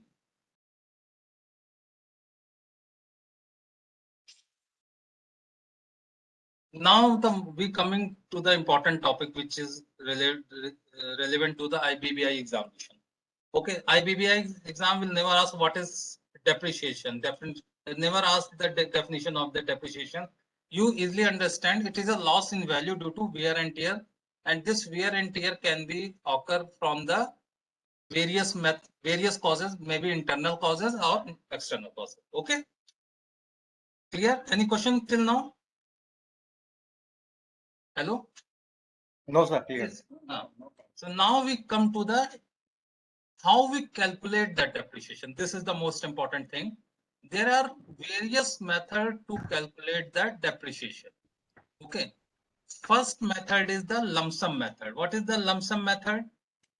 This is generally adopted by if you are very experienced person, you visit some property or some car or some anything, and you say ki in 10 years this much amount of depreciation occur, and that is the real cost. Okay, suppose you want to sell your car. Some expert is coming who is very expert in the machinery, and he say in 5 years, 40% is depreciation occur. If the car cost is original cost is 10 lakh, now it is cost will be 6 lakh. So this is the direct appraisal or lump sum method. Lump sum method is not very common, but still adopted by person who are in the field.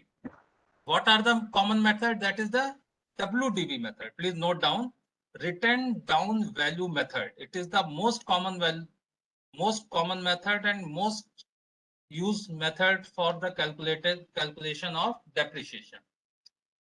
Second method is the straight line method, constant percentage method, and sinking fund method. I just tick that. Just give me 1 minute. Just give.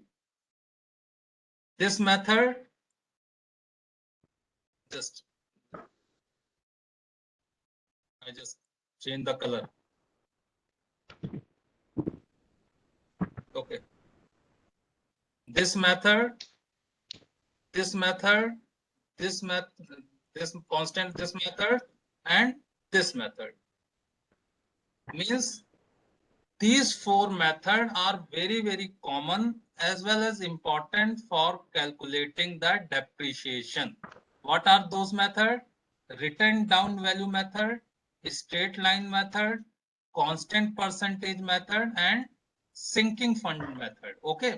In next few slides, we will discuss all these depreciation method in one by one, and after finishing that, we will do some objective question based on this depreciation method. Okay. So any question till now? Okay. No. Now we come to the next part. Now come to the next slide. Lump sum method is not very common. The common method is the straight line method. Okay. What is the straight line method says? In a straight line method, note down this formula that is mentioned just a minute. This is the straight line method. This is the most important formula where I put the red color. What is the depreciation? Depreciation is equal to age upon life 100 minus salvage value. Then you calculate the depreciation. Okay. So just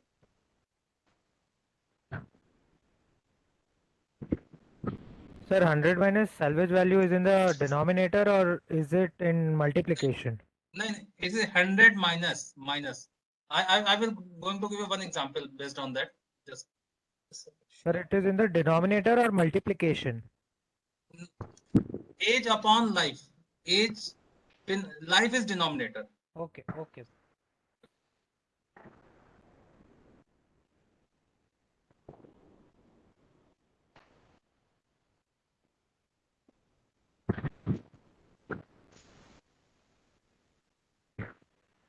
Just a minute. I based on this numerical, I want to.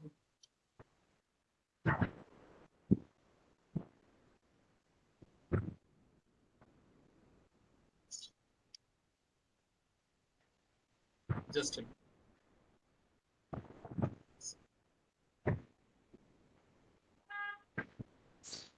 Just give me 1 minute time.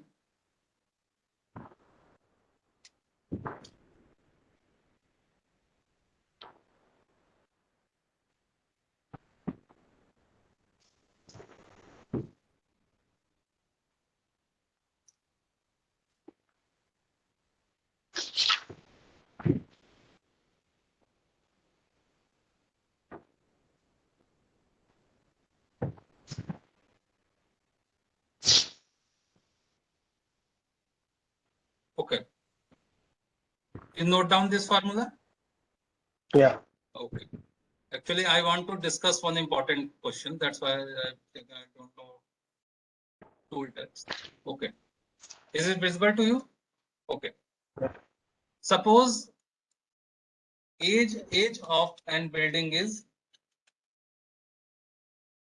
20 years. Okay. please, age of an building is 20 years and the life is 60 years. Okay.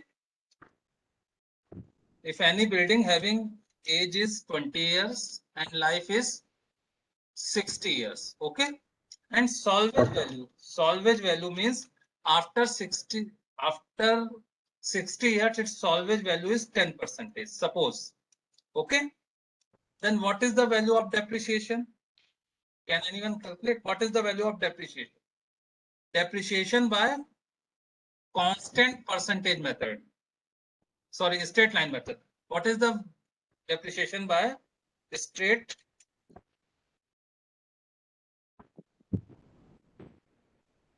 Can anyone calculate and give the value?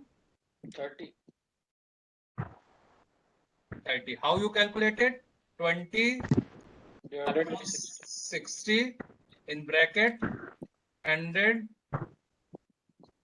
minus 10. So it is coming about 30%. Okay. Anyone, any question? I think your concept is clear at this point. Yeah, 30%. Now come to the next section. Now come to the next method. This is the what method? This is the straight line method. Okay. The method we will discuss later on. What is the advantages of a straight line method? It is a very simple, easy to understand, and most important thing written here. What is written here? What is written here? It provides uniform change every year. So in straight line depreciation, the rate of depreciation is uniform in every year. Okay. So this is the advantages and also disadvantages, because in the building, in the early year, depreciation is not too much. In the later year, depreciation is much higher. Okay. Now come to the another method. What are the another method? Can you tell me the name? That is the Constant percentage. This constant percentage come after this. Another method is WDV. What is the full form of WDV? Written down value method. Written down value method. Okay. Suppose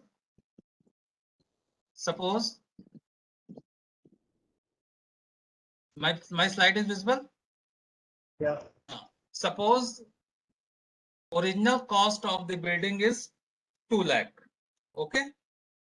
Original cost of the building is 2 lakh and rate of depreciation is 5%. Okay. Rate of depreciation is 5%.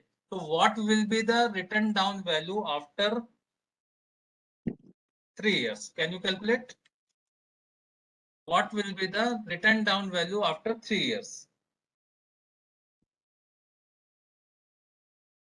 If the historical cost or the original cost of the building is 2 lakh and the rate of depreciation is 5%, what will be the value of building after this year? 3 years. Can you calculate? 1,71,000. Yes. How you calculated? Value of C is 2 lakh. Okay.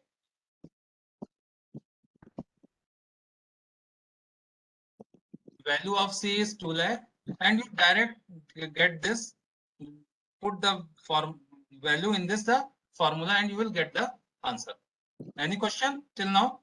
Your P is 5% or 0.05? Yes. P is 5 divided by 100. That is 0.05. And value of N is 3.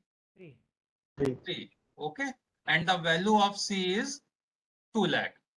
Whatever the historic cost you will take. Okay. N value is to power of n, 1 minus p whole to power of n or multiplied by n? Value of n is 1 minus number of PI. p to the power n. 1 minus p to the power n.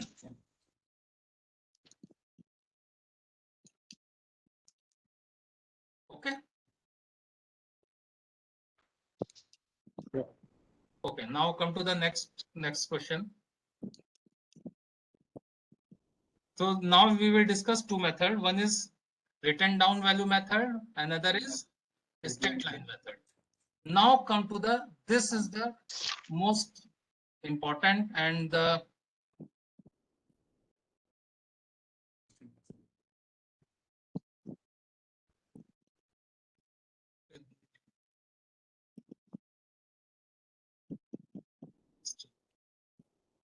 you r is equal to 2, please. Suppose I am going to give just one question.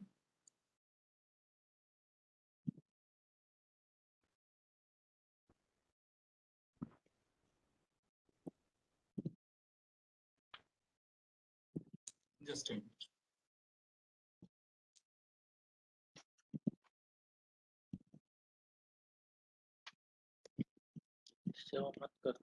Just a suppose I want to discuss one question that is very important, and this is the most of the time you will find question based on the constant percentage method. That's why I want to discuss this. This is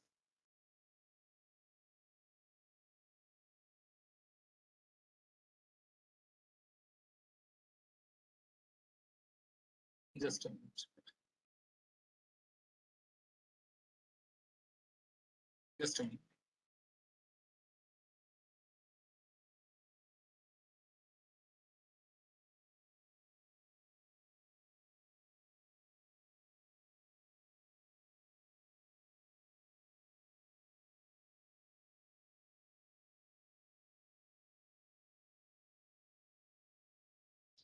कुछ मैं actually मैं कुछ लिखना चाह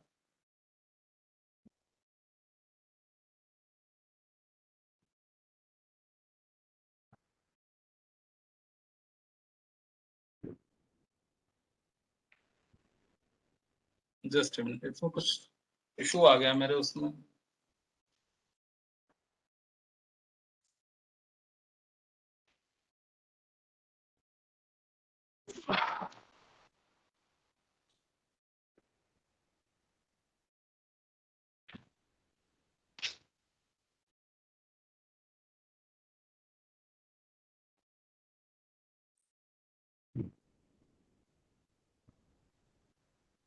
Okay.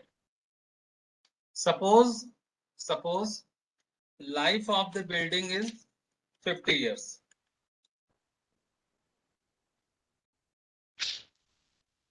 Okay, and I have one question, and the age of the building is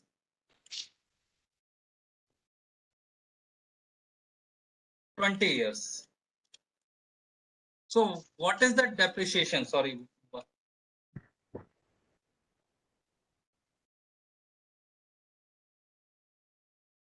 What is the depreciation by constant percentage method?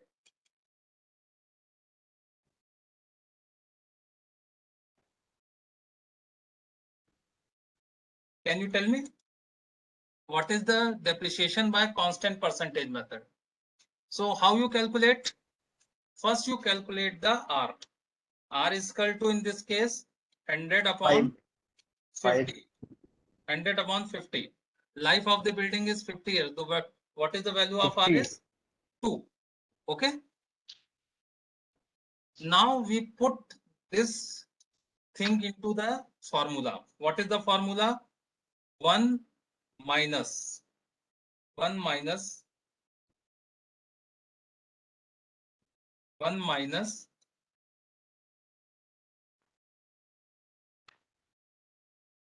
2 upon 100. What will be the value of 2 upon 100? And to the power n. So what is the answer is coming? Please let me know. What is the answer is coming? Actually, n is the superscript. N is the superscript. So please let me know the answer. What is the depreciation? 33%. 33%. Okay. Same question I am asking. Also calculate depreciation by straight line method. What is the value is coming? If the salvage value is 10%. If salvage value is 10%, so what is the depreciation by straight line method? What is the value is coming? What is the value is coming? 50 upon 20 upon 50 in bracket 100 minus 10. So what is the coming answer is? What is the answer?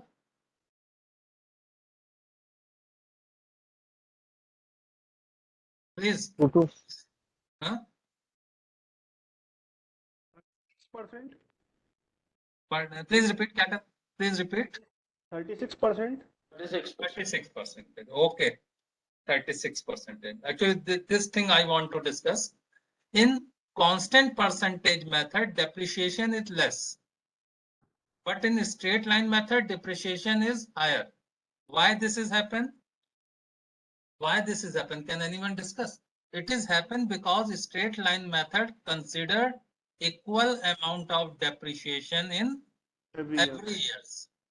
But in the constant percentage method, depreciation is very, very less in the initial year, but is very high in the later year. Okay. See, now we come to the another important depreciation method is sinking fund method. Sinking fund method. Please note down sinking fund method. Sinking fund method. In constant percentage method, the depreciation in the formula n is 2, right? Pardon. Just a minute. And you N is 20. 100 divided by life, whatever the life. Suppose you take life is 60 years is given, then its value will be 100 upon 60 means 1.66. If in this case I have taken life is equal to 50 years, so 100 upon 50 it become 2. 2. Okay. And n value of n. Age, sir, age. Age. N is the age of your property. Age may be 20 year, 30 year, but is less than life. Suppose life of the building is 50 years. Age means from the after the commissioning of the building. Suppose your building is commissioned in 2000. Today is the age of your building is 22 years. Got my point? Okay. Yes, sir. जब commissioning हुआ उसके बाद. Now another important method is the sinking fund method. Sinking fund method. Note down this. This is the formula first to note down. This is the most important depreciation method. Sinking fund method or constant percentage method. They always ask one question. Note down this formula. And what is the value of N and M? N and M. Two important term is coming. N and M.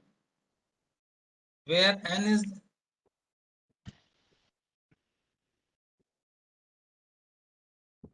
So what does it mean by sinking fund? Sinking fund means it is a amount which you kept aside. Amount which you kept aside to meet the future requirement.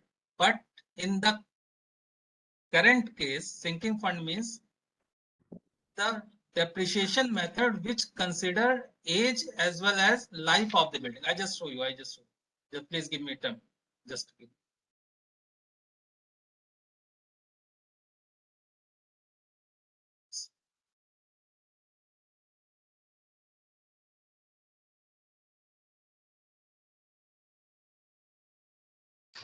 What is the M and R in this?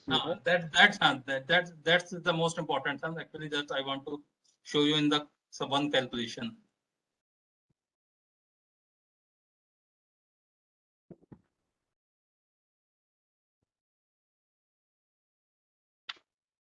Just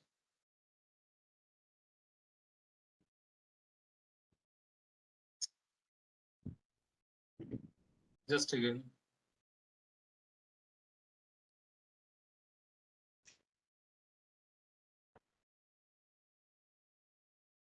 Okay.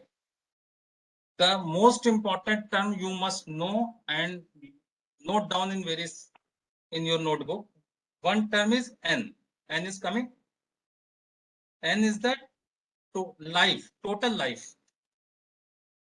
Total life of the building. Matlab, whatever the total life of the building. Okay. And second term is M. M means age of the building.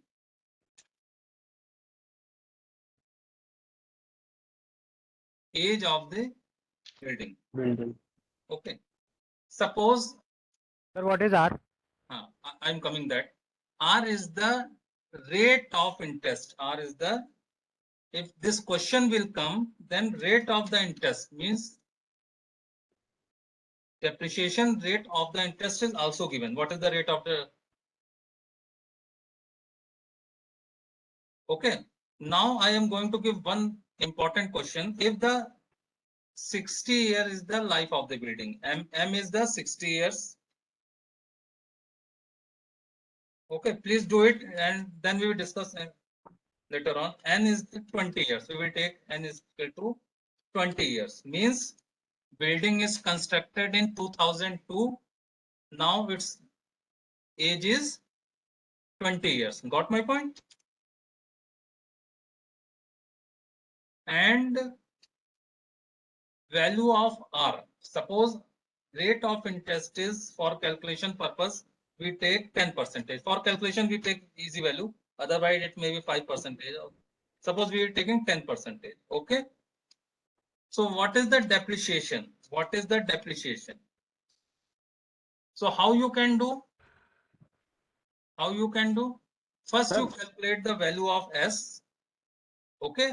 Then you calculate the value of A and just multiply into this formula. Sir. Hello. Sir, Yes.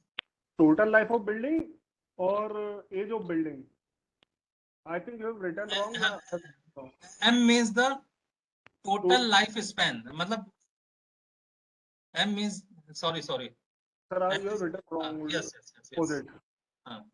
N is the total life of the building and M is the age of building. Correct. This is correct written. But in the question you can, yes. Just a minute. You are absolutely right. Absolutely right. Yes. Sorry. N is equal to 60 years. Okay. Thank you. And M is equal to 20 years. R should be 0.1 or 10 in this formula actually. Just coming there. And R we have taken 10%. 10% means 0.1.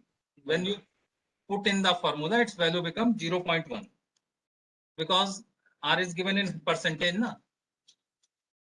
Okay. Sorry.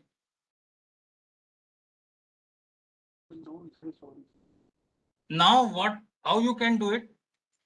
First you calculate the S, then calculate the R, and then after calculating S and R, you just put in the formula 100 multiplied by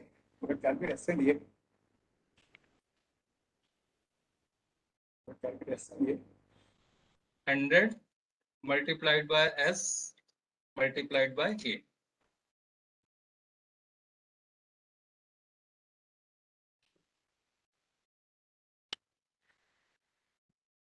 Please write down the value in the chat box.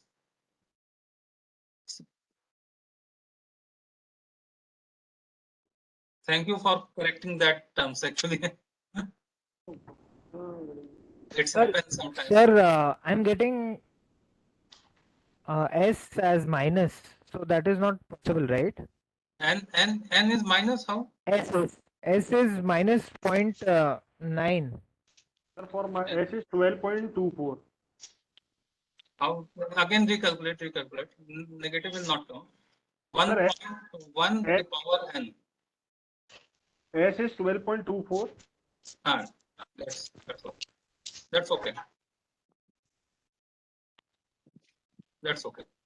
Negative will not come. Please recheck. Sir, because I wrote -1 in the numerator. I again, just give me time. I will write. Just give me. I will solve for you. What is the value of R? 0.1. Okay. 0.1 upon 1.1 bracket close the power n. N is 20. N is 60. Sorry, sir. N is 60. Okay. Yes, sir. Whatever value will come, that should be -1. So this is the value of S. So what is the value of S is coming?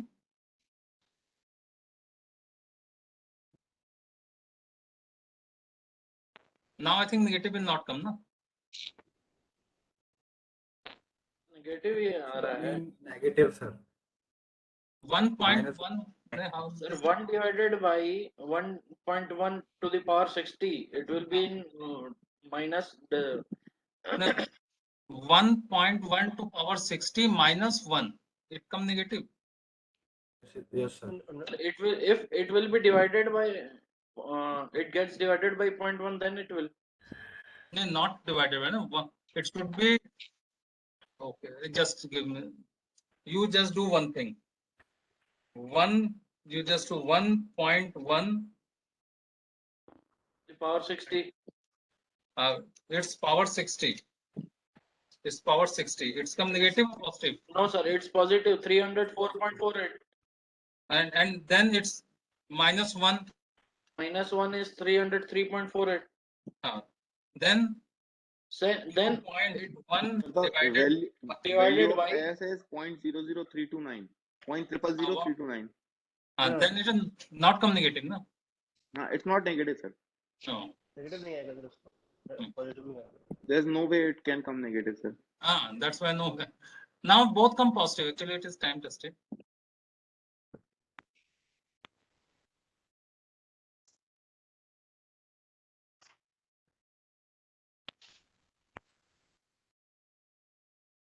Okay. Sir, it is coming 0.0003. 29. Yes, sir. Total depreciation, na? Yes. No, sir. S only. Yes. Now we calculate A. A is 57.26, I think. Okay. So you can calculate in value of M is the 20 years.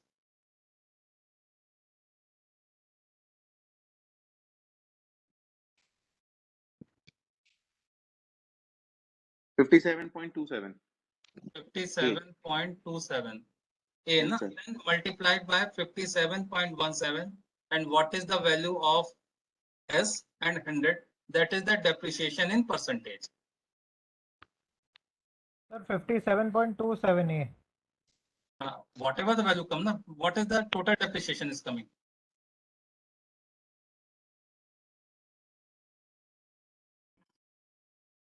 $1.88.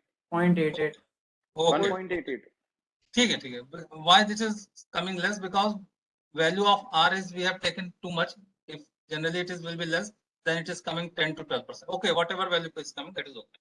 Now come to the another important point. This curve, please note down this curve. This is the very important curve.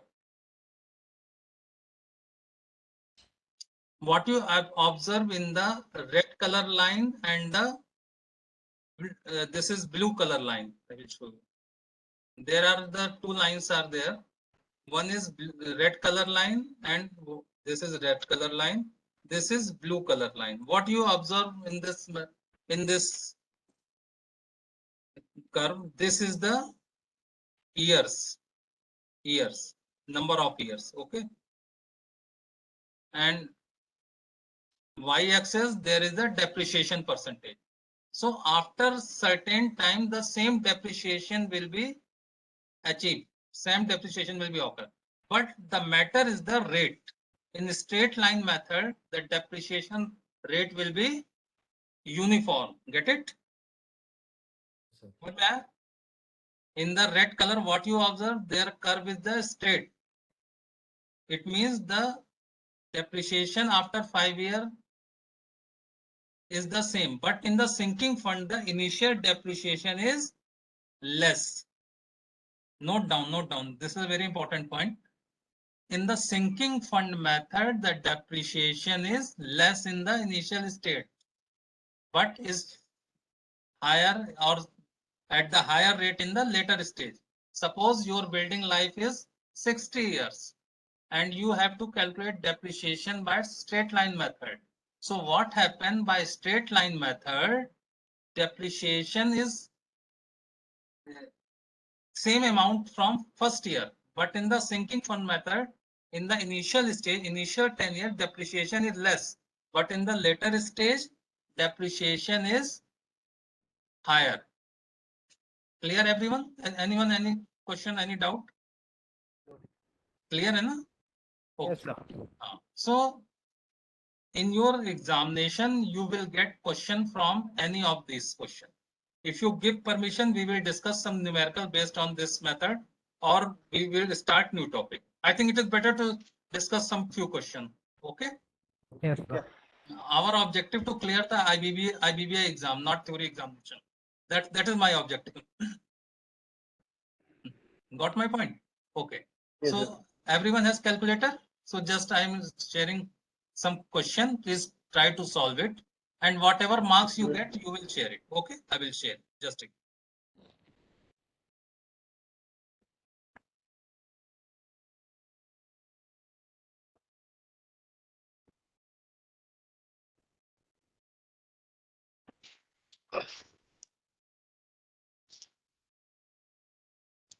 Just a minute.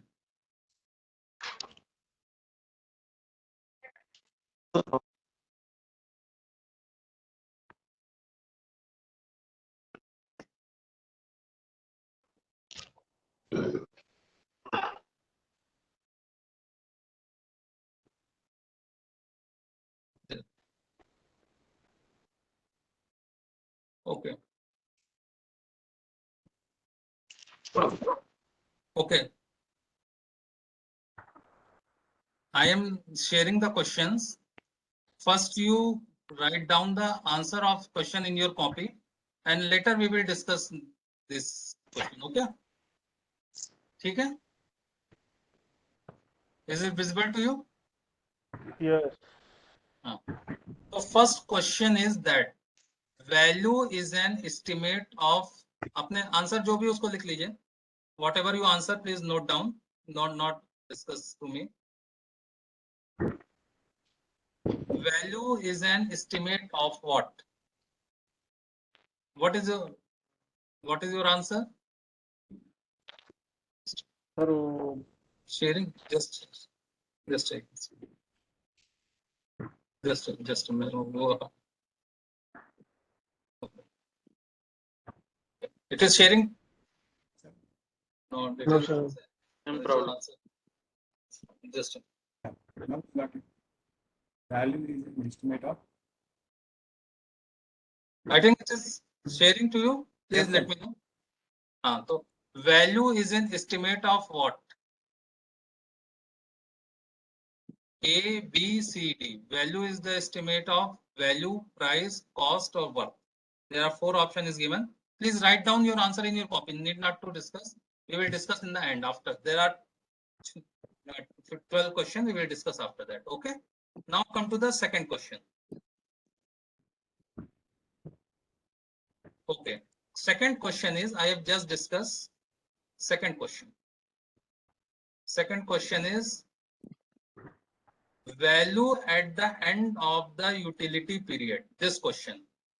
Value of the end of the utility period of asset without being dismantled is called realizable, scrap, junk, or salvage.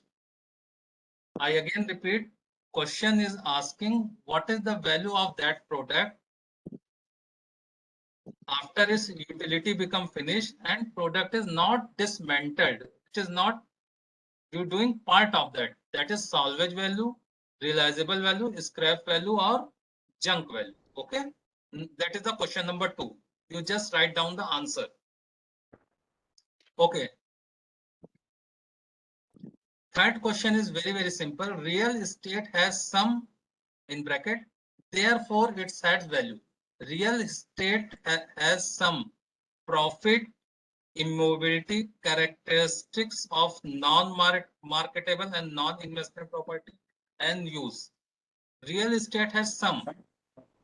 And fill in the blanks, what you will fill in out of 4. Therefore, it has value. Okay. Whatever your answer, you write down. We will discuss just after 5 minutes.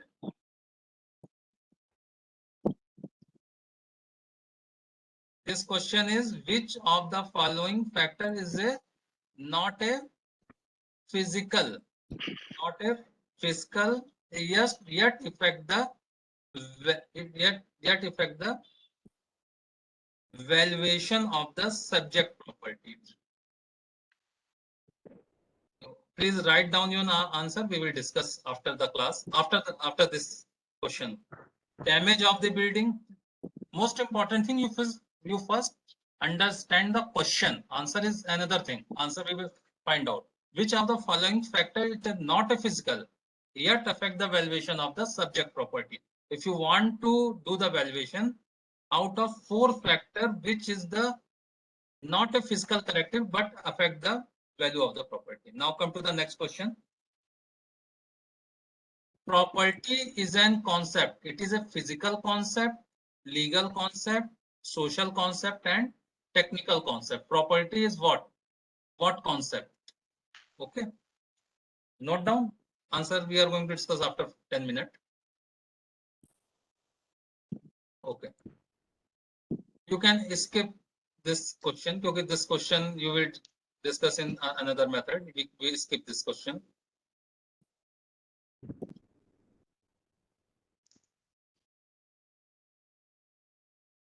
This question you can also skip because this is a question based on the methods.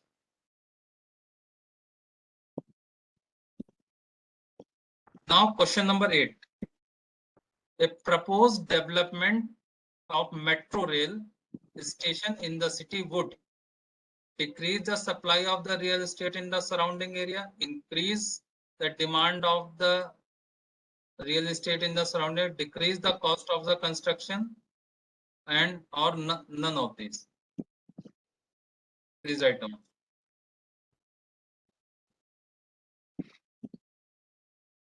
Okay. None of. 9 question is given this. Which of the following is not a factor affecting the market trend? This means out of given factor, which of the factor is not affecting the market trend? City, location, type of building, turnover of the lessee. There are 2 things. One is lesser, one is lessee. Lesser is the person who lease their property, and lessee is the person who take the property.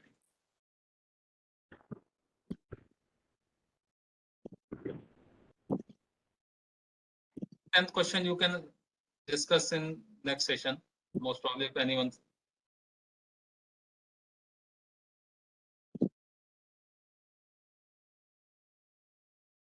I think this question you can this question you can.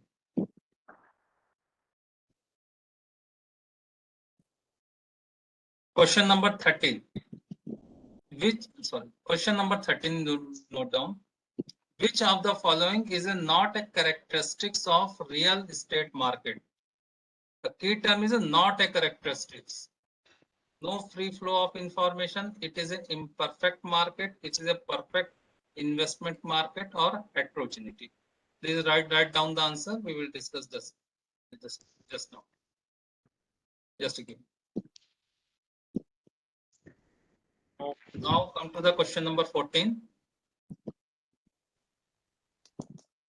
Which factor would negatively influence?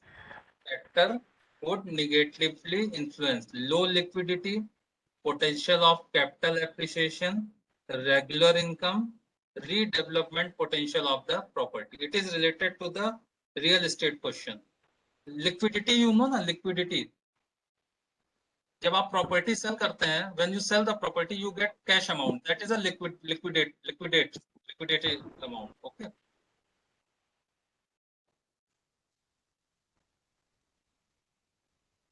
This question you will discuss in later on.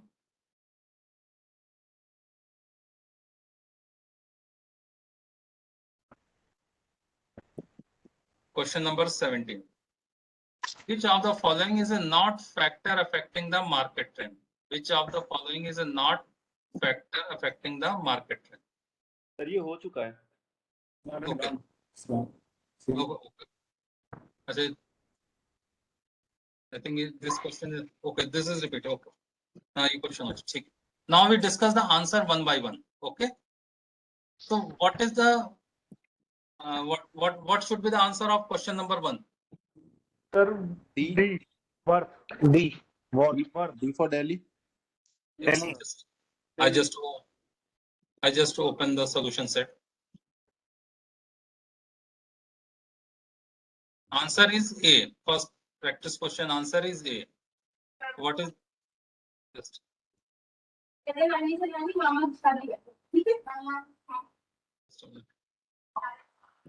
just a minute.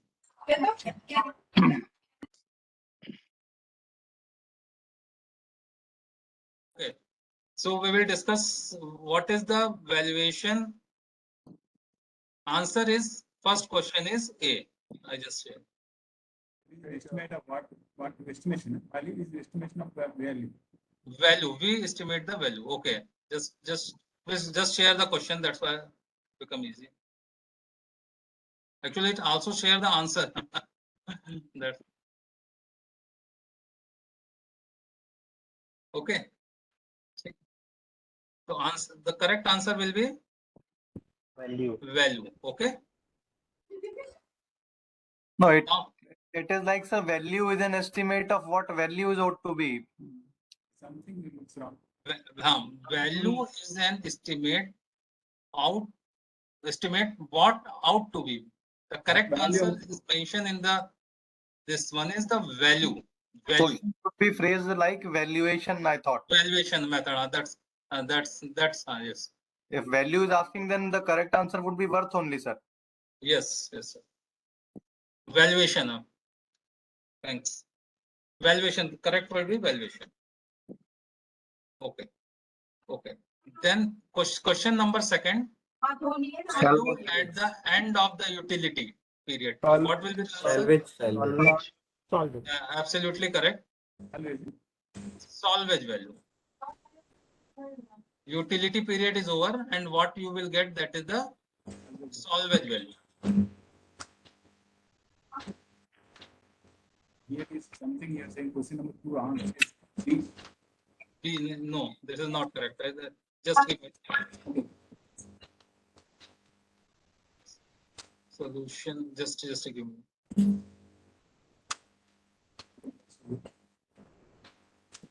Just.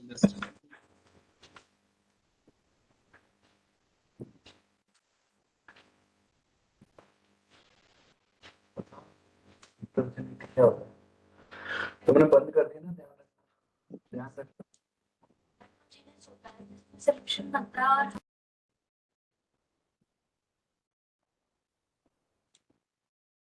Okay, I think the answer set I have shared is not appropriate. So first answer is na. The answer of first question is B. Value. Sorry, price. Price, sir. Price. Value is estimation of what price ought to be. This. Okay. And the second question answer is salvage value. Okay. This is salvage value. The second answer is salvage. Salvage means before dismantle, what will be the value of the property? What is the answer of third? Real estate at some Use, sir. Use. Written answer is D. That's why you have some you are interested to invest something. So real estate some use, and therefore it has value. Which of the following factor is not a physical property at GDP. Answer is B is given GDP. Absolutely correct. Note down. GDP means gross domestic good. GDP, gross domestic product. It is related to economics. Property is a physical concept, legal concept, or technical concept. What you are thinking? Sir, it is obviously a physical concept. Physical concept. Answer is B. Fifth is B. Property is a legal concept. Sorry. Note down. Property they are considered as a legal concept. Note down, not a physical. Physical they are mentioning in the discussion part. This is a legal concept.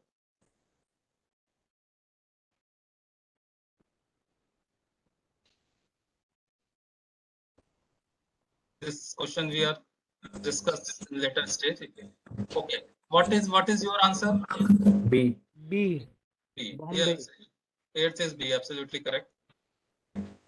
Increased demand in the surrounding area.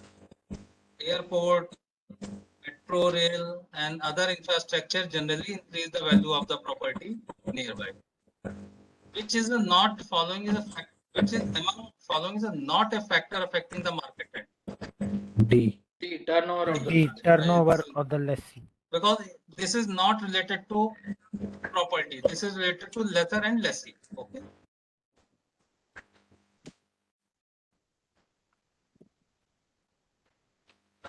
Thirteen. 13. Which one is the following is a not characteristics of real estate market? No free flow of information. It is an imperfect market. It is a perfect investment market. Heterogeneity. Just 13. Question number 13. Answer is C. C. It is a perfect investment market. 13 answer is given is C. So what is heterogeneity?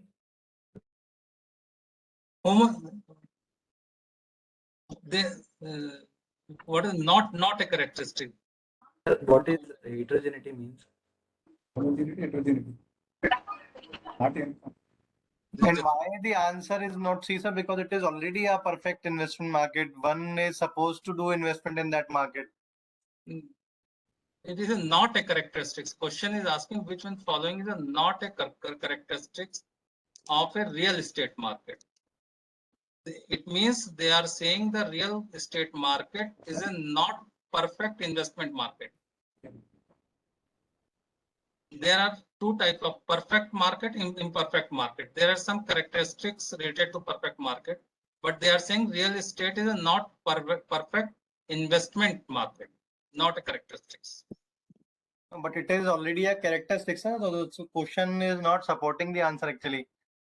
They are saying that it is not the characteristic of the real estate market. Like it is not perfect for the investment in a rather sense. Yeah. Okay, I will let you know the exact answer. Please give me time. I will let you know what actually there. Okay. Please give me time. I will. Okay. After that, one I'm question. also confused in first question also, sir. We are saying the value, we are determining the price, but I thought the answer should be either worth or the value. Don't know what my other friends think of. Question number 1, you are saying. Question Right. number 1. Value is estimate. Value is Valuation.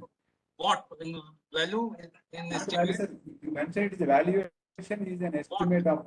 Because we are nowhere estimating the price, we are rather estimating the actual value or its worth.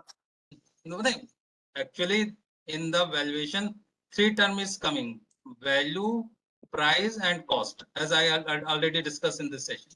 Right, sir. But in that session, there is nothing mention the word the worth. So in the answer, worth is eliminated. Now coming to the 2 point: price as well as cost. So cost, I have already discussed. Cost is means what is the manufacturing cost, what is the original cost. So when you do the valuation, you not do the estimation of the cost, you do the estimation of the fair market value. Fair market value means what is the price. Generally what we do, you calculate the value of FMV, fair market value, FMV. What is the fair market value? Fair market value not a cost, it is a price. Okay, sir. It contains lot of things. And second point in your discussion, I am totally agree if the term valuation is used. Suppose in this question the term valuation is estimate, then your answer will be value. Value. Agree this point. Agree this point. Sir, answer would be worth if the question is No, of valuation. not worth. Answer is not worth. Answer is Sir, not. because Yes, definition sir. of valuation is that valuation is the estimate of worth of something. No. I never find the term worth. We find value, cost, price, worth. I did not find. So worth is not mentioned. I also in the answer is not also mentioned the worth. Answer is mentioned the price. Okay. Which factor would negatively influence? Which factor is negatively influence? Low liquidity, potential of capital appreciation, regular income, and redevelopment potential of the property. A, low liquidity. Low liquidity. Because if you know what is the meaning of liquidate. Suppose you have a very big land. You want to sell that land quickly today. So it is not possible you will sell that land very quickly. So liquidity is higher. You will get lot of money, but liquidity is not very quickly, low liquidity. So other option is positively potential of capital appreciation. Appreciation means what is the capital appreciation? I don't know. So the increase in the price of the property. Increase in the value of your money. Suppose you purchase a plot today, after 10 years value will be increases. Regular income, if you rent your property, you will get the regular income. Redevelopment potential of the property, but it is low liquidity, I think. Yes. Exactly, because we are in valuation chapter, we are saying that is valuation, but in the examination should give. So which factor would negatively influence the valuation of a property or asset? The question should be clear in the examination point of view. Can you repeat this, sir? Actually, I'm not. Sir, in the question, because we are in this class and we are saying our topic is valuation, we are talking on valuation. But so actually, which factor would negatively influence? Many things may be there in the topic. Many things. Yes. But in your examination, in your examination, when such type of question will come now, there are not only 4 factors influencing the property value. There are plenty, more than 50 or 60 value. But in this question, they generally ask which is the not favor to the selling of the property. If property you can sell, but you can't sell property very quickly. Liquidity means you can't convert into cash in a quick manner. You can convert. It will take 4 month time. It will take 6 month time. It will take some time. But it's everything is okay. But its liquidity is very, very low. Liquidity means converting into cash form. Okay, so how much marks you will get? 17 is 17. 17 is there. Okay. 17 Just, okay. Just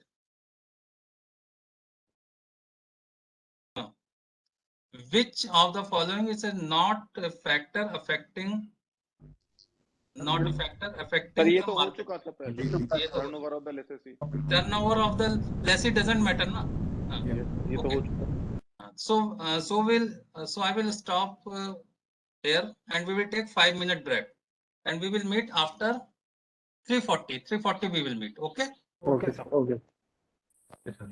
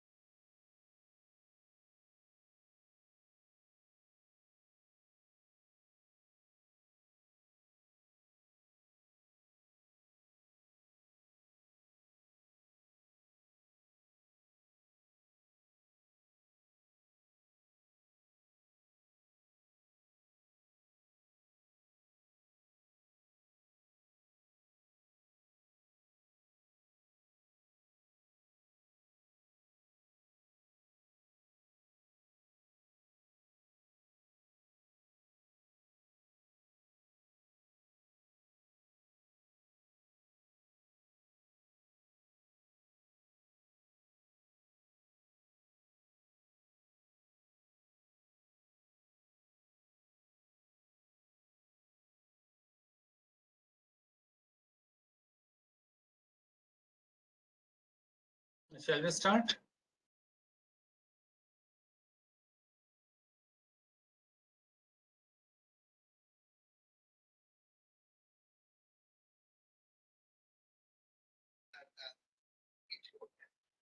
लेकिन जहां तक court की बात है, खिलाफ अगर कुछ भी बोला गया और अगर इस इंटेंशन से नहीं बोला गया कि भाई आपकी रिलीजियस धारणाओं को हम डिफेंड करने के लिए कह रहे हैं, तब तक वो टिप्पणी या वो बहस कैसे हुई? अरे कोई लोकतांत्रिक देश है, संविधान से चल रहा है, मौलिक अधिकार है लोगों के अपनी बात कहने के, सरकार के ऊपर सवाल उठाने के, या ये कोई तानाशाह देश? Somebody please mute. जजमेंट से तो ये झलक रहा है। ठीक है, can we start?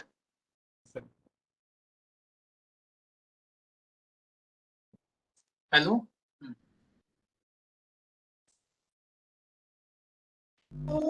Yes, sir, please. please.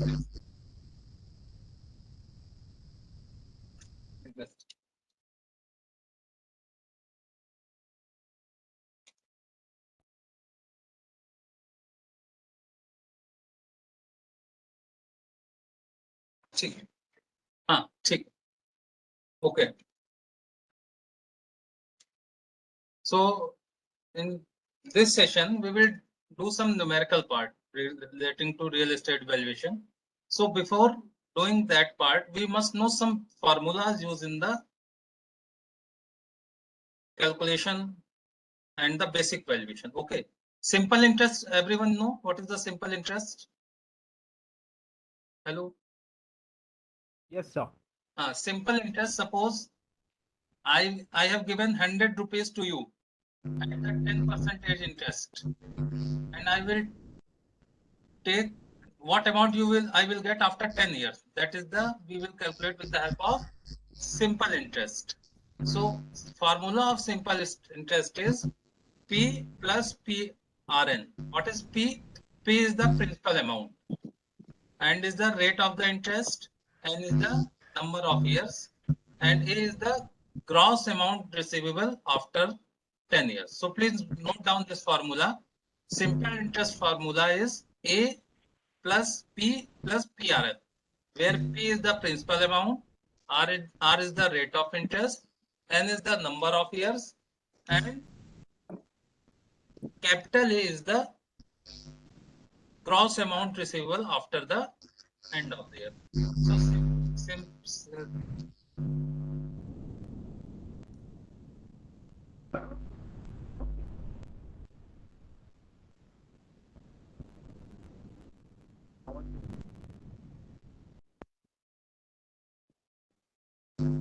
Sir, you are not audible.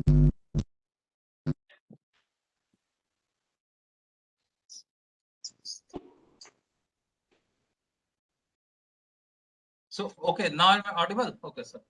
Yes, sir. So actually there is, in this session we are going to do some important question and basic question regarding valuation which may come in the examination. Okay, before doing that some question, we must know some basic formula. So first basic formula is the calculation of simple interest. The calculation of simple interest formula is A is equal to P plus PRN, where P is the principal amount, R is the rate. Sir, I think your mic is disturbing a lot. The sound which comes in the mic, the big mics, na? Okay, just give me. वैसा sound आ रहा है. Now it is okay. And it's clear now. It's clear. It's clear now.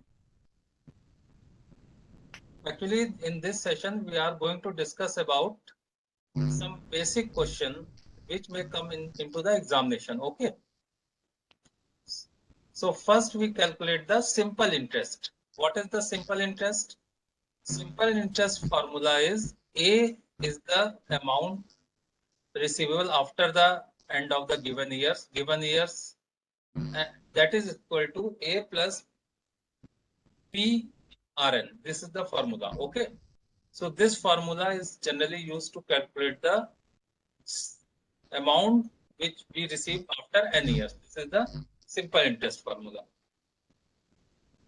Similarly, one formula is for compound interest. Okay. What is the formula for compound interest? Just a minute. Just okay. What is the formula for compound interest? Compound interest formula is I is equal to 1 plus r to the power n, and a is equal to p in bracket 1 plus r to the power n. This is the formula for compound interest. Simple interest and compound interest, I think most of the people you know. Now we come to the another important thing, present value of rupees. Note down, this is a very, very important thing, present value of rupees. So what is the formula for present value of rupees? PV is equal to 1 upon 1 plus r to the power n. And what is the PVA, present value of amount receivable? A multiplied by PV. Okay. So note down this formula, and we will use this formula very frequently in our numerical portion. Note down this formula. Note down. Noted down. Sir, what is R and N? R rate of interest. R is the rate of interest.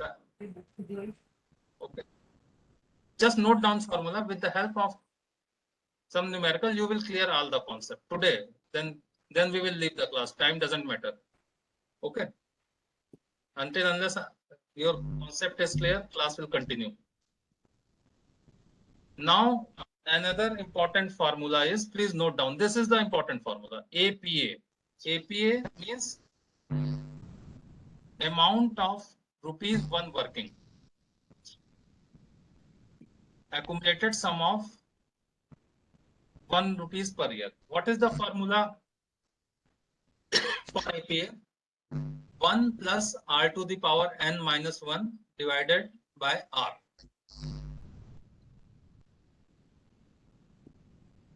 This formula is very useful to calculate what is the gross accumulated sum. What is the gross accumulated sum? Suppose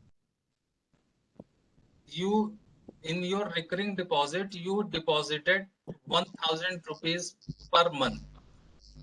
Then what will be the amount you will receive after 15 years can be calculated with the help of this formula if you know rate of the interest. Got it?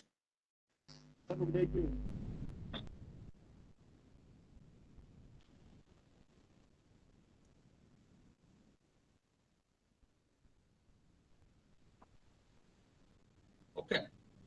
If you know the I will stop.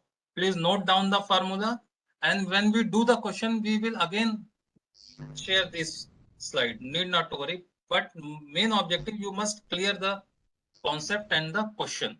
What they want to convey. Suppose you deposited 1000 rupees per month. So after 15 years, what amount you will get? That is calculated by this APA formula. Sir, this is what sinking fund is now. The sinking fund is another formula. This is the formula of sinking fund. You note down this formula, then we move to the another sheet. If you noted down this formula, then we move to the another sheet. The heading. Sir, yes, C is recurring deposit. Actually, RD, this formula is just, while using this formula, you can calculate what amount you will get. Just for example, I will write the word recurring deposit. Recurring deposit, you will accumulate some amount for some particular years with some rate of interest. Similarly, sinking fund. Sinking fund just is the reciprocal of APA, and it is known as a ASF. ASF means annual sinking fund. Please note down each and every term. Annual sinking fund. If we know this factor and multiply by the gross amount, we will know what amount we should kept aside. I will give you one example, then you can easily understand. First, you note down the formula. Then we will start the discussion part.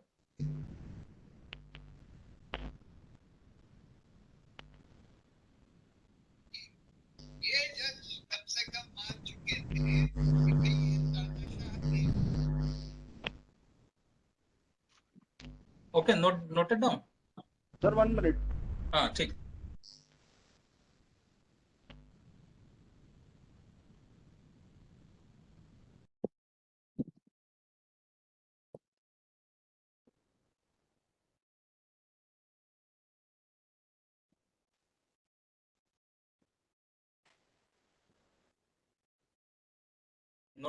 Note it down. See, now I will discuss what is the significance of these formulas. Okay. Back the slide. Okay. Just. Okay. Note down that.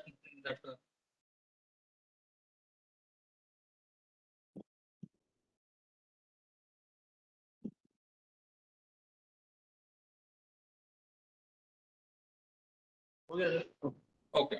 Now we want to understand what is the importance of that formula. Okay, that is the most important thing. Suppose for your children marriage, your daughter marriage, you need 1 crore rupees after 15 years. Suppose. So how much amount you will deposit every year? That will be calculated with the help of this formula. Suppose value of A is 1 crore rupees and rate of interest is 5% and number of year is 20. So what amount you will deposit each year so that you can fulfill your desire can be calculated with the help of sinking fund formula. Okay, that I also mentioned in this slide. If sinking fund formula, you can calculate what amount keeps aside for the future work. For your future, suppose for your daughter marriage. For your daughter marriage in future, you need 1 crore rupees. So what amount you will kept per year in your account so that you can fulfill your desire. Similarly, the formula used for the occult sum of ₹1. This formula is used. Suppose in your pension, government is depositing 1,000 rupees per month. So what amount you will get after 15 years, you will calculate. Got my point? Suppose government is deposited 1,000 rupees per month. If government deposited 1,000 rupees per month, after your retirement, after 60 years, when service life is over, what amount you will get, you will calculate it with the help of occult sum of 1 rupees. Okay.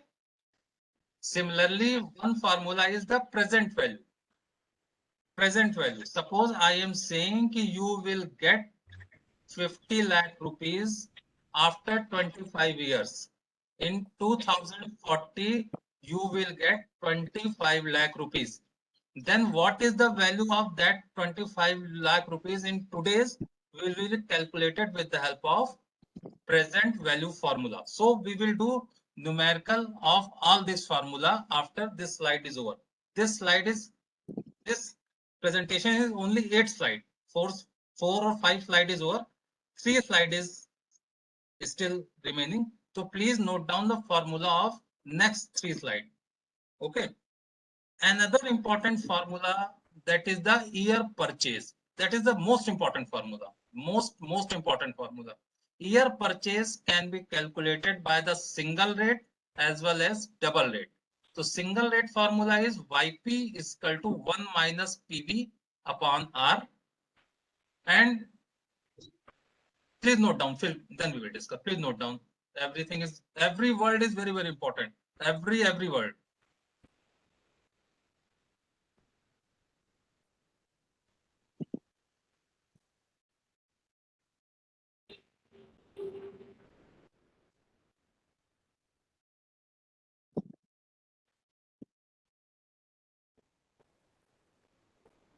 Yes.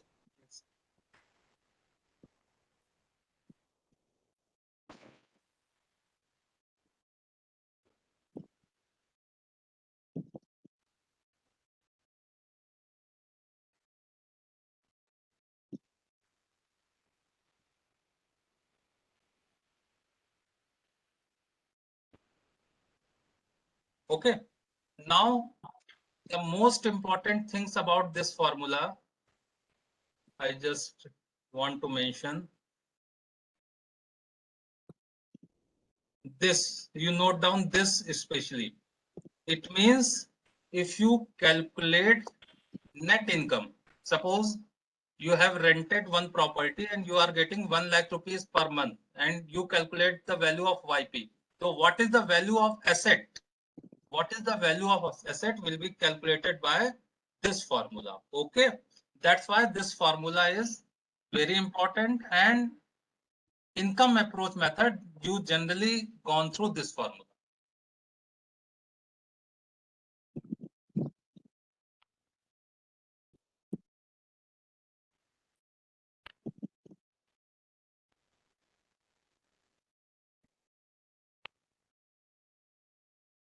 Now we come, this is the formula for single rate. This is the formula for double rate.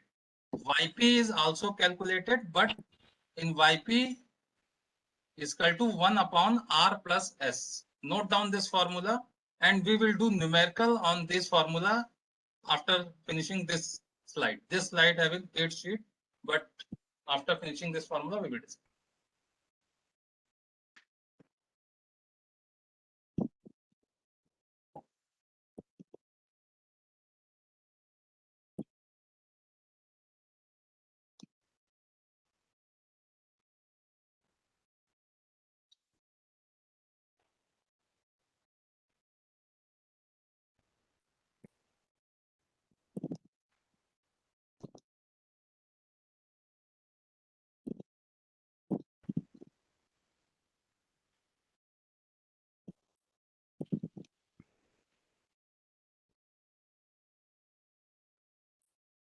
Noted down? 1 minute, sir, 1 minute.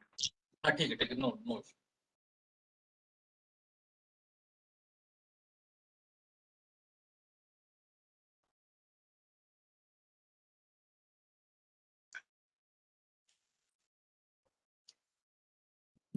Done. Okay.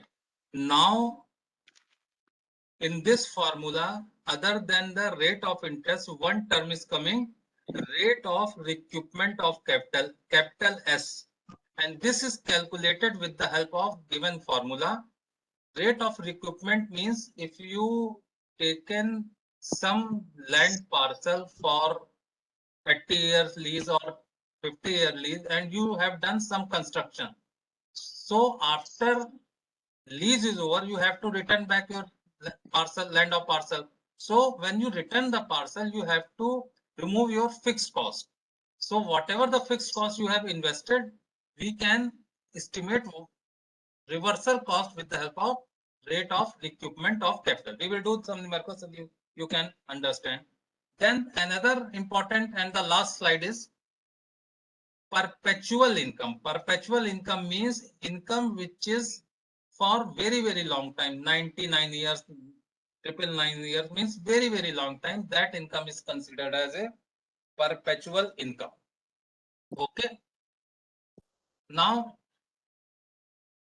I think you have noted down formula. On the basis of formula, we will solve the question and try to understand the basic concept. Okay. So can I start the Just a minute, sir. Yeah,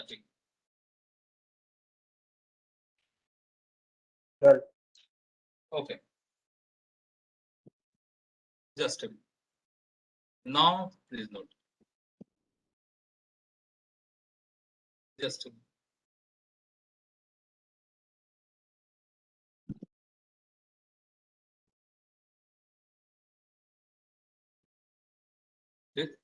Sorry.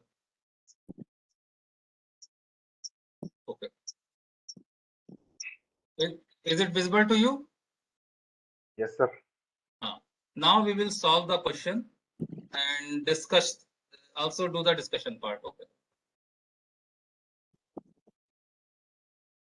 Question is, a person seeks an income of 1,000 rupees per annum. I also open this. Question है कि person want 1,000 rupees per annum. Okay. From an investment, he wishes to be 8% return on the investment. What is the amount has to be invested? How you can solve? Amount of 1 rupee working. Means Amount of rupees 1 working. APA. So formula is will be used.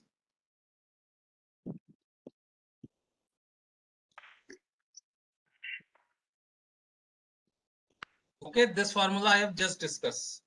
No, please go through your notes. This is formula I have discussed, na? NI is the net annual income and YP. YP is the year purchase. So what is the value of YP in this case? He will get 1,000 rupees very, very long time, means perpetual. So YP value is 100. Okay, agree? 8% means 0.08. Okay. So what will come? Sir, YP is 1,000, right?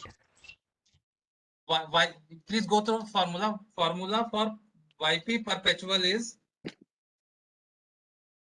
YP perpetual is 100 upon R. Please go through the formula. Is it okay? Agree? Actually, that person seeks an income 1,000 rupees for very, very long time, 10,000 years.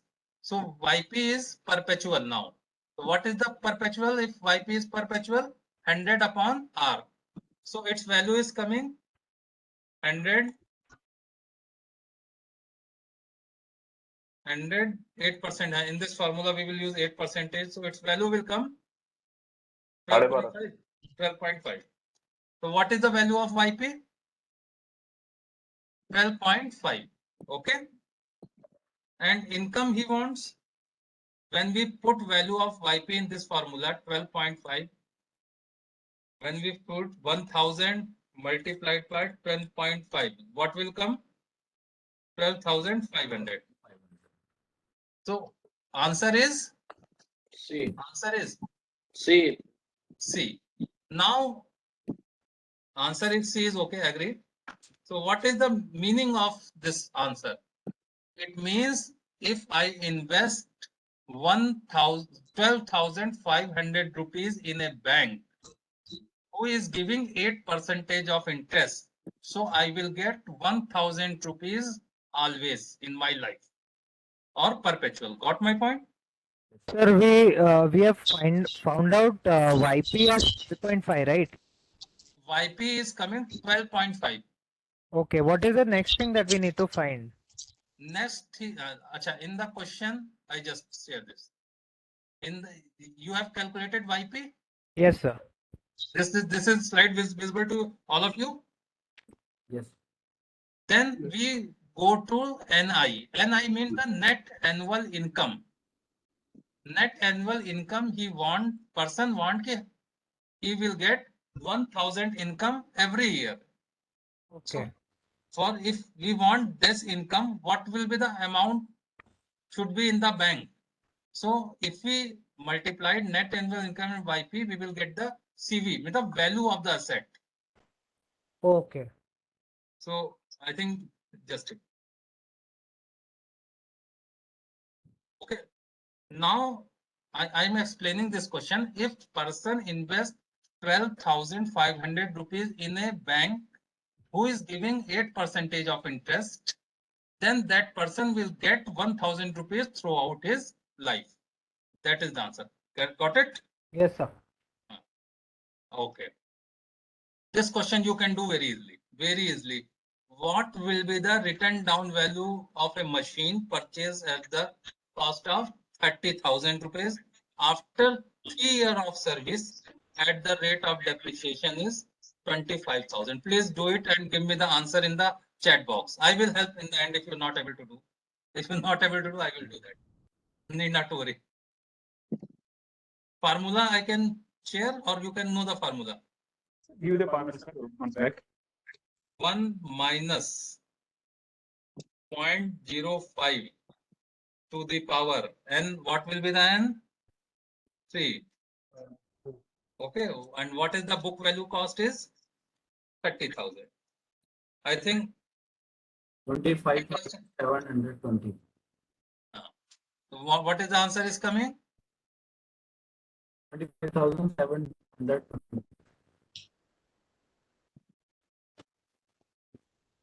Please not write down in the chat box.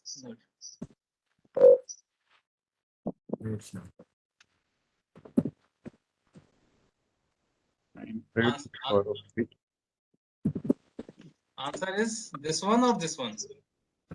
30,857. Sir, B. This one? Yeah. 27,721. 25,000. I again write down the formula. I think you are not. Answer is B. Formula is B. B, na? Okay. B is the answer. 25,720. 25,721. Exactly we are getting. Please write down in the chat box. Please write down in the chat box. Formula you know na? Formula I have just written down. Yes. So one answer given by Viralji is 25,725. Everyone getting this answer? Yes, sir. Yes, sir. So I think this you calculate depreciation with the help of which formula? WDV, written down value method. Okay. Now you calculate this formula. A machine was purchased 2 years back at the cost of 4 lakh rupees.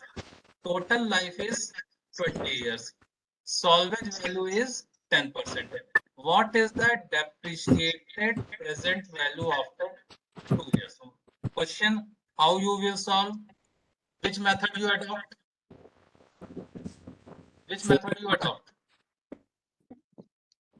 The constant percentage method. A straight line depreciation. A constant percentage method.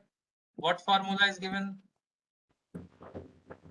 In this formula, you go to the straight line percentage method. In a straight line percentage method, there is age upon life, in bracket what you 100 minus salvage value.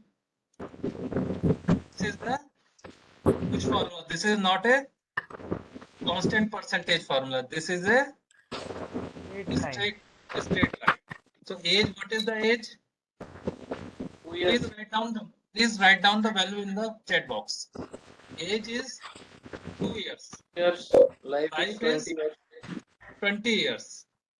And the salvage value 10% means 90. Then it is coming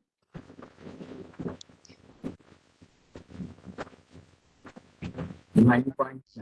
9%. 9% depreciation in 2 years. 9% depreciation in 2 years. So what is the depreciated value? Means what is the depreciated value? 40,000 multiplied by 0.91. Okay.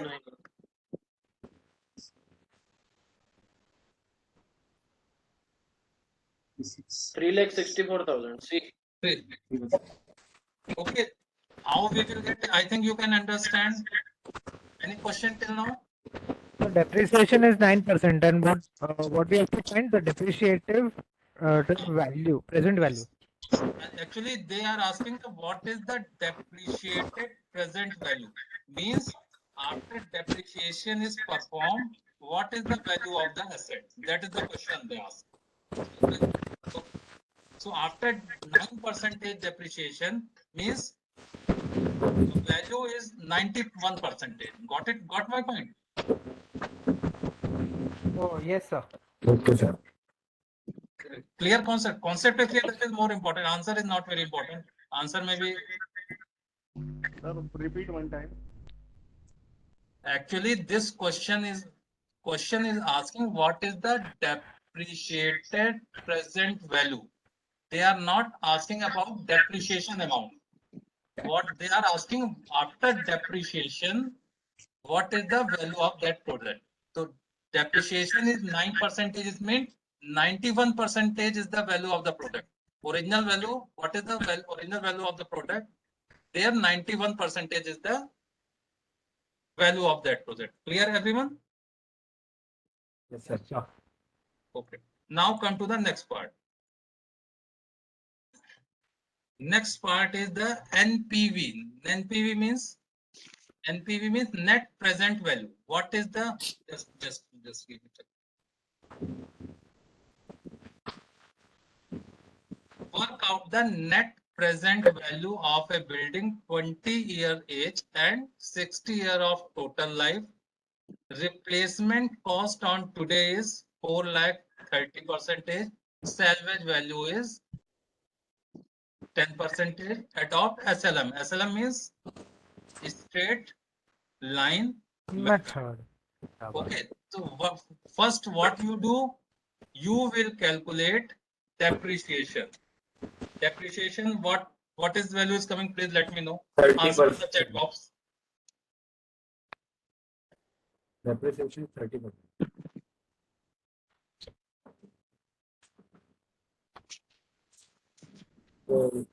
Yes.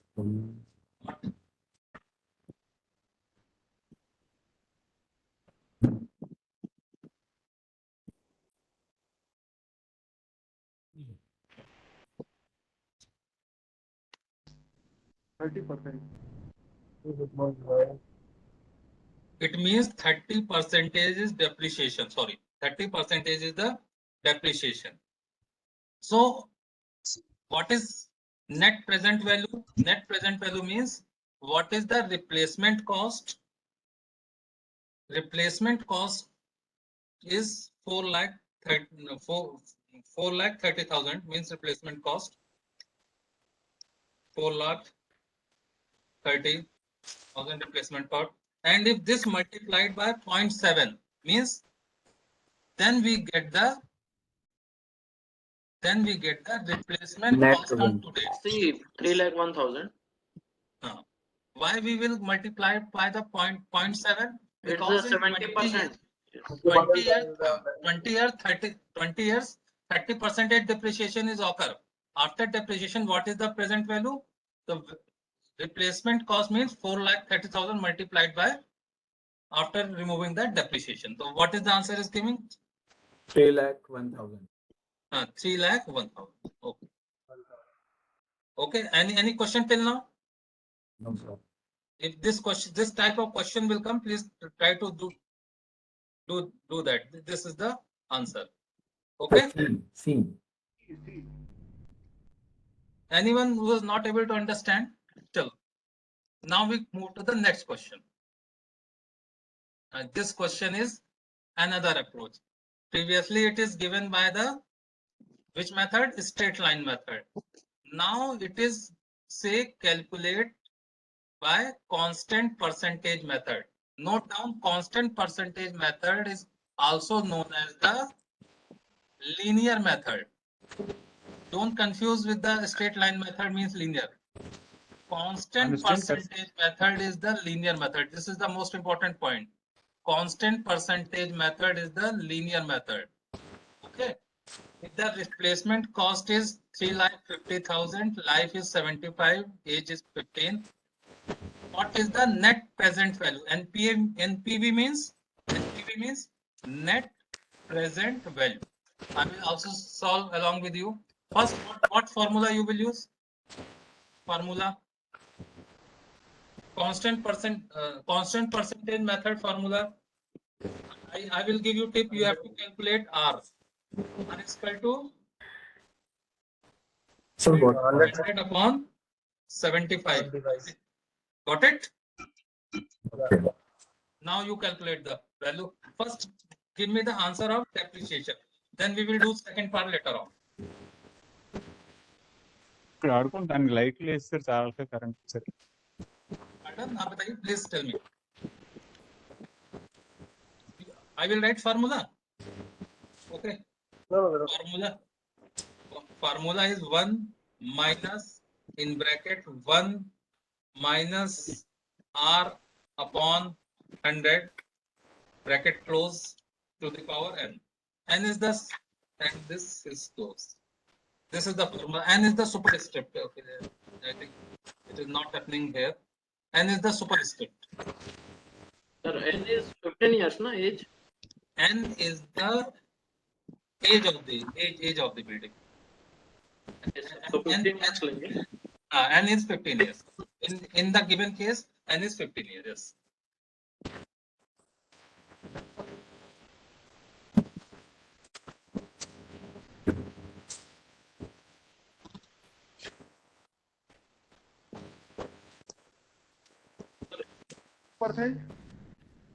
Please write down in the chat box.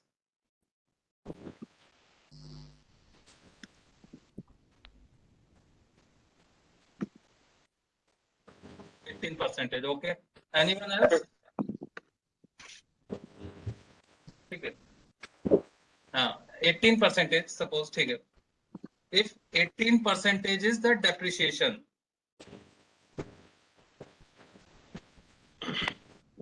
What is the value of R? 18.3%. A value of R is 100 divided by 75 means 4 upon 3 करेंगे 1.33. 1.33. 100% depreciation.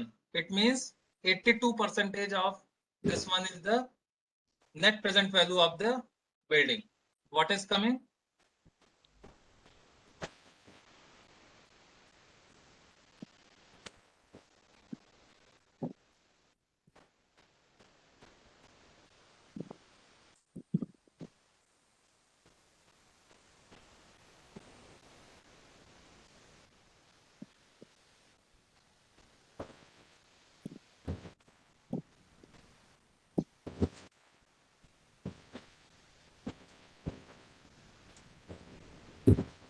Yes. What is answer is coming?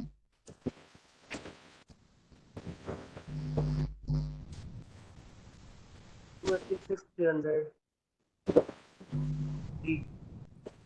200. Yes. D. Yes, sir.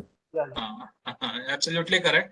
Because after depreciation, it cost not more than this one.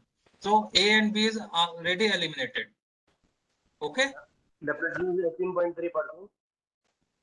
So answer will be C or D. What is the correct answer? D. D. Yes. Absolutely correct. Yes. Absolutely correct. Absolutely correct. So till now, any problem to anyone? Anyone not able to understand? I think. Okay.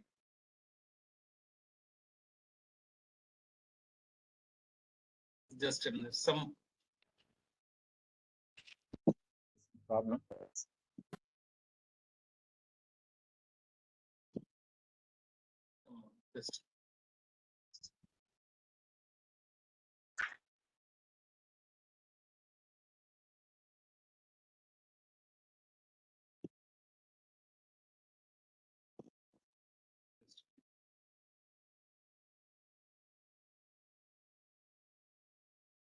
just a minute.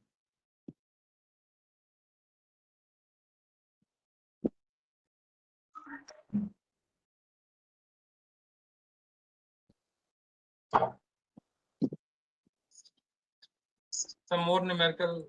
Just sharing. There's some more numerical. Just give me 1 minute time.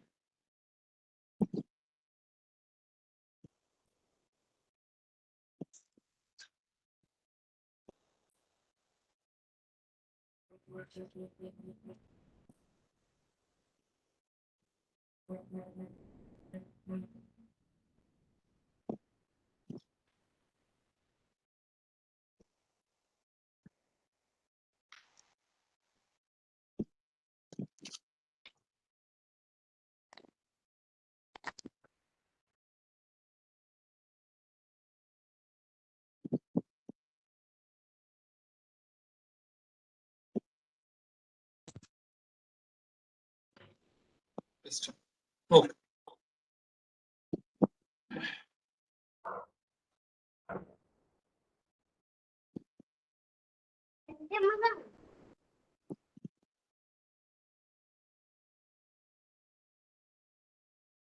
इसमें कितने number की numerical आपने लगभग Okay. Exam में?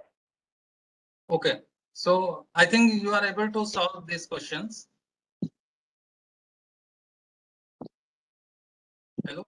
Slide नहीं दिख रही है. Sir, can you just share this formula of constant percentage method again? Depreciation. Why not? Why not? I will share all the formula.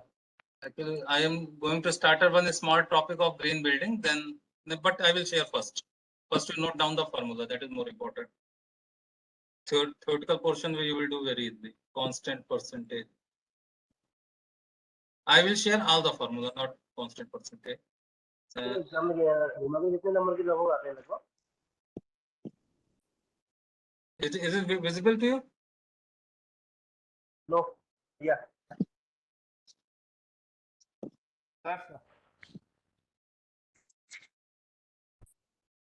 Now it is visible to you? Constant percentage method. This is the formula for constant percentage method. This is the most common formula. Sir, Anyone? sir, what is the percentage of, what is the percentage of these questions in the exam? Or the weightage? Actually, in examination, this question can be comes in the some case study also and some small question also. So it is essential to know all the formula because they can ask any question related to depreciation. Depreciation is the most common and the important topic from your area. So you noted down this formula? Yes, sir. Done. Okay. Can we stop sharing? Yeah. Okay. Now we come to the another important topic, not important topic, a small topic, but is mentioned in your syllabus. That is the green building. Okay. So what is the green building? If someone asks what is green building, if someone asks what is Building having low carbon emission or carbon footprint. Energy efficient. It is an energy efficient building, and the term green is used for those buildings which can be energy efficient and minimizing the uses of energy. So before taking 5-minute break, I just want to share the green building concept, and then we will do some objective question after this last session. Okay. Green building, most of the environmental engineer and the other person already know these things, but green building concept. This. It is visible to you? Yeah. Screen not shared. Okay, now.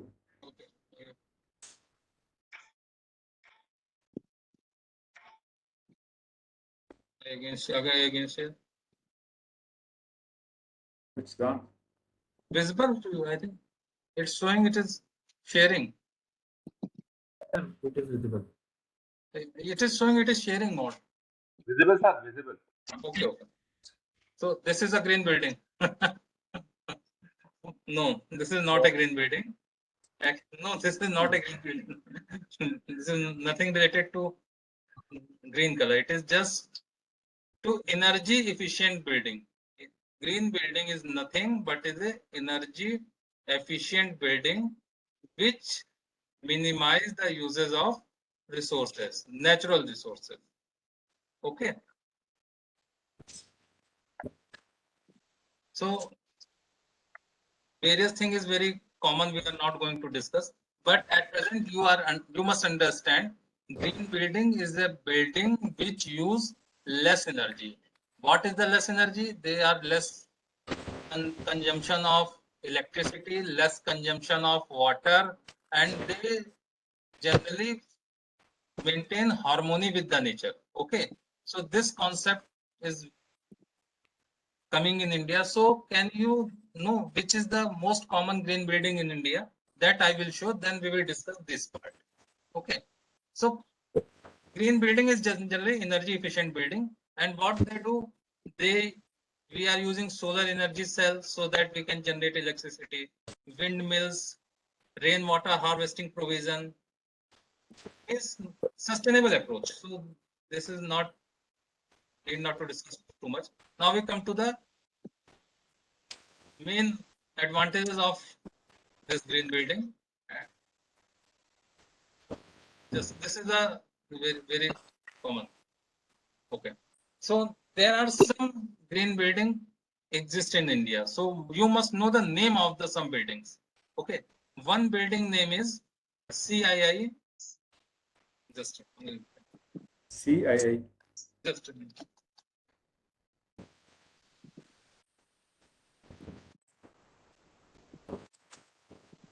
This building business center, CII, so Ramji Godrej Green Business Center, Green Business Center. This is a green building. So what you observe in this green building are maximize the use of the renewable resources. What is the renewable resources? Renewable resources are those resources which you can use again and again and again, just like a sun, just like a water.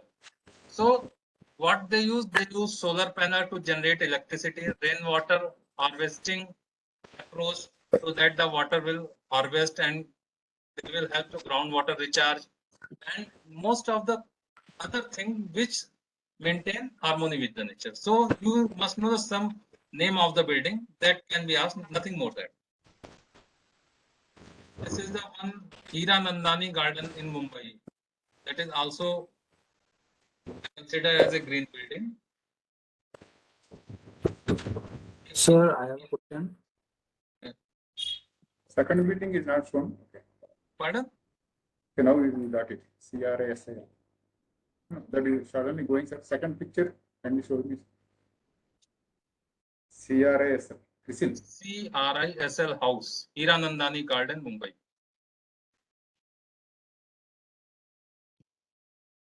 Chrysler House. I think that is the company which own this building. Hiranandani is the builder in the Mumbai, that I know. Very famous builder, Hiranandani. So these are 100% energy efficient or what? मतलब partially efficient. 100% energy efficient is not possible at any cost. They are partially energy efficient. Means 100% energy efficient is not possible. How you maintain the air cooling in the this building? Some energy is needed, but minimization of the energy, you can say. Infosys building, very famous building in the Mysore. Suzlon is the company which in the renewable resource, basically wind power. This is a Chhatrapati Shivaji International Airport, Mumbai. So green building, this is the concept of green building. This is the concept. It is conceptual point of view. It is not exactly point of view. You will do whatever you can do to save the energy is considered as a green building concept. Okay. So in this green building concept, they generally ask, what is the objective of green building concept? Or they can mention the some name in which green building is not, they give the objective question in which is not the green building. So this is the just memory based question. Okay. Automatic ventilation system, light control system. So these are the common thing.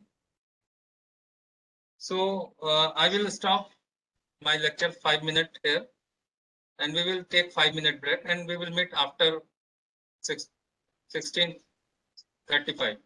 Sir, just I had this question. Sir. Yes, sir. Sir, the fifth numerical that we solved of this Fifth numerical. linear It's okay. percentage. Constant percentage method. Constant Okay. percentage. Yes, sir. Sir, in that I got R as 1.33. 1.63, absolutely correct. Okay, and then if I'm using depreciation formula, Hmm. in that I'm getting answer as 1. I don't know why. Not. You are doing. I will show you. I will take break after 5 minutes. Just.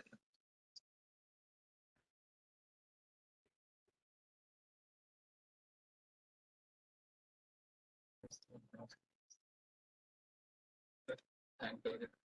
Just a minute.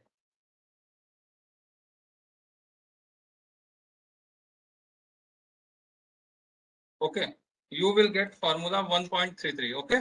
Yes, sir. Then when you put in the formula is 1 minus uh, 1 minus R by 100 the whole raised to n. just in bracket we start 1 minus 1.33 divided by 100. What is the value of coming when we divide by 100? Sir, you have missed 1 minus 1 time. Huh?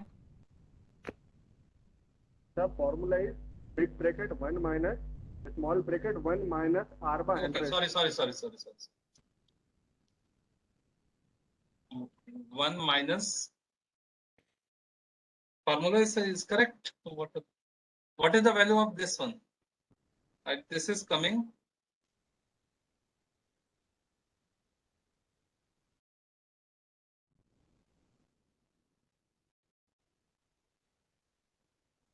Power 15. Power 15, na? Okay. So what is value is coming?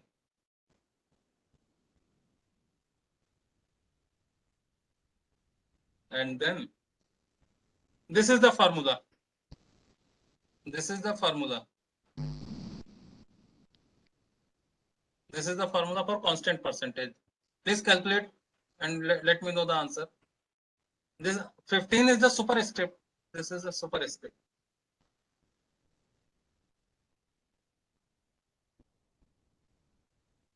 Sir, 1 minus 1.33 by 100. 1.3 matlab I'm getting minus 0.33 by 100. No, you will not get. This is the formula. First I will show the formula.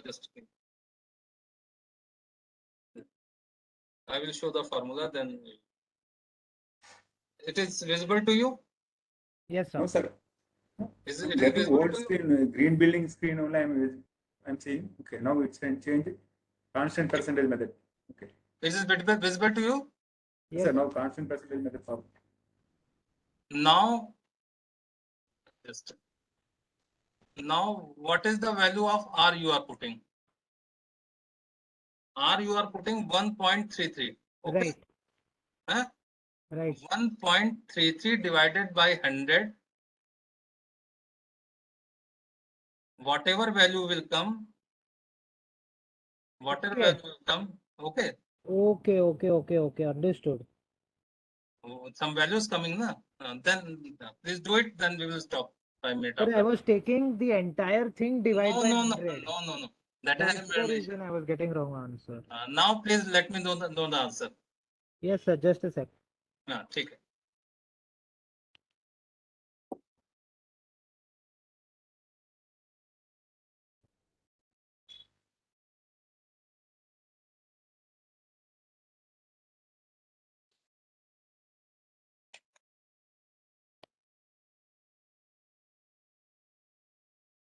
Get the Wait. now I think you will get correct. 0.18. Okay, agree. ठीक है. 0.18 the depreciation. Yeah. When you multiply it, By 100 we that get is the depreciation occur.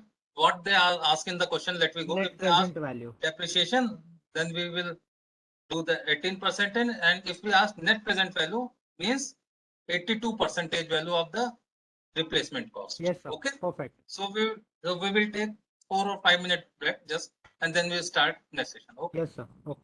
Thank you.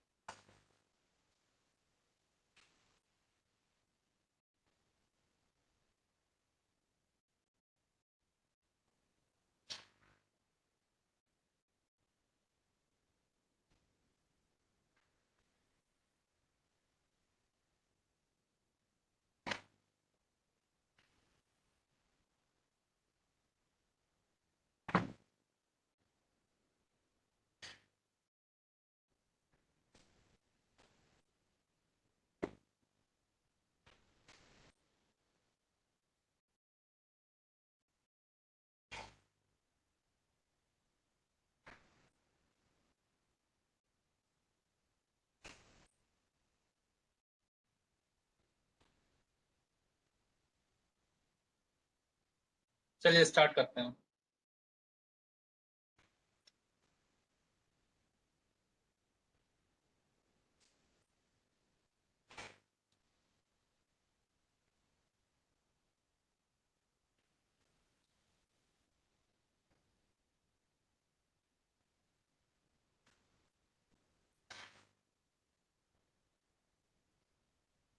Okay, shall we start?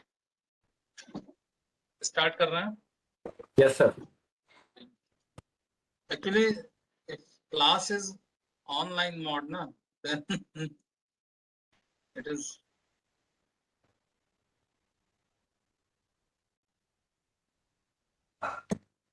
Okay, is it visible to you? Yes, sir. So we will do some more question. Actually, I am not emphasizing in theoretical portion. Theoretical portion you can do, I know. I will share some relevant question material after this session is over. You can do it. You can do it. Okay. So question is that A purchase a plot of land at the rate of 1 lakh rupees and build a building at the cost of 50,000 in the year 2014. In 2018, Mr. A sell the land and building at 2 lakh rupees. What will be the historical cost of the Mr. A for the land and building? So what is the historical cost? Historical cost means this one. Historical cost. What is the historical cost? 1,50,000. Historical cost means the history, something in the history. So answer is 1 lakh rupees. agree? Okay, sir. Why not 2 lakh rupees?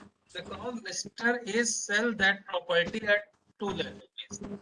Suppose if Mr. A sell this property to Mr. B, if A sell this property to Mr. B,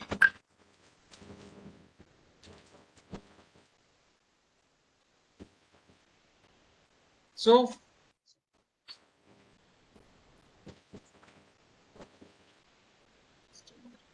If he has the future value, then 2 lakhs. just why they are just a minute. So.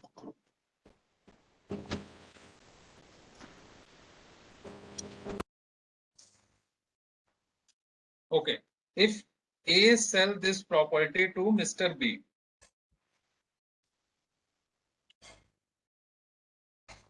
for Mr. B, that the historical cost will be 2 lakh. Got my point? For Mr. A, historical cost will be 1 lakh rupees. Agree? Hello? Yes. So you need not to go. Now come to the next question. Okay. This question is very important and very conceptual based question. There is two terms is very common. One is the lesser, one is the lessee. Lesser is a kind of malik, owner. A lesser will receive this property worth 20 lakh rupees after 20 years. Calculate the present value if the rate of interest is 7%. So what is the formula you can use? What formula you can use? I already discussed in this session. PV is equal to NI into Y. Equal to 1. What will come?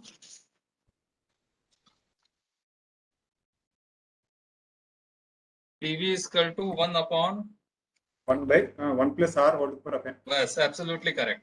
Sorry, 1 plus R bracket goes to the power n. Yeah. Where n is in this question is 20 years. Rate of interest is 7%. So first you calculate what is the PV. Then you calculate PVA. Whatever the value of PV is coming multiplied by this. Yeah. So what is the value of PV is coming? Please let me know.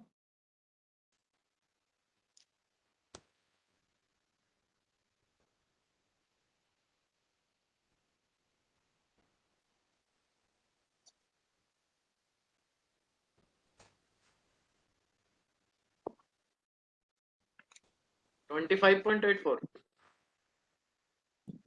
What is the value of PV is coming? PV is why 0.2584.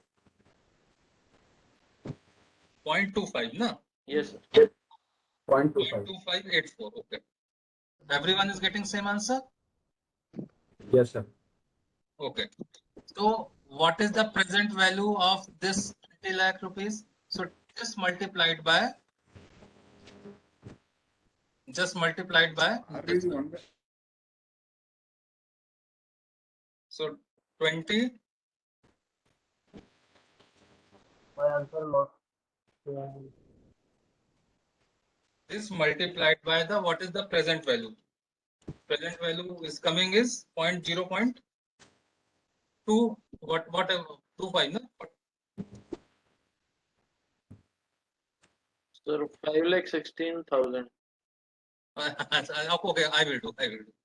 PV is first we calculate the PV. Okay, PV is 1 upon 1.07 bracket close to the power 20. Please give me the value of 1.07 to the power 20. Please give me the value only. What is the value is coming? 0.25. Huh? 0. 0.25. 0. Please write in the chat box. I will copy from there. Yeah. 0.25. Okay. Yes. Sir.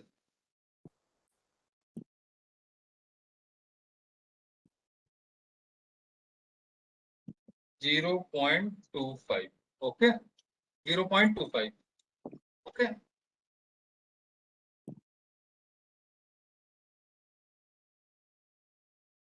This is coming.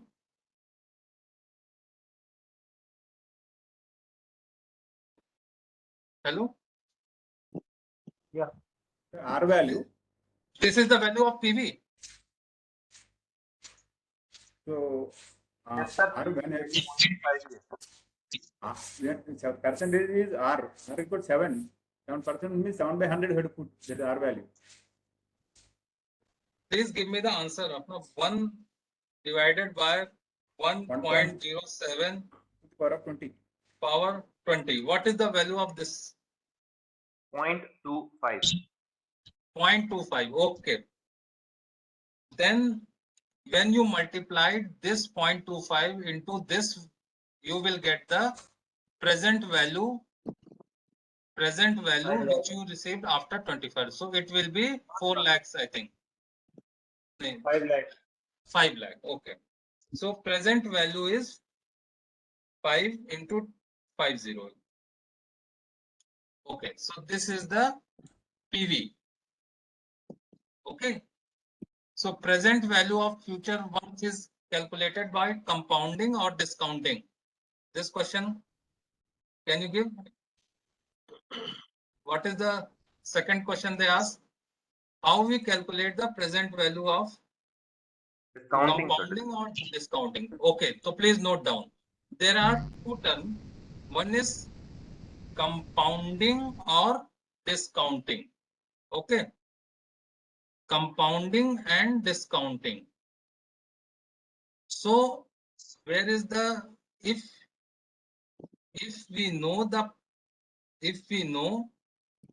the future value of present thing, then we consider is compounding, and vice versa is discounting. Vice versa is discounting. Okay. Now come to the next part.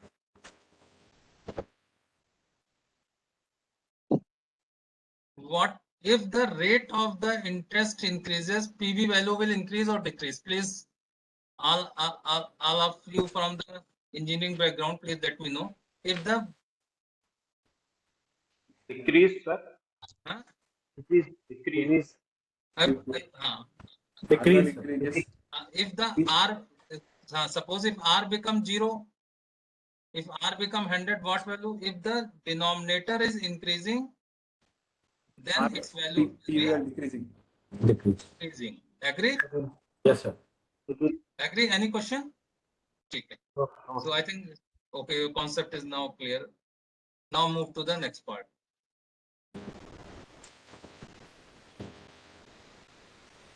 I also write there the method used to know the future value of a present amount is known as a compounding. The method used to know the future value of the present amount is known as the compounding. And the vice versa means it is known as a discount. Method used to know the present value of the future amount is known as a discounting. So vice versa this का हो जाएगा.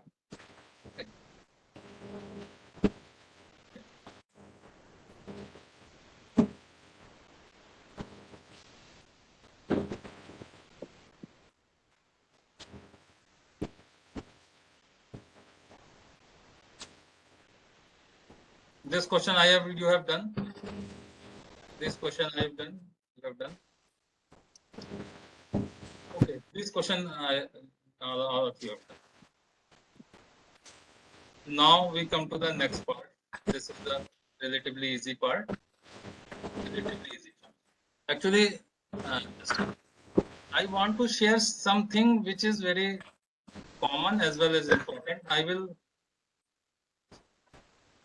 show you. Actually, for that you have to need some practice. Okay.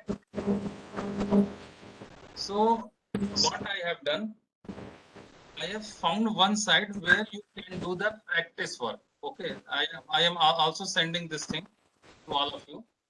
Just where you can.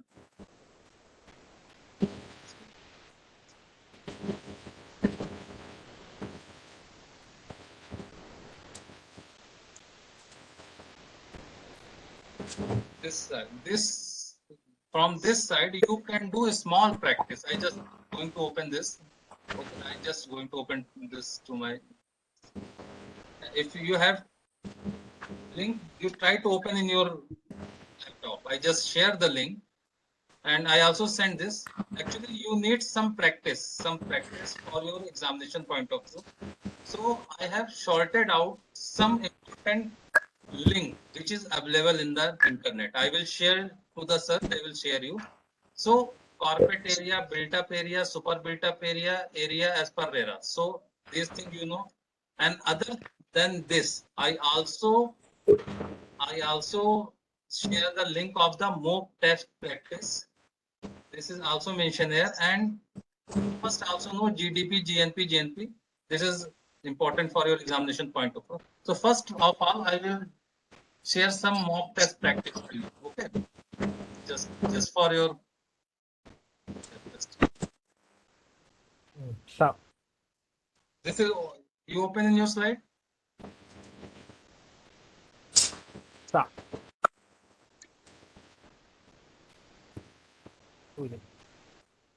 क्या होता है?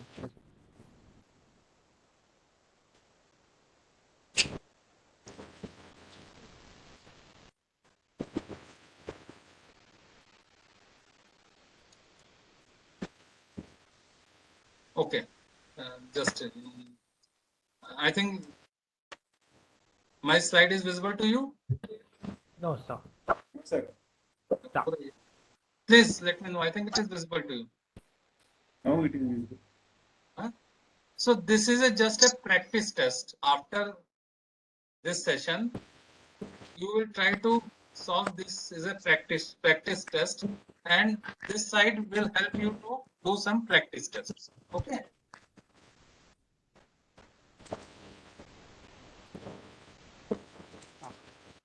But this will help you. This will definitely help you.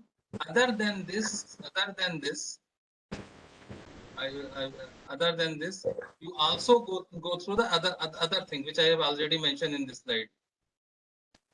Other than this, I also collected the very important material, so you can go through this. Okay, these all are available in the net, and you must go through that, because in a short time it is very difficult to discuss all those things mentioned in the syllabus. Okay. just a moment.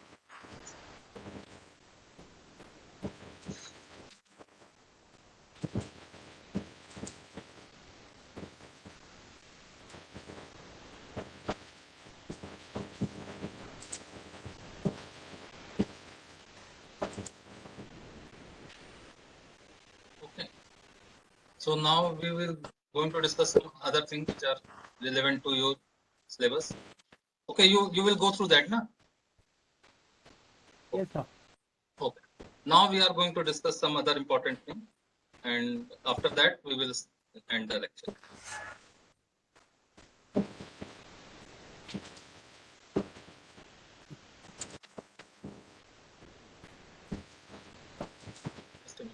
Just a minute.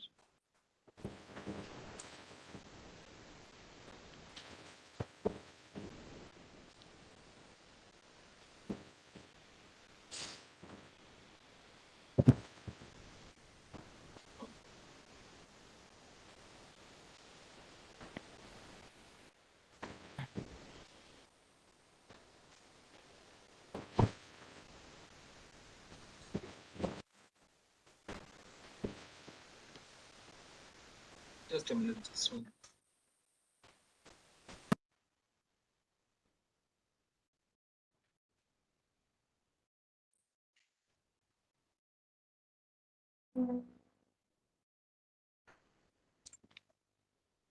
Okay.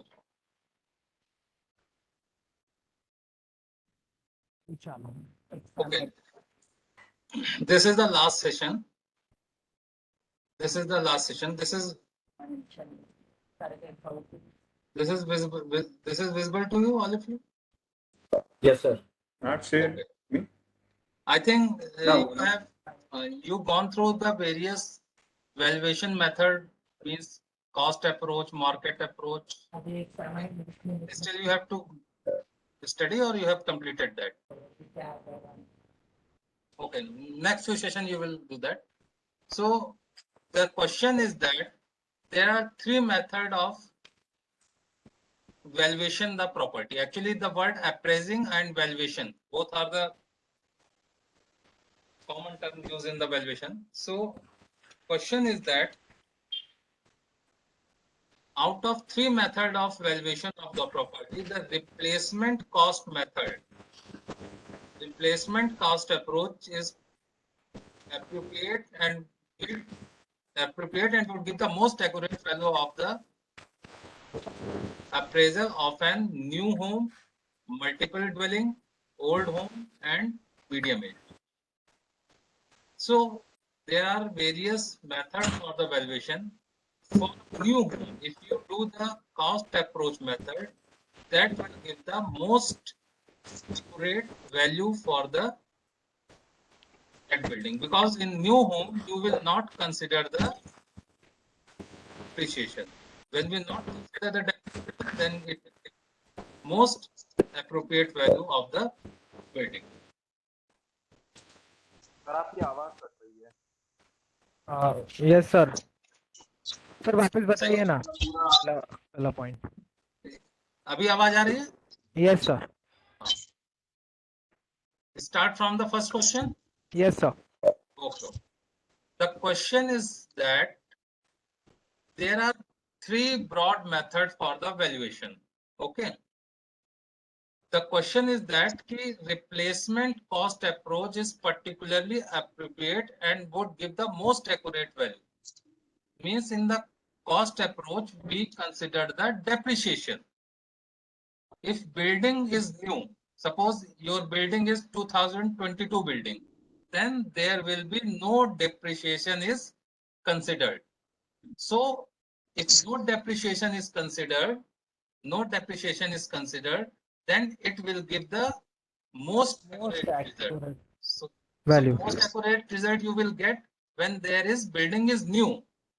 When building is new, then there is no depreciation. Then when there is no depreciation, whatever the value you calculate per square meter, per square feet, then exact value you will get. Got my point? Yes, sir. Yes, sir.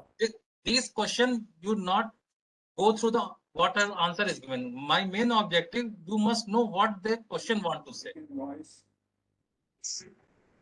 Again. Next question is economic life of the building. Economic life of the building. Economic life of building as home to end when. Question is that there are various type of life: physical life, economical life. So what is the economical life? What is the economical life? Economical life means if there is a building, he is giving you something in terms of economics, in terms of money. Okay.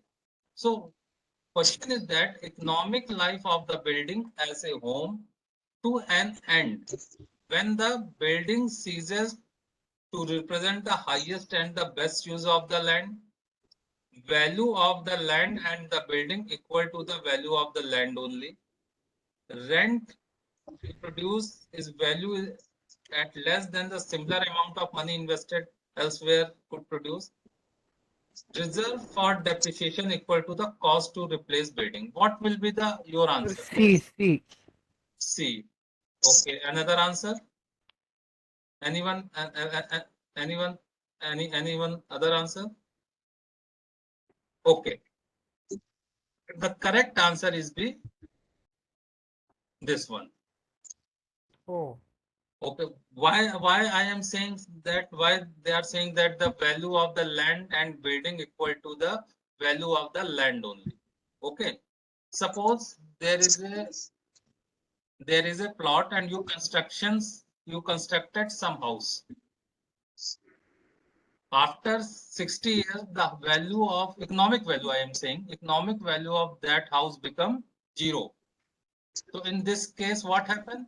Your land and building is equal to the value of the land only. Okay. I again just want to show you one thing. Suppose what is the value of property? Value of property is equal to land plus building value. Okay. If someone asks what is the value of your property, you are indirectly saying what is the value of land and building. Got my point? If the building is become equivalent to 0, if building is become equivalent to 0, then what happens? Property value is equal to the land value. Got my point? Yes, sir. Property means what is the land value.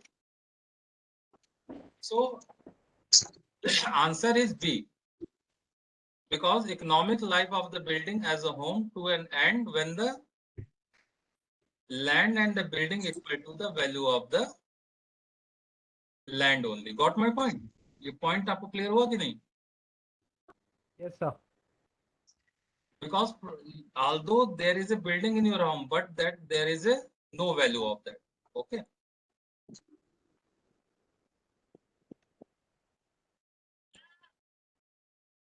Okay. There are one more. There are 3 broad categories. 3 broad categories. One is the market, one is the cost, another is the income approach. So one method approach is value. If you do comparison or value by the comparison approach, what you will do? Lowest value, highest value, future value, range of probable value. What is your answer? Other than D for Delhi, sir. D for yes, absolutely correct. Range of probable. Yes, absolutely correct. Absolutely correct. You will give the valuation range, not exact value, because you in the range we will say that this is the indicative value. Suppose after 8 years you want to sell your car, then you already estimated the value of this car will be 3 lakh to 3,50,000. That is the kind of range. Got my point? आपने range बता दी कि हमारी car की value 3 lakh से 3.5 लाख के बीच हो जानी चाहिए. Okay. Okay. This now we come to the another important point. There is a obsolescence. Obsolescence means क्या होता है? What is the obsolescence? Obsolescence means when things become outdated. Things become outdated. There are various types of obsolescence. Actually, these things are also discussed in the slide, but it is better to discuss in the this question answer session. There are one term is the obsolescence. Okay, what is the meaning of obsolescence? Obsolescence का meaning क्या होता है? Not useful, not in usage. Now, I think no one is using the basic phone. Yes, Siaram sir, we are agree. We are not using the basic phone. We are using 4G phone or advanced phone, Apple phone. Why we are not using 2G phone? And I know when the telecommunication started, there is a pager system is in the picture. I think some of you may know the pager system, just like a messaging system. So I think no one using is the pager nowadays. Why this is happening? Because those outdated. Those things become outdated. So if things become outdated, they are considered as a obsolescence. Okay. obsolescence. So question is that what type of obsolescence occur? Obsolescence may be various type. There may be technological obsolescence. Now very few people using 4G phone or 3G phone. 3G or 2G phone now nobody is using. Why? That technology exists, but that become obsolescence. Got my point? Similarly, this question is asked the type of reduction in value in present when hydrogen gas storage tank is located next to your property. If in nearby your property some hydrogen gas tank is located, if hydrogen gas tank is located, then it may be some problem is created. What type of problem? Some air pollution problem and some smell is coming. Smell is coming, which is not favorable. Some problem is creating. If hydrogen tank located in your area, so what type of obsolescence you observe? Can anyone guess? And if you not guess, I will give the correct answer. Is it a physical deterioration or a physical observation? No, because hydrogen gas is located not your premises. It is located 200 or 300 meter away from your home. But what is the external obsolescence? Due to location of this gas storage tank, it may be possible some incident will take place, or it may be possible some nuisance type of smell is coming always 24 hours. Suppose if any house located in the slum area or any nala where nuisance is coming, then such type of obsolescence is considered as a external obsolescence. Okay. Now come to the functional obsolescence. What is the functional obsolescence? Functional obsolescence means suppose you stay in the 25-story multi-story building and there is only one, there is no lift and only one parking. It is a functional obsolescence. Got my point?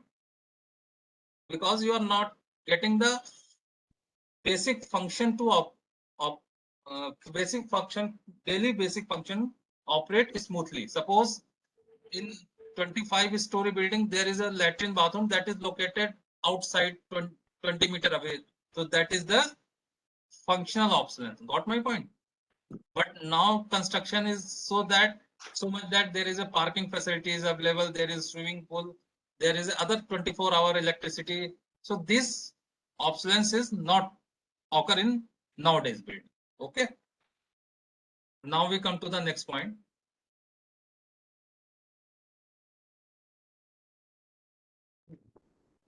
I already mentioned the answer. The question is that of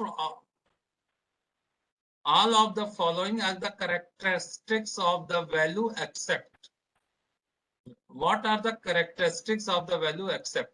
Cost is the not characteristics of the value. All are the characteristics.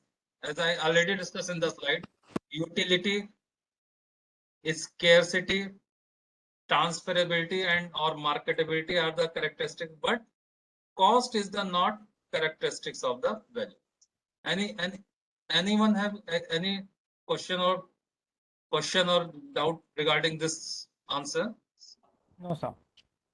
Value, if you value something, it has 4 things: utility, scarcity, transferability, but not cost. Cost is another thing.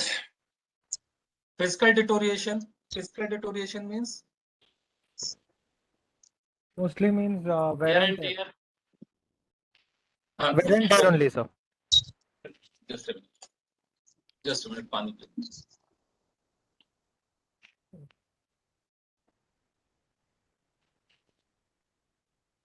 Two terms coming here. Physical deterioration. Physical means sometimes mechanical work is going on. Some body parts are moving against each other. So physical deterioration means wear and tear. And what is the obsolescence? Obsolescence may be some technological obsolescence, economical obsolescence, or other types of obsolescence. Sir, obsolescence means stopping to exist, right? Pardon? Obsolescence basically means stopping to exist. Obsolescence means something become outdated. But Outdated stopping to exist, right? It does not exist now. and that is not exist. That is not in use. It maybe exist. It may be possible. Okay. It not is useful purpose. Suppose you stay in a flat. You stay in a flat. There is a toilet. It's 20 meter away from the flat. That is 1 BHK. That is obsolescence. That is not no use because there is suppose is a Mumbai chal type residences there. There are 20 or 25 houses. There is a separate Latin bathroom that is located in 200 meter away from their society. So that is obsolescence nowadays. Okay. Yeah. Now come to the next question. This question is quite interesting and important too. A valuer often makes distinction between physical life and the economical life of an improvement. Regarding these two ways measure life, which is generally true. Now there is two terms coming. But first is the economical life. Second is the physical life. So what is the physical life? What is economical life? You must know first. What is the physical life? Suppose you construct a building. Suppose Britishers built one bridge. That bridge still exists, but that is not in use. No rail, no train, no car and other thing going on that bridges. So what life is exist now? That is the physical life is exist, but economical life is end. Got my point? Sir, once again. Huh? Sir, can you explain it once again? Suppose Britisher built one bridge in 1885. Okay, for some rail network. Now Government of India not using that bridge since 1975. Britisher built in 1875, but Government of India not using that bridge from 1975. Still that bridge exists, and no rail transport using that bridge. New rail bridges constructed. Their economic life is finished in 1975. Oh, okay. But their physical life still is going on until unless it is dismantled or destroyed. Got my point? Yes, sir. Got. So question is that physical life and economical life on an improvement regarding these two way of measure life, which is generally true. Concept true, which is generally true. Economics life lasts longer. You are agree from this point or not? No, sir. No, sir. Last longer. Economics life and physical age are usually parallel. No, sir. Physical life No, is sir. shorter.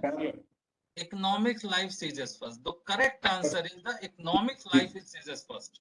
From the Britisher rail bridge, you can easily understand their economic life ends in the 1975. But their physical life is still going on. Got my point? Yes, First, sir. their economic life, because if economic life not ceases, they are still using that bridges. Okay. Yes, sir. Okay. Now I think you can understand what we want to discuss in this question. Question is very easy, but discussion is very important. Okay. Economic. Okay, this question is already. Okay, now come to the next question. Okay, question is that which of the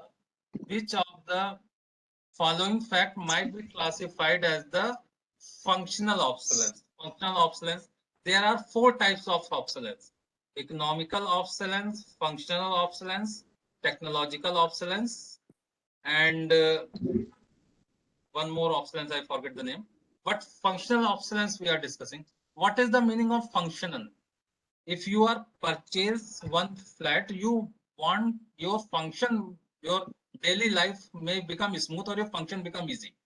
Okay, so now you can easily understand what is the functional obsolescence. Yeah, yes, Ayushwant. Functional obsolescence with respect to land and building and construction product. Firstly, is a exterior needs painting, property front of busy expressway. कोई फर्क नहीं पड़ता. If property in front of busy expressway, it is not a obsolescence. Exterior need painting doesn't matter. Property has a single car garage. Suppose there are 20 flat in the society and there is only one car garage, then it is a functional obsolescence. Why functional obsolescence? जो पहले आएगा वो car park कर देगा, other will park outside your premises. So this is a kind of functional obsolescence. Suppose there is no lift in your society, that is also functional obsolescence. There is a toilet that is 50 meters away, that is also functional obsolescence. Okay, now you can easily understand what meanings of functional obsolescence. Okay, suppose you purchase car, that car is 15-year-old car and there is no USB provision, that is also functional obsolescence. Got my point? I think you understand what I want to say. Functional obsolescence means your function may be affected. Nowadays USB has become very common. If there is no USB in the car system, then it is obsolescence for you. Okay, so answer of this question is this one: property with single use car. Ayushman, you are right. Now come to the next part. पढ़ना कुछ कह रहे थे? Now come to the next part. Question, first you read the question, then we discuss the answer. Assume that the trend in the architectural design is towards more contemporary style homes. Because of this trend, conservatively designed home will tend to, what is your answer? It will decrease, sir. Decrease in value more rapidly. Decrease in value more rapidly. It will definitely decrease, but it will decrease in more rapidly. What actually what the question is say, architectural design towards more contemporary style home. Because of this trend, conservatively designed home will be decrease more rapidly. Conservatively designed means by the old fashion. Now, okay, this.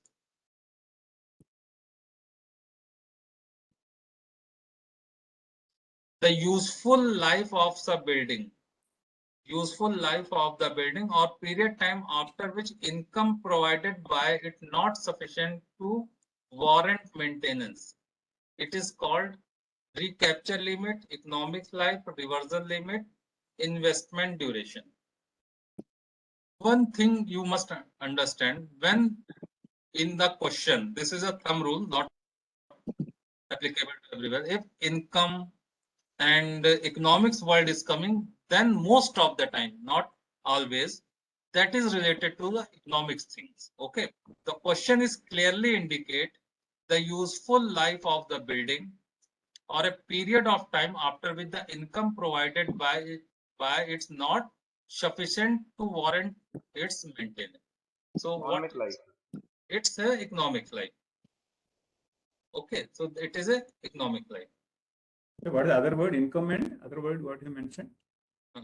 The use I also income provided by it is not sufficient to warrant its maintenance. Means if income is coming but income is too less, it is not fulfill the maintenance and other outgoings which is necessary for the building. Outgoings also. Sir, my question, you in the beginning you mentioned whenever income and other word comes, it may be related to economy. Okay. Actually, how that why I answer. So if in the question term like income, economic, or something related to money is come, then most of the time answer is the economic life. Economics things. Okay. It is not hard and fast, okay, but just 99% I observe that it is related to economics. But okay, now come to the next question, not last.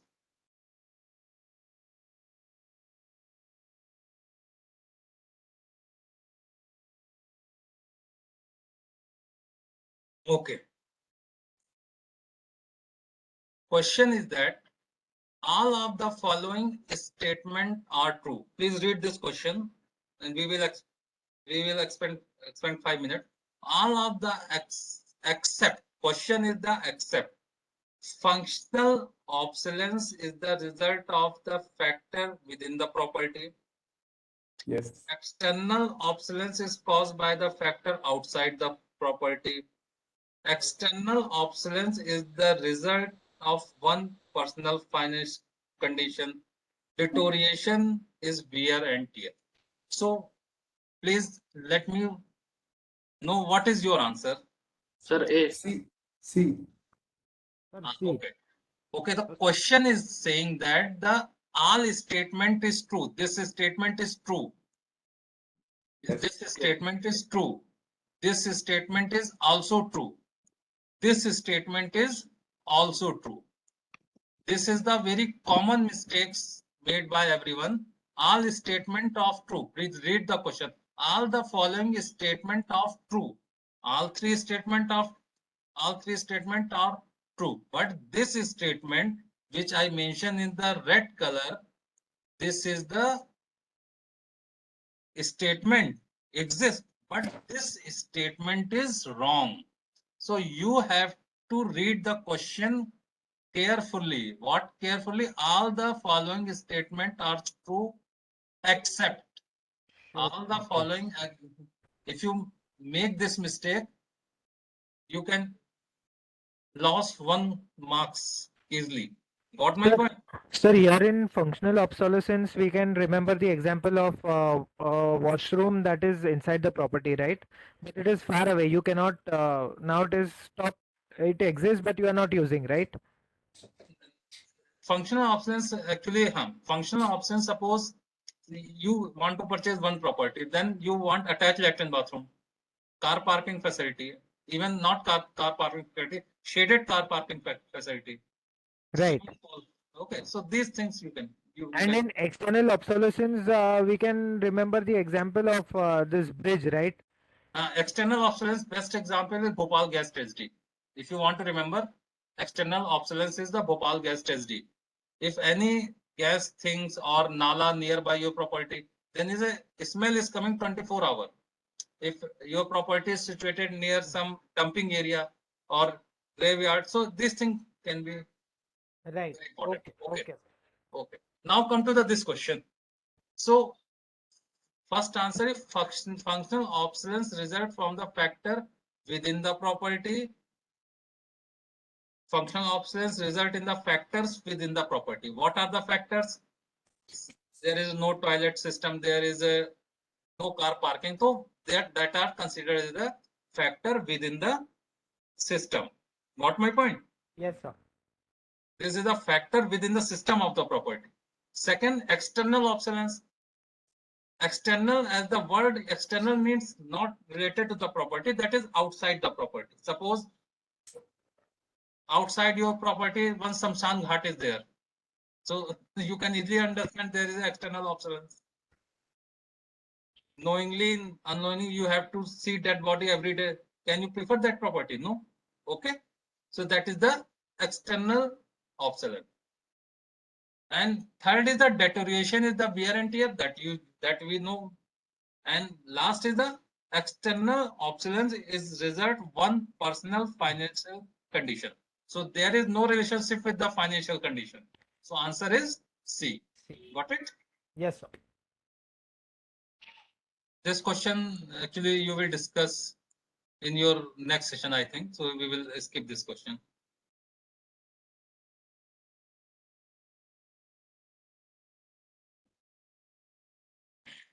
Okay.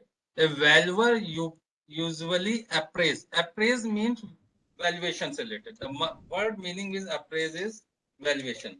Previously, a valuer usually in the valuation to determine assessed value, book value, market value, or insurance value. 4 value है. What I you think want? market value is the right answer. So market value is the right answer. Now we will discuss the other answers.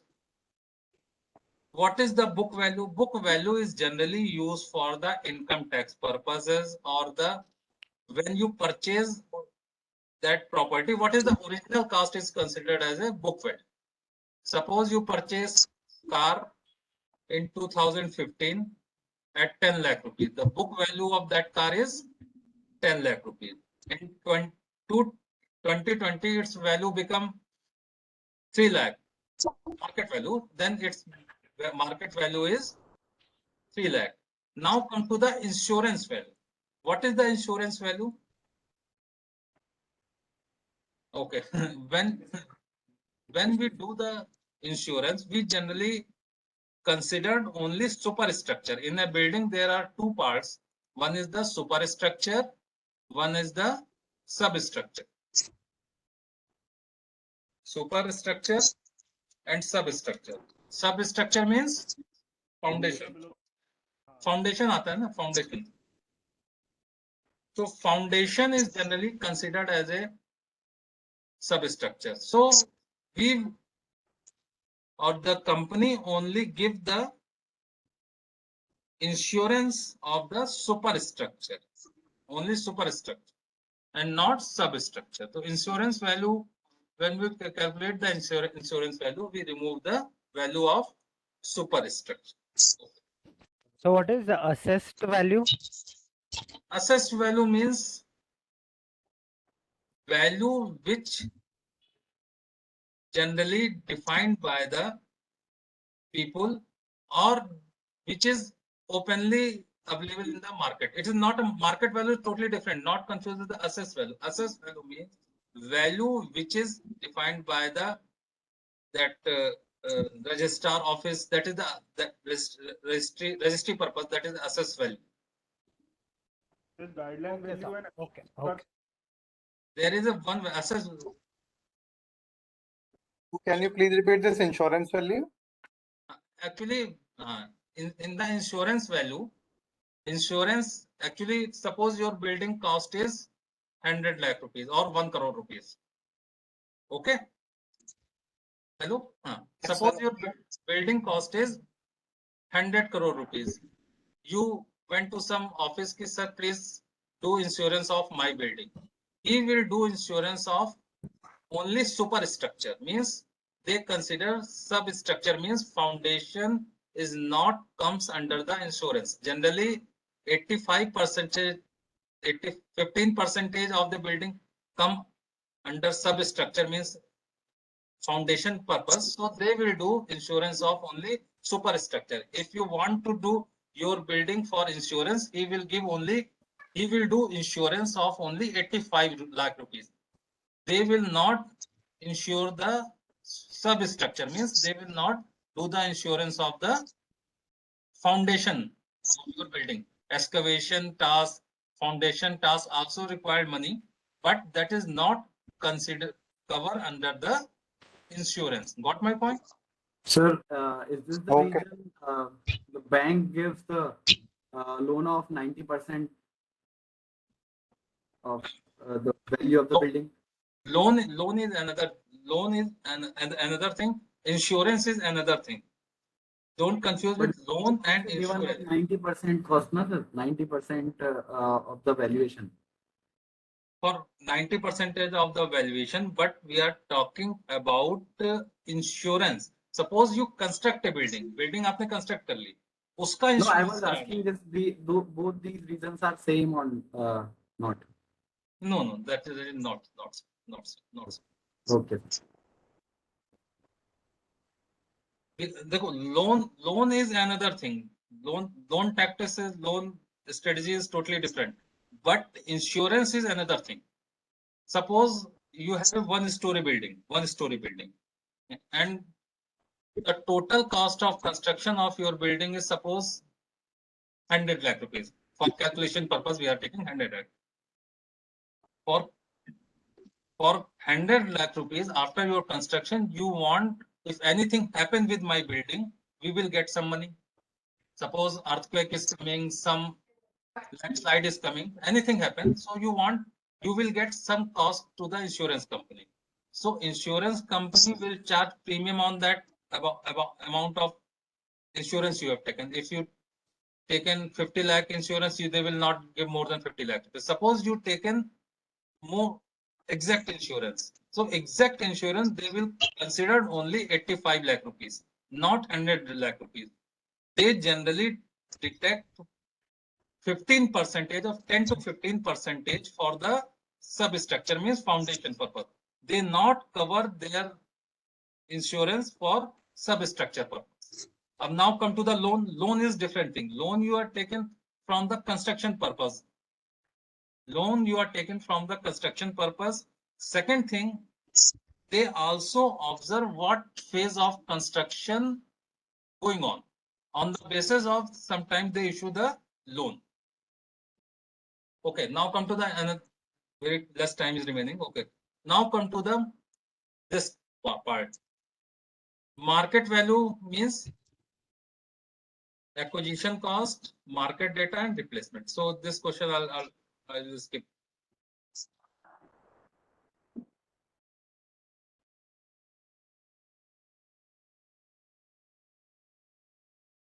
Okay.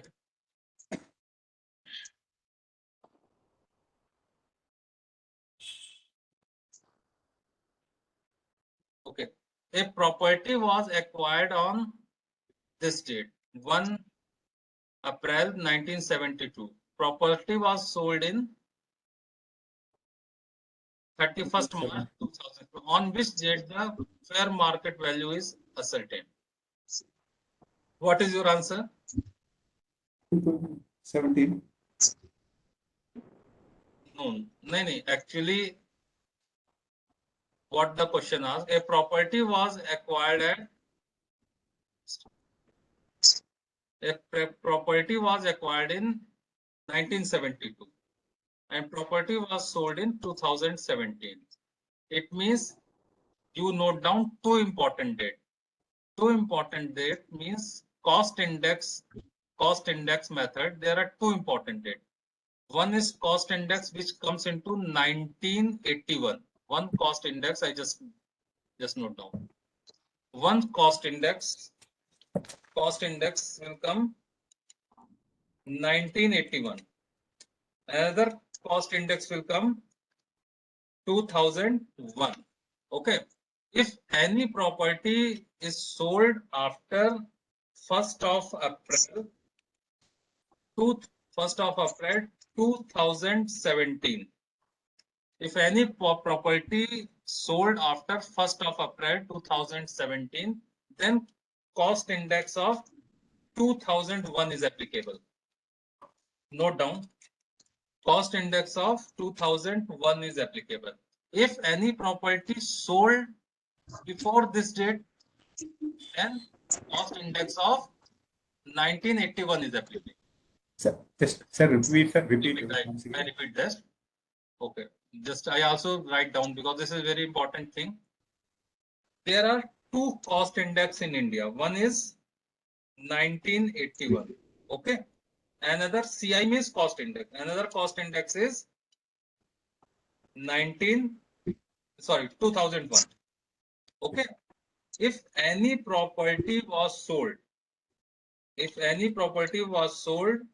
1st April 2017 or onwards, उसके बाद कोई भी onward, then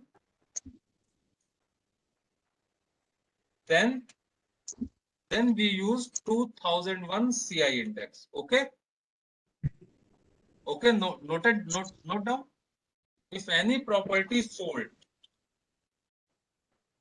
before this date means before 1st April means 31st March. Sir, if any property sold after 1st April 2001. So it is 2001. Sold 31st March 2017. Okay, if any property was sold 31st March 2017 and before that date, then we will consider CI of 1981. This is the important point of this question. Okay. This date is very, very important. This will be 2017 or 2001, sir. Pardon? 2020, this one. Second line is sold after first April 2001. This one. 1st April 2017 or onward. Also included 1st April. 1st April 2017 is also included. Got my point? No, sir. Could not understand. So the property was sold after 2017. Any time after 2017. If any time till any, because new cost index is not coming till now. If any property sold 1st April 2017 onward, any date. If any property sold 1st April and this day, 1st April 2017 onwards, any date, then we will use cost index of 2001. This two question I have already going to discuss in few minutes. This is the property which is acquired in 1972 and property was sold in this one. So on which date the fair market value to be ascertained? So answer is this one. Similarly, this question is same. The property was acquired on 1/4/1972, but property was sold in 2017. On which date fair market value is ascertained? Answer is Sir, just a repetition, sir. Request you to repeat. Sir, cost index 1981 is there. You have mentioned two cost index. Sir, so cost index 1981 is applicable to which years? I will. Previous question itself. So cost index, you have mentioned two cost index 1981 and 2001. So 1981 is applicable to which years? Suppose if your property is sold, this date, but you acquired that property before 2001. Got two things are there. Suppose your property is before cost index of 2001 is come into the picture, you purchase some property.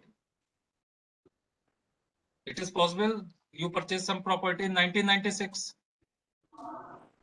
So that is, even if a cost index 2001 is there, then just I sold after 2001, then this also 2001 or 2017, it means the same? If I will show. If what is the value of your property in 2001, then with the help of cost index, you can easily estimate the value of your property. I agree. If your property purchase, if suppose your property purchase 2000 onwards any date, then there is no issue. Agree? 2001 means it is applicable from 2001 means.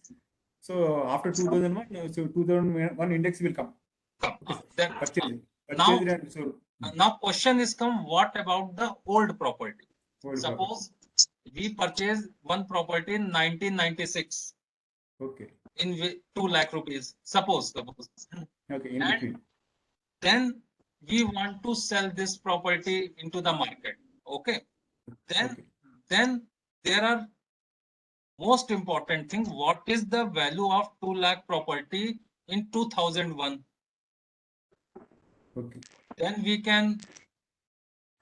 can estimate after this date, 1st April 2017, we can easily estimate. Otherwise, they are saying that if you are selling this property before 1st April 2017, then we will use the index of 81 wala, 1980. Okay, sir, we will discuss after this slide. We will discuss. This is very important date. Because before this cost index, there is not too much inflation. In this cost index, inflation is also included. Cost index is actually basically economic term, and when we calculate the wholesale price index, with the help of that, we calculate the cost index. Now one important thing I just want to discuss with sir, Shivarama sir. Yes, sir. Actually, Yes. from one literature I gone through, I found that why the property rate increasing exponentially. What reason you are thinking? Only and only reason mentioned in this book, the growth of the population and limited land resource. There's nothing matter. If population is become constant, it may be the reason mentioned in that book. It may be the possible that the stability of this thing may be occur after 30 years, not now. If population become constant, then the rate of the property may become constant, but that is not possible because population is increasing and land is still same amount. We can't extend the land. Okay. What cost is the fact. Cost is the fact. There are what is the fact? What is the fact? Fact means that is truth. Cost is the truth. Cost is cost. If you start manufacture something, what is amount you invested? That is the cost, and the cost is the fact. Okay. Agree from this point or not? Fact. What is the fact? Fact is a kind of truth. Yes, sir. Yes, sir. Cost is a fact. That is the important. This is question very common, generally coming. Cost is a fact. Whatever the investment you do for the manufacturing of that thing, that is the fact. Not policy, not opinion. What is price? What is price? Price is fact, policy, or opinion? Please tell me. Anyone else? Opinion. Opinion, sir. Price is Policy. Okay. Policy. Why policy? Why policy? The question next is most important. Why? Because cost is the fact. Whatever you manufacture, their cost will be fixed, more or less 1-2% here and there.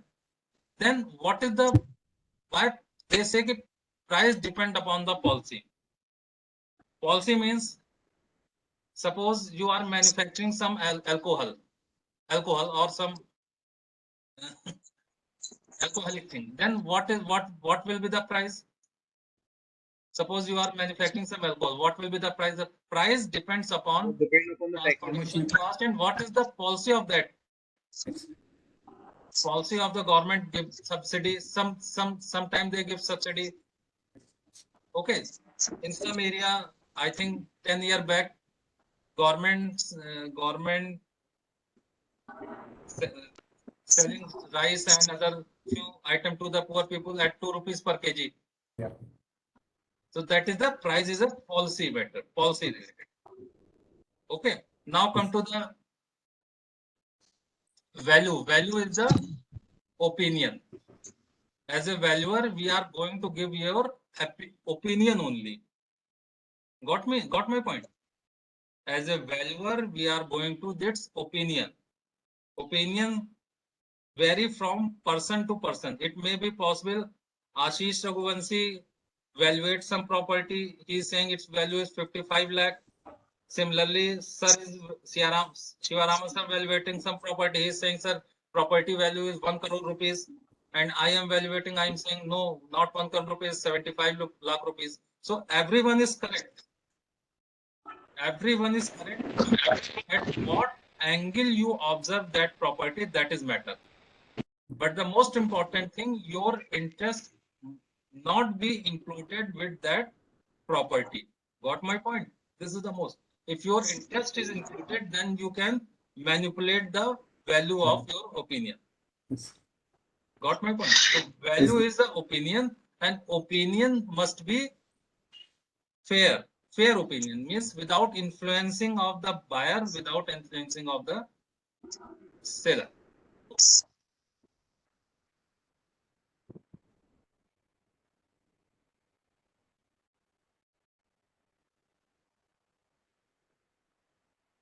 One question missing. 99 year of lease with renewal clause as a considered as a lease, generally considered as a 99-year lease. I am staying in Noida, and Greater Noida is also in a lease of 99 years. But most of the time lease will increase. So question is that 99-year of lease with renewal clause is called as long lease, short lease, or perpetual lease. Long lease means if lease is 75 years, that is a long lease. More than 65-year lease is generally considered as a long lease. But the perpetual word means it is a lifelong. Even your next generation will also enjoy that. Got my point? Perpetual. Perpetual means very, very long time. Maybe 999 years and 100 years, 100, 200 years. That is the. What will it call if it is not with a renewal clause? The question is that. Pardon?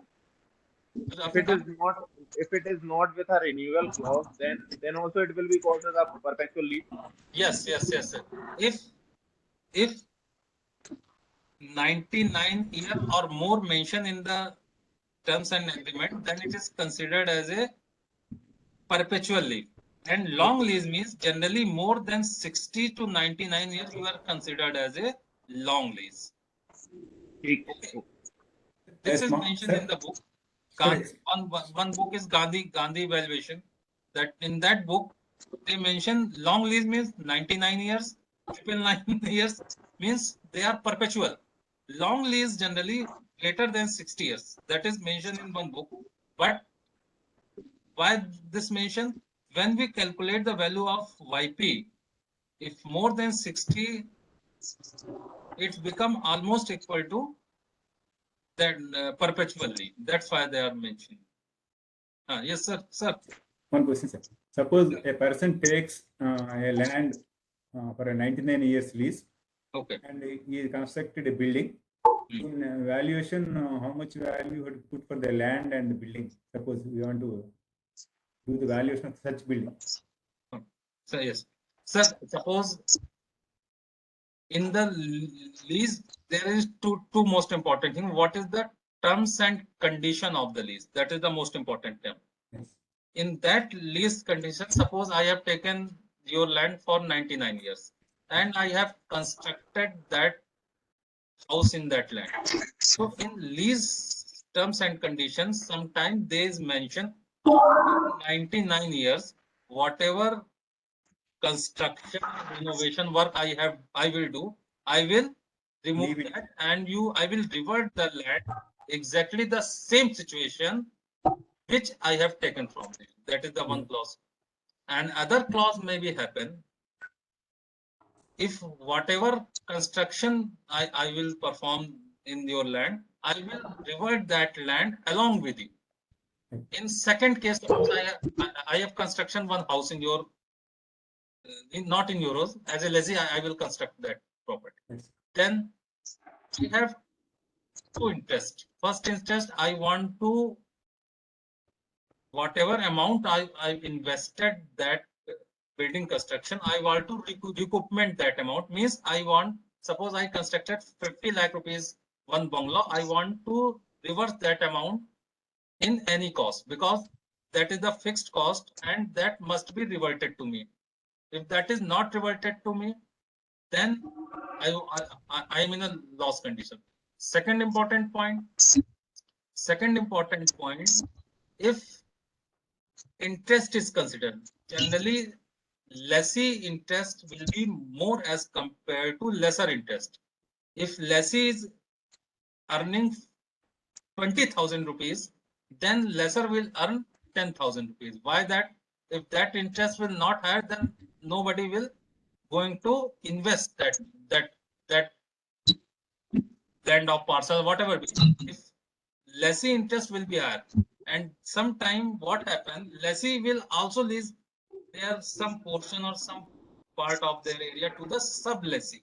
So this depends on what is the terms and condition mentioned between lesser and lessee. It is a kind of deed. Sir, when you do the valuation, you must go through the Read. That is very Yeah, important, sir.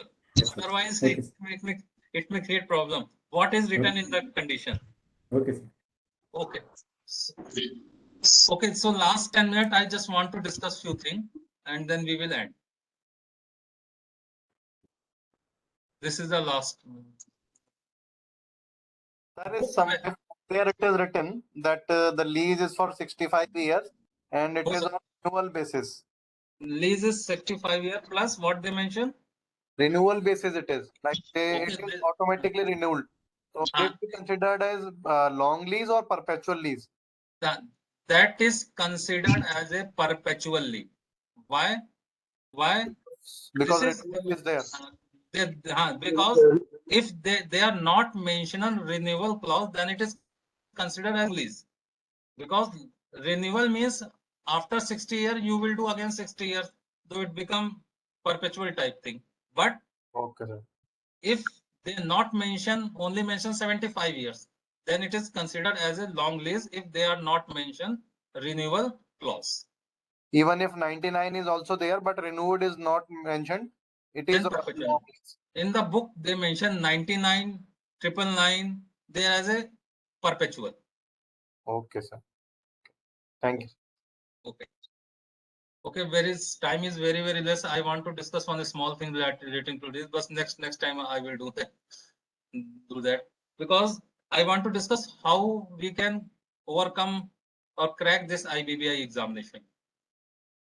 So I just want to discuss this small thing. Then we will end the session. Only 5 minutes is remaining. Okay, just a minute.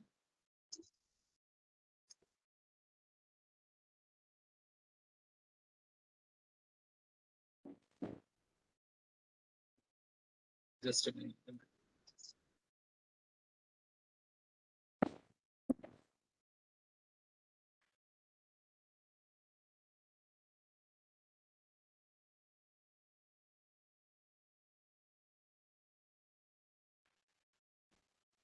It is visible to you. Visible to you all? Yes, sir. Yes.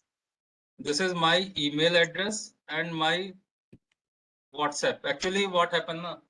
If you mail me, then I will definitely reply. And if you WhatsApp me, still I will reply. But sometime it may happen I'm not using WhatsApp very quickly. But mail I will checking regularly. So if you have any question regarding your examination, and if anyone has still in the valuation field and you want to take my help, I am always available with you because my expertise in the environmental engineering field. So I am coming in this valuation field to do some environmental evaluation and other important tasks related to IBBI or company inspect. So if you need any help, we will do. And here I am associated with one of the government valuer, Dr. Bansal Saab. So I will definitely help you. If or anyone coming to Delhi, please ping me. We will try to meet and discuss things. So my suggestion to this examination, if you attempt first attempt, suppose some of you are going to attempt first attempt, it may be possible you will not clear the examination. It may be possible. If you clear, then everything will be end. If you're not able to clear, then you take 1 month or 15 months. I cleared this examination in 3 attempts. I tell you. Even I was working as a HOD and lot of student MTech, PhD and other under me, but I will take 3 attempts. So this examination is tough as well as tricky examination. So my sincere suggestion is you first read the question carefully. What happened in the question, in the end word they use the word accept, not. So what happened in the Indian tendency, we read the first line and then we start the answer. Yehi hoga, yehi hoga. So take your time and not try to cover whole paper. Whatever you know, first you answer the best. Then there is an option of review later.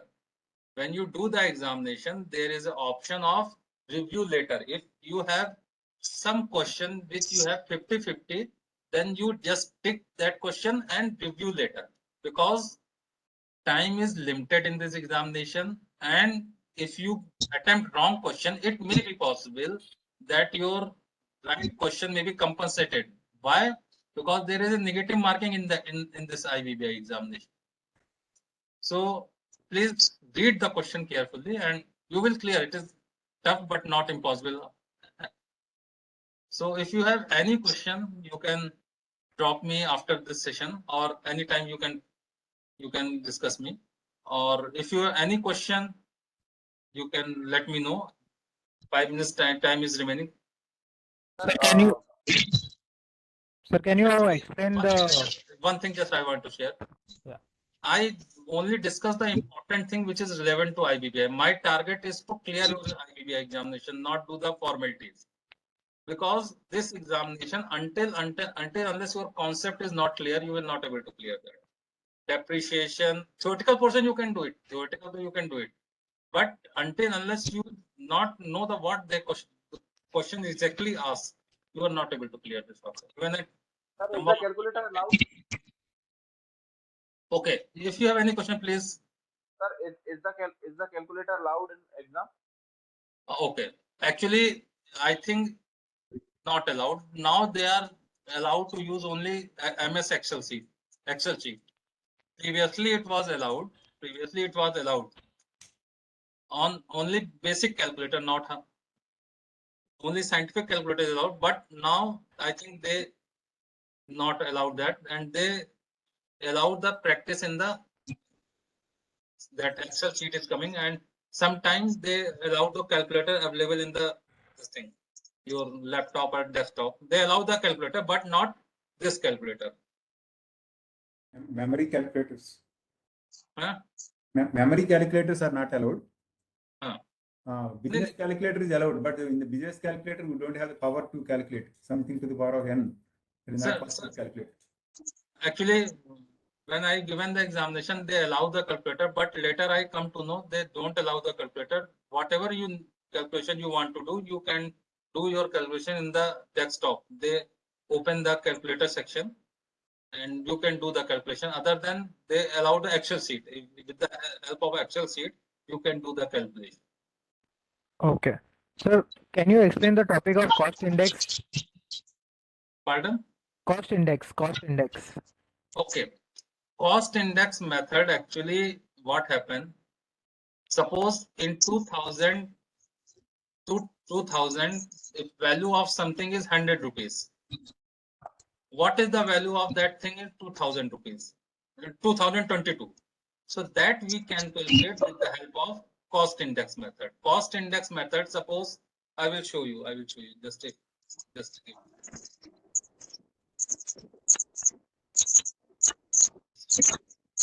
give me time. Yes.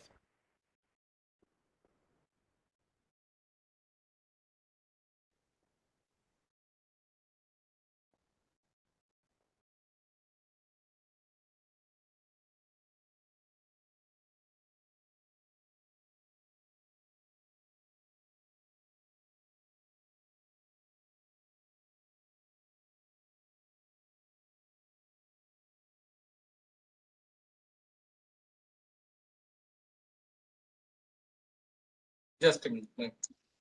Open कर लूं मैं आपको cost index tip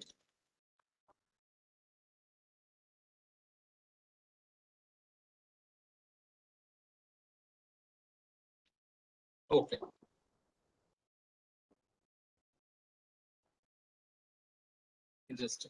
I'm just sharing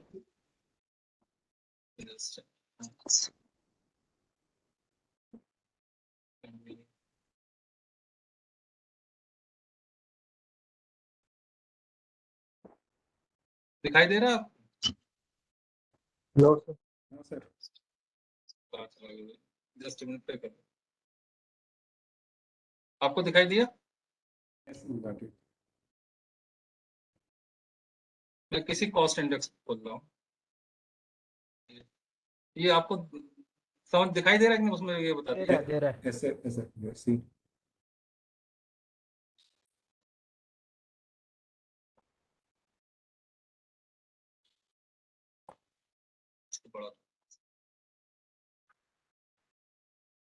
plus C. Okay, now you can easily observe the cost index. Okay, Yes, sir. clear? Yes, sir. Now question is that suppose just if your property cost is 100 lakh rupees in 2000. Your property cost is 100 lakh rupees in 2000. So I am asking what is your property rate in 2007 and 2008, and what is your property rate is 129 lakhs. 2017 and 2018. My question is, in 2001, sorry.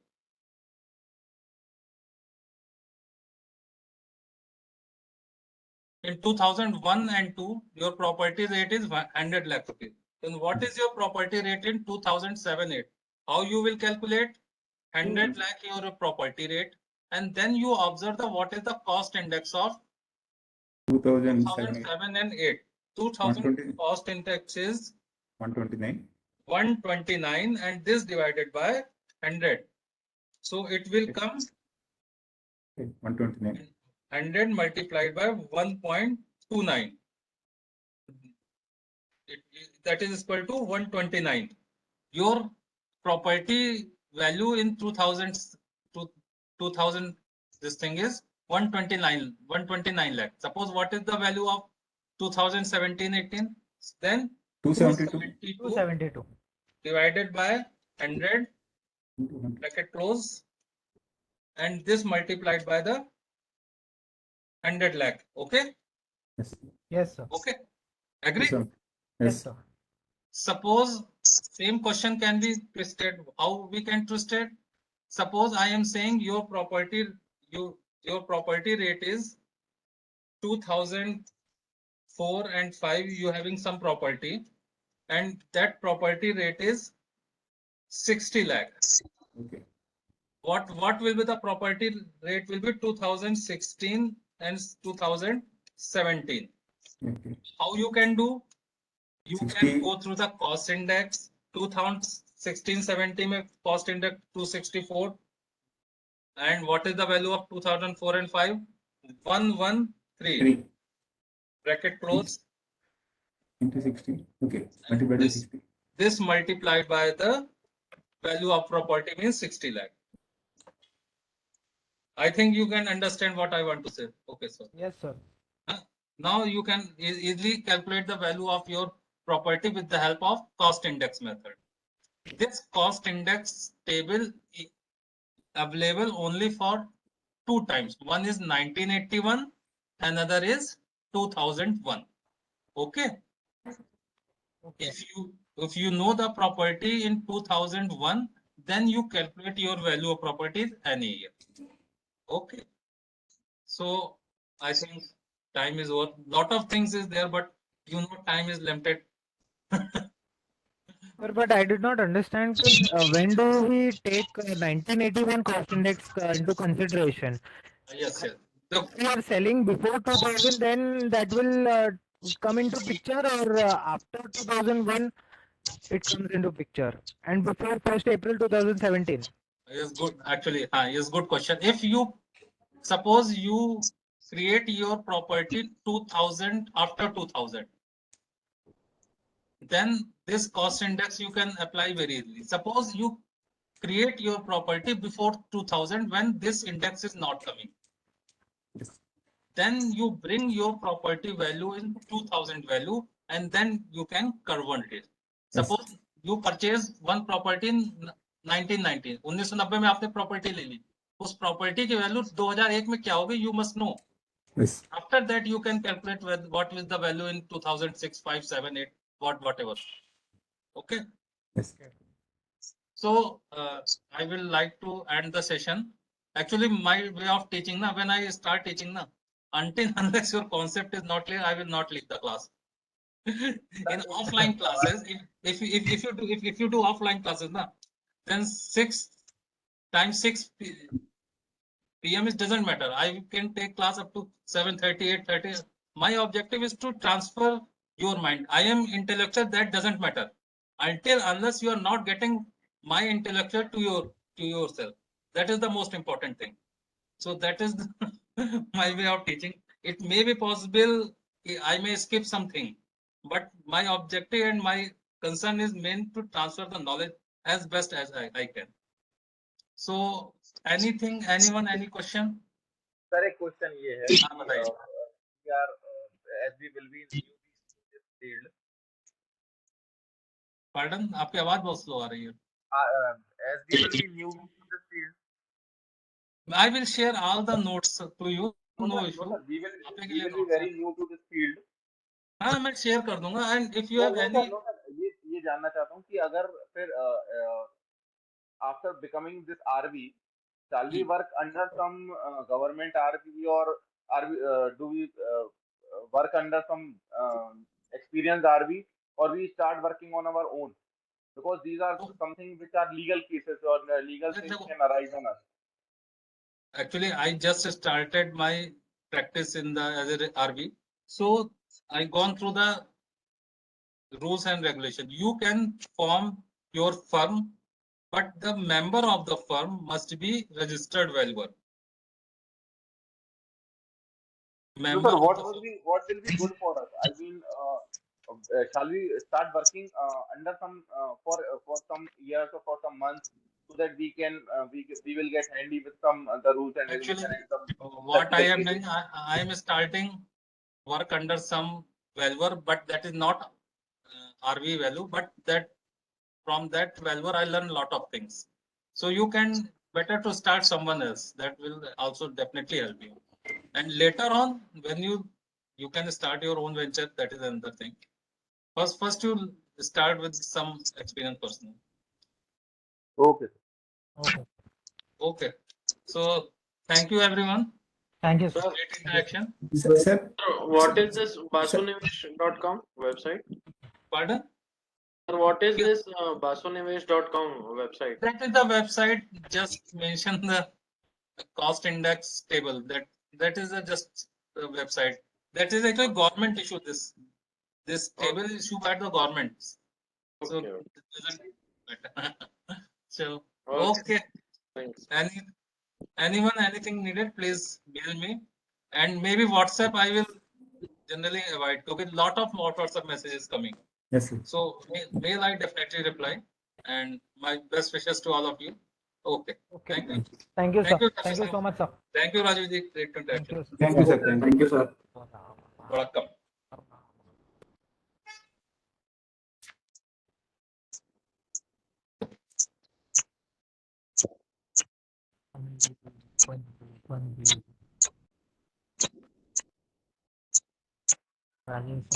Real estate. Anyone else taking up, or we can leave this?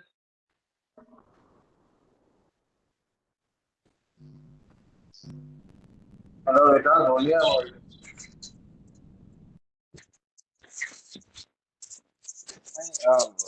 are we going to say something? तो फिर रोके नहीं तो जाए. चलो और क्या हो गया विकास भाई, आपका बैठे रहोगे.